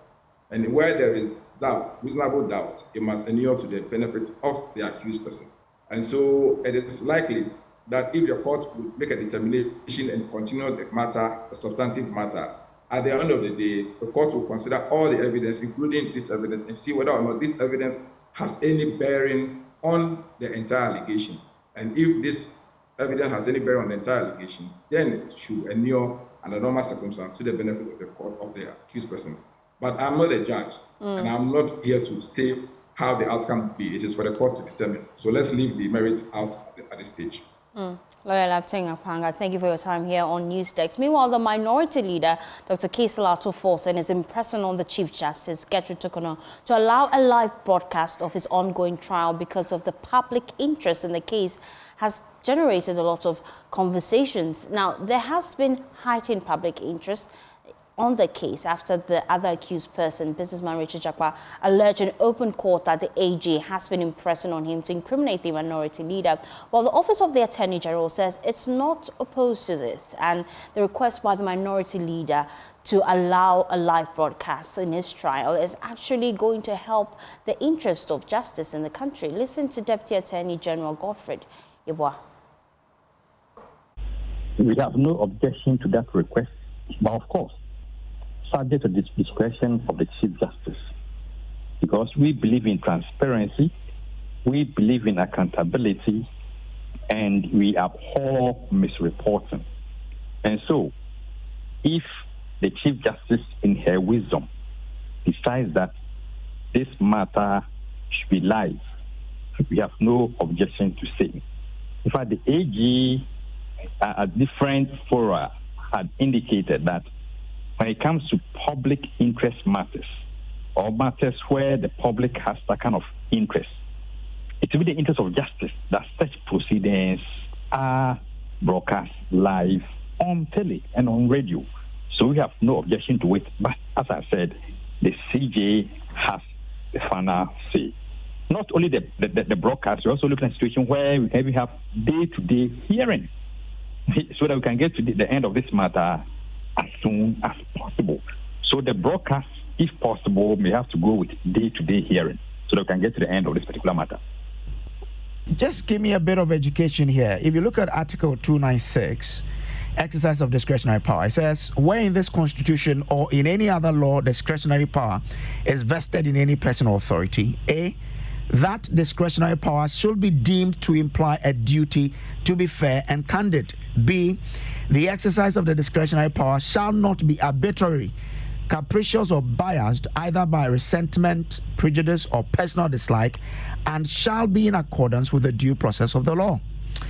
Now, looking at this, was your department fair and candid in rejecting a plea that was paying almost 90% of a debt for which you were prosecuting some people? We were fair and candid. The discretion vested in the Attorney General to either reject or accept such an offer was properly exercised. And for that matter, we have no reservations or problems with regard to the decision taken by the Attorney General in rejecting the offer. When it comes to prosecution, it is the Attorney General's responsibility to mount criminal prosecution. And so, in his wisdom, and based on the offer made, the Attorney General decided that this offer ought to be rejected, and same was rejected. Deputy Attorney General there, Alfred Tuah, speaking to my colleague Samuel Kojo on Top Story yesterday. Now, some residents of Jirapa Municipality have voiced their anger and frustration about the purported decision by the Chief Justice, Gertrude Tukono, to transfer the case involving the gruesome murder of the owner of Royal Cozy Hills Hotel, Eric Johnson, to Kumasi. Now, in a petition to the Chief Justice ahead of his trial and burial on Saturday, a group calling itself Concerned Youth of Jirapa stated that the transfer of the case will not only impede the justice they are seeking, but will come at a great cost to them as well. Now, they have to travel to Kumasi each time there's a court session. JoyNews Upper West correspondent Rafiq Salam reports from Jirapa. For close to 4 months, they have been grieving. I can't talk. I'm not of West. But the Almighty God and the people of Japan, that's in Denmark, all the elders of Japan should get up. Whatever they can do to bring justice, we are behind them. They are grieving over the loss of a man they considered an oak tree whose importance and philanthropy has gone beyond the boundaries of its over 3 kilometers square Royal Cozy Hills Hotel and Safari Resort, and by extension the Jiriba municipality. Eric Johnson was gruesomely murdered in cold blood on February 10 this year at his private residence.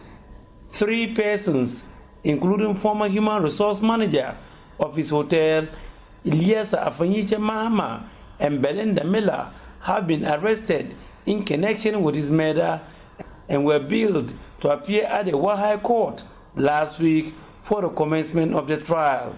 The presiding judge, Justice Yusuf Asibi, however, adjourned the case to June 12 following a letter purported to have been written by the Chief Justice, Justice Gertrude Tekonu, transferring the case out of the Wahai Court to another High Court in Kumasi for the trial.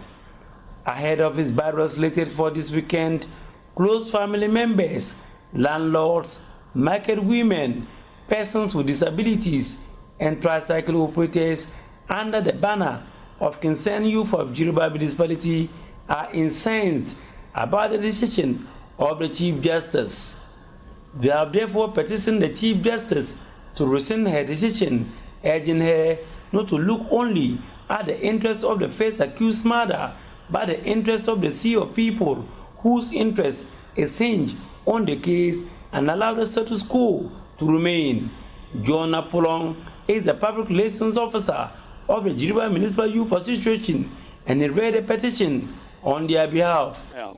The petition by his mother, which is under consideration to relocate the proceedings, has been received with grave concern, caused great distress and suspicion of the possible miscarriage of justice within the Jirapa municipality, the Upper West region, and at large, Ghana. As aggrieved citizens seeking justice and fairness, we believe that justice must be done in this case. As you reckoned, the jury has already been impaneled, and the Wahai Court is ready to hear the case. The transfer could further delay and undermine the integrity of the judicial process. This is unjust and prejudicial, and we register our resentment via this petition as members of the deceased family. Chairman of the Jiriba Municipal Youth Association, Jude Kobe, stated that due to their vested interest in the case, they will have to follow it keenly by appearing at each court session, but with a purported transfer, they will not be able to because of the huge costs involved. And we are appealing to the Lordship, the government, and I trust President Akufo-Addo that they should try their best to reverse this decision of sending this matter to Kumasi. For me, as a youth chairman, I'm always very frank. If this matter is not referred to WA and it's still going to Kumasi, with my colleagues and the whole youth and the Jirapa municipality, the Tendamas and everybody, who will take a different step. And that different step that we'll take, it will not spare. It will not help the government and whoever in Ghana. That's our decision. Honestly, we are not happy about what is going on. Why will one person, somebody is suspected to kill somebody, that is, I mean, feeding a whole lot of people. The mother is at court, and they said that person mother have appealed to the Lordship that the matter should be sent to Kumasi High Court. Is that we don't have a High Court in Wa? Or are they telling us the High Court in Wa, the judges are no good? It is not only the youth who were here. We saw market women and the Tendames who also poured their effusions about the situation. We still plead that it should be done and be done right. And the right thing to be done is not to transfer to anywhere, not even Buane, because our regional capital is Wa, and so shall it be. You want to take the case away from us to Kumasi. What are you thinking of us? Is Drapa not in Ghana? Or we are strangers and not Ghanaians? Our regional capital is Wa and not Kumasi. We won't accept it. Listening to the conversations around, you will know that Eric Johnson is being described as one man who is a generator that lives several thousands of bulbs in the Yoruba community and beyond. What the people are calling for is nothing but justice. Reporting for JoyNews, Rafiq Salam, Yoruba.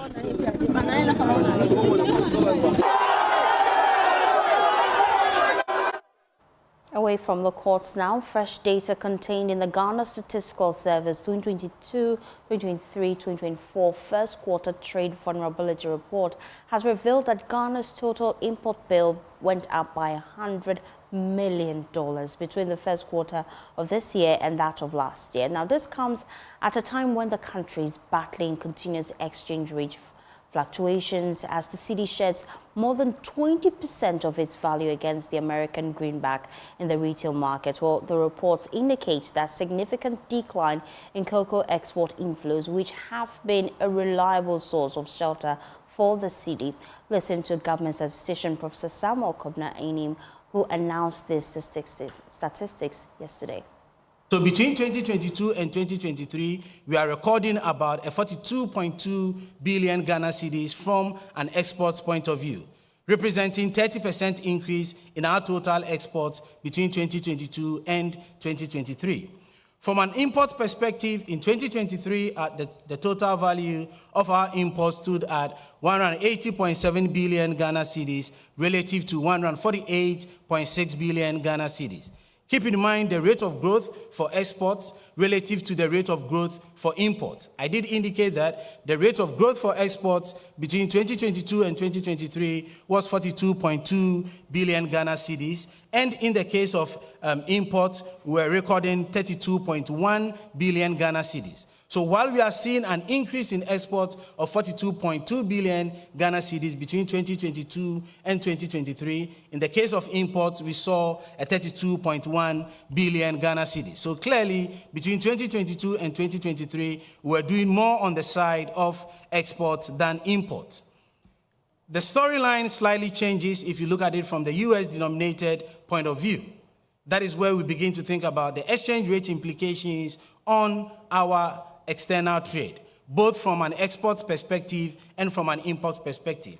While we clearly saw an increase from both an export and an import perspective in the case of the Ghana cedi denominated, in the case of the USD denominated, we saw relatively a decline for both exports and imports between 2022 and 2023, specifically with exports declining by 0.8 billion US dollars relative to 2.0 billion US dollars between 2022 and 2023, increasing by about 3.4 percentage points over this time period. We turn the conversation to cocoa. As was indicated, while we saw a consolidation in the position of gold in the first quarter of 2024, in the case of cocoa, we saw a decline in its share by 8.5 percentage points. What is of importance to us is the performance of cocoa in the first quarters of the last 4 years. In the first quarters of the last 4 years, we have consistently seen that we get the largest return from cocoa in the first quarter of every year. In 2021, the highest was in the first quarter. In 2022, the highest was in the first quarter. In 2023, the highest was in the first quarter, averaging about 895 million US dollars for these quarters in the last 3 years.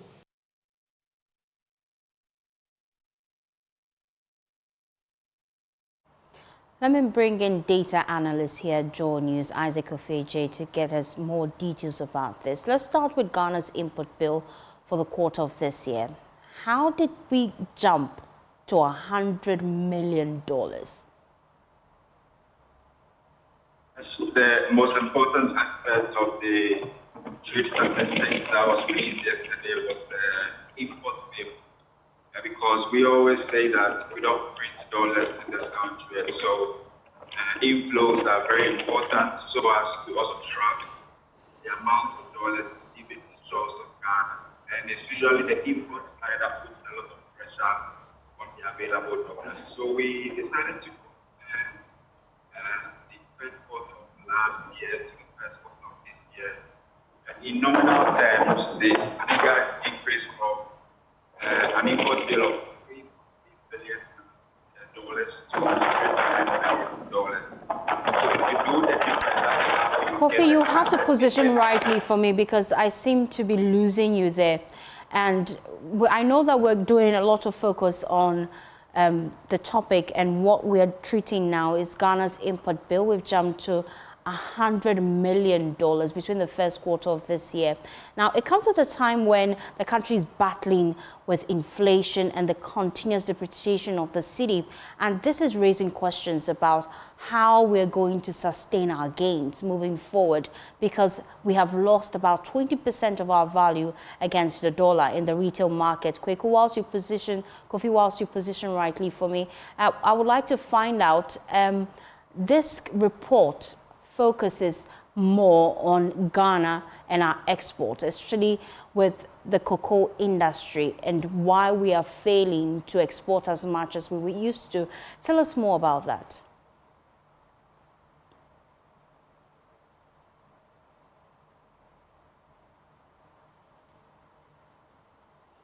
Kofi, I'm asking, a lot of focus was put on Ghana's export and our cocoa sector. We are not exporting as much as we used to, and this is actually affecting our gains when it comes to the value of the cedi. Tell us more about this in the report. Well, so the government statistician stressed on it, the importance of cocoa in terms of stabilizing the cedi, because if you do all the seasonalization in terms of the big guys that brings in dollars, I'm talking about gold, cocoa, oil, and others. It is cocoa that we can call one of our own, because whatever we get, we're able to keep more than 90% of it. And so when there's a drop in terms of the inflows, it becomes problematic and it affects the stability of the cedi. The reason why there's a big problem this time around is that if you compare the first quarter figures of each year, if you're comparing that of last year to that of this year, then cocoa inflows, or how much we used to get from cocoa, has dropped by more than $233 million. $233 million is huge if you compare it to how much we're even looking for from the IMF in terms of the third tranche. So it means that, to have a drop of $200 million from between last year's first quarter and this year's first quarter is really, really significant. To drop from an inflow of more than $800 million in the first quarter to now somewhere below $600 million, and that's a big problem. In this trade vulnerability report, concerns have also been raised about the cedi and how it's going to affect trade moving forward. We also understand that Russia featured heavily in this report. What was the revelation? Well, so the Statistical Service put focus on the key, import origins where we usually get our imports from. And as you can see, we've been tracking the top 5. And if you compare 2022 to that of 2023, there's a sharp difference in terms of the makeup of that top 5. At 2022, we had the first being China. China has been able to consolidate its position as number 1 in 2022 and also number 1 in 2023. But when you come to 2023, there's a difference. And one country has been replaced. A country that used to be second in 2022 is no more in the top 5 list. I'm talking about UK, which has been replaced by Russia. Why is it so important to talk about Russia is because of the geopolitical tensions and the talk around Russia and the fact that most of their goods flowing into countries sanctions have been placed on it. And one of such commodity is oil and gas. But what we say is that that is the kind of good that we are actually importing from Russia, fuels and oil and gas, and it's been able to replace UK in the top 5 lists, of course. Kofi, thank you so much for your time here on Newsdesk. Let's do some other stories now. Presidential candidate of the New Patriotic Party, Dr. Mahmoud Bawumia, has asserted that Ghana would be better positioned to benefit from the 4th Industrial Revolution under his watch. He explained that the government has already laid the foundation by implementing the digitalization agenda. He said this at various encounters with clergy and Muslim clerics, traditional authorities, and the youth in Ho during his tour of the Volta region.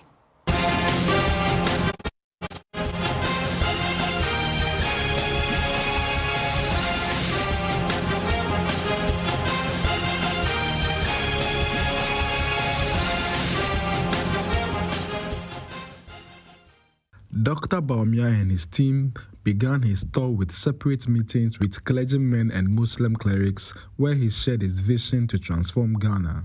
He touched on his digitization agenda, the transformation of the agricultural sector, the introduction of a flat tax system, and reduced import duty, among others. To bring in about 200 buses this year, electric vehicles, to do a proof of concept so that everybody will see how the electric buses can bring down the cost, and then we will take it from there. But if you don't bring down the cost of transport, so many people of our population rely on public transport.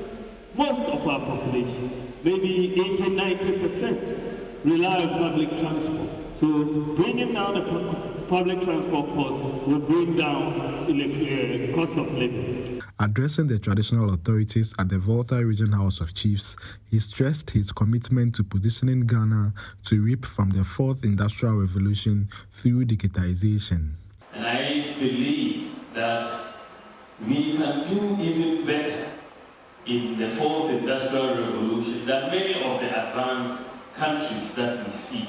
It is possible for us to do better even than the advanced countries. Sometimes when I say this, many people do not understand. And then I say that, look, the foundation of the digital society, any digital society, is digital ID.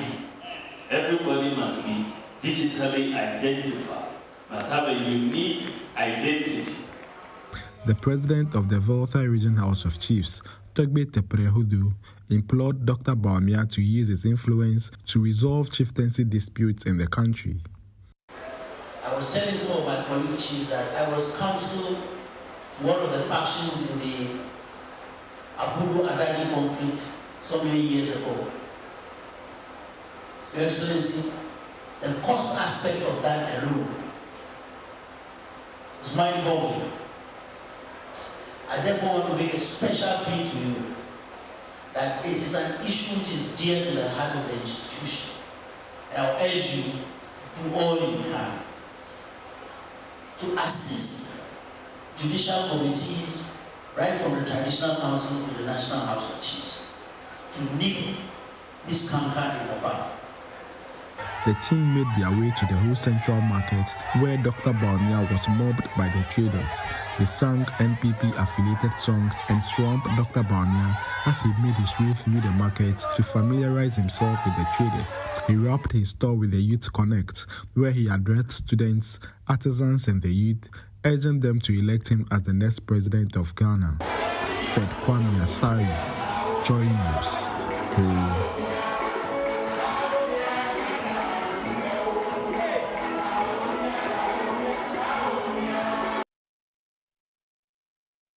Consistent standoff between farmers and contractors working on the Konongo Bypass Road project over unresolved compensation is negatively affecting progress of the work. Well, early this month, residents who once farmed on the area designated for the bypass prevented the road contractors from performing their duties, Project consultant engineer Eric Pramensa explained some equipment were destroyed by the farmers who besieged the construction site, demanding compensation. The 15.4-kilometer Konongo bypass is part of the ongoing efforts by government to dualize the Accra-Kumasi highway to help reduce vehicular traffic and accidents on that stretch. Naya Ojima has more in this report.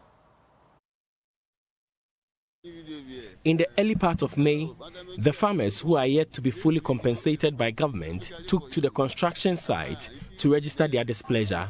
The construction company had to cease operations for days as aggrieved persons burnt ties and blocked roads to the site. Some of the farmers between Yaokwe and Odumase stretch have now received part of their compensation as the valuation team go through processes to finalize payment. Consultant for the project, engineer Eric Pramensa, gives details of the situation. Initially, some were compensated partly. But then they are calling for full compensation. And you know the valuation team has come in, they have to do assessment and a lot of paperwork. Just that they are not trying to be patient. That's all. The issue is that they don't want to be patient with us. We try to explain to them the modalities of this valuation work and they don't understand. And then even they damaged one of our bulldozers. Yeah, one of them, they damaged it. But as I said, we are working on it. The government has given us assurance that the money will be released to them soon.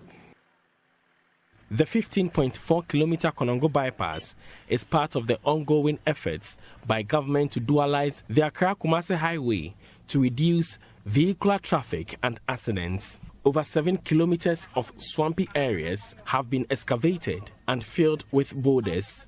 So far, the contractors have completed the clearing of road alignments and are progressing with construction of culverts, bridges, and earthworks. Ashanti Regional Minister Simon Osei-Mensah has toured the project site to assess progress of work.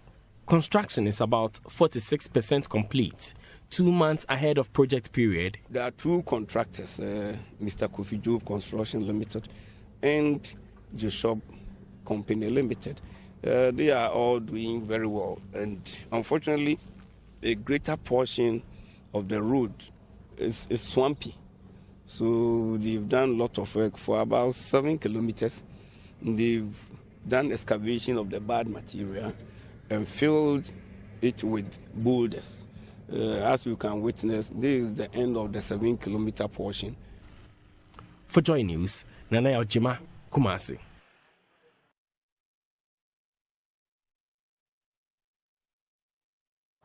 You're still watching News X. We're taking a quick breather. We'll be back with Business to Stay.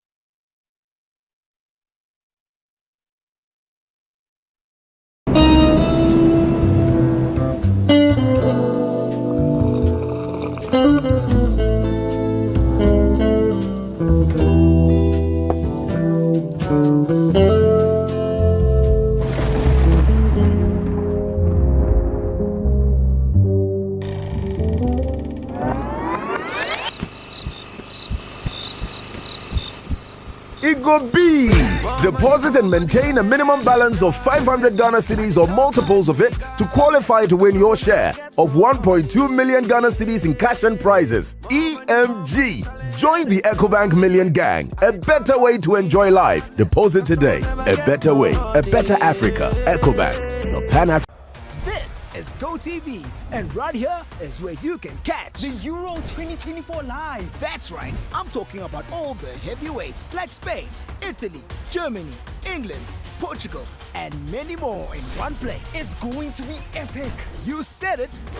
We bring you the brilliance of Mbappe, the scoring power of Kane, Ronaldo's, and all of the greats fighting for the glory to be crowned the kings of Europe. Now that's what I'm talking about.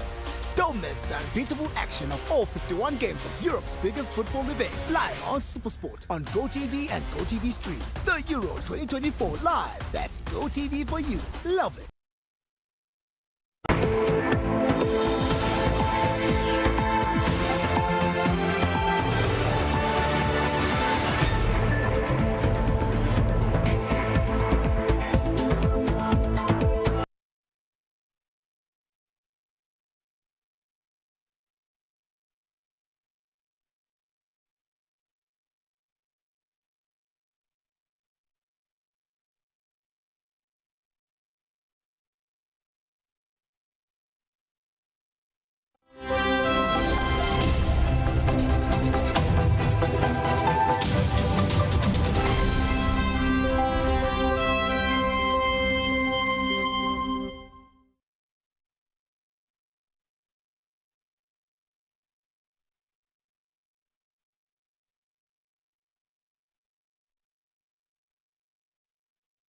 Hi, welcome to Business. My name is Darrell Kwao. The Ghana Employers Association is backing the Social Security and National Insurance Trust SNIT on its decision to offset its stakes in 6 Ghanaian hotels. According to the association's president, Dr. Emmanuel Edusa-Akodia, the action protects the interests of contributors since the continuous running of the hotels by SNIT will impose a heavy cost burden on the State Pension Trust. He spoke at the 3rd Annual Leadership Conference of the Ghana Employers Association, which seeks to deliberate on policies that support the elevation of women to higher leadership levels. Here's more. Ghana Employers Association instituted the annual leadership conference in 2022 to bring leaders together from various institutions and at different levels to deliberate on policies that support the elevation of women to higher leadership levels. The conference also serves as a graduation ceremony for women who completed their training in the flagship Female Future program. This year, 65 participants graduated from cohort 5 and 6 of the program. President of the Ghana Employers Association, Dr. Emmanuel Edusa-Akodia, explains why the association's mandate is to ensure gender equity. Ghana Employers Association is committed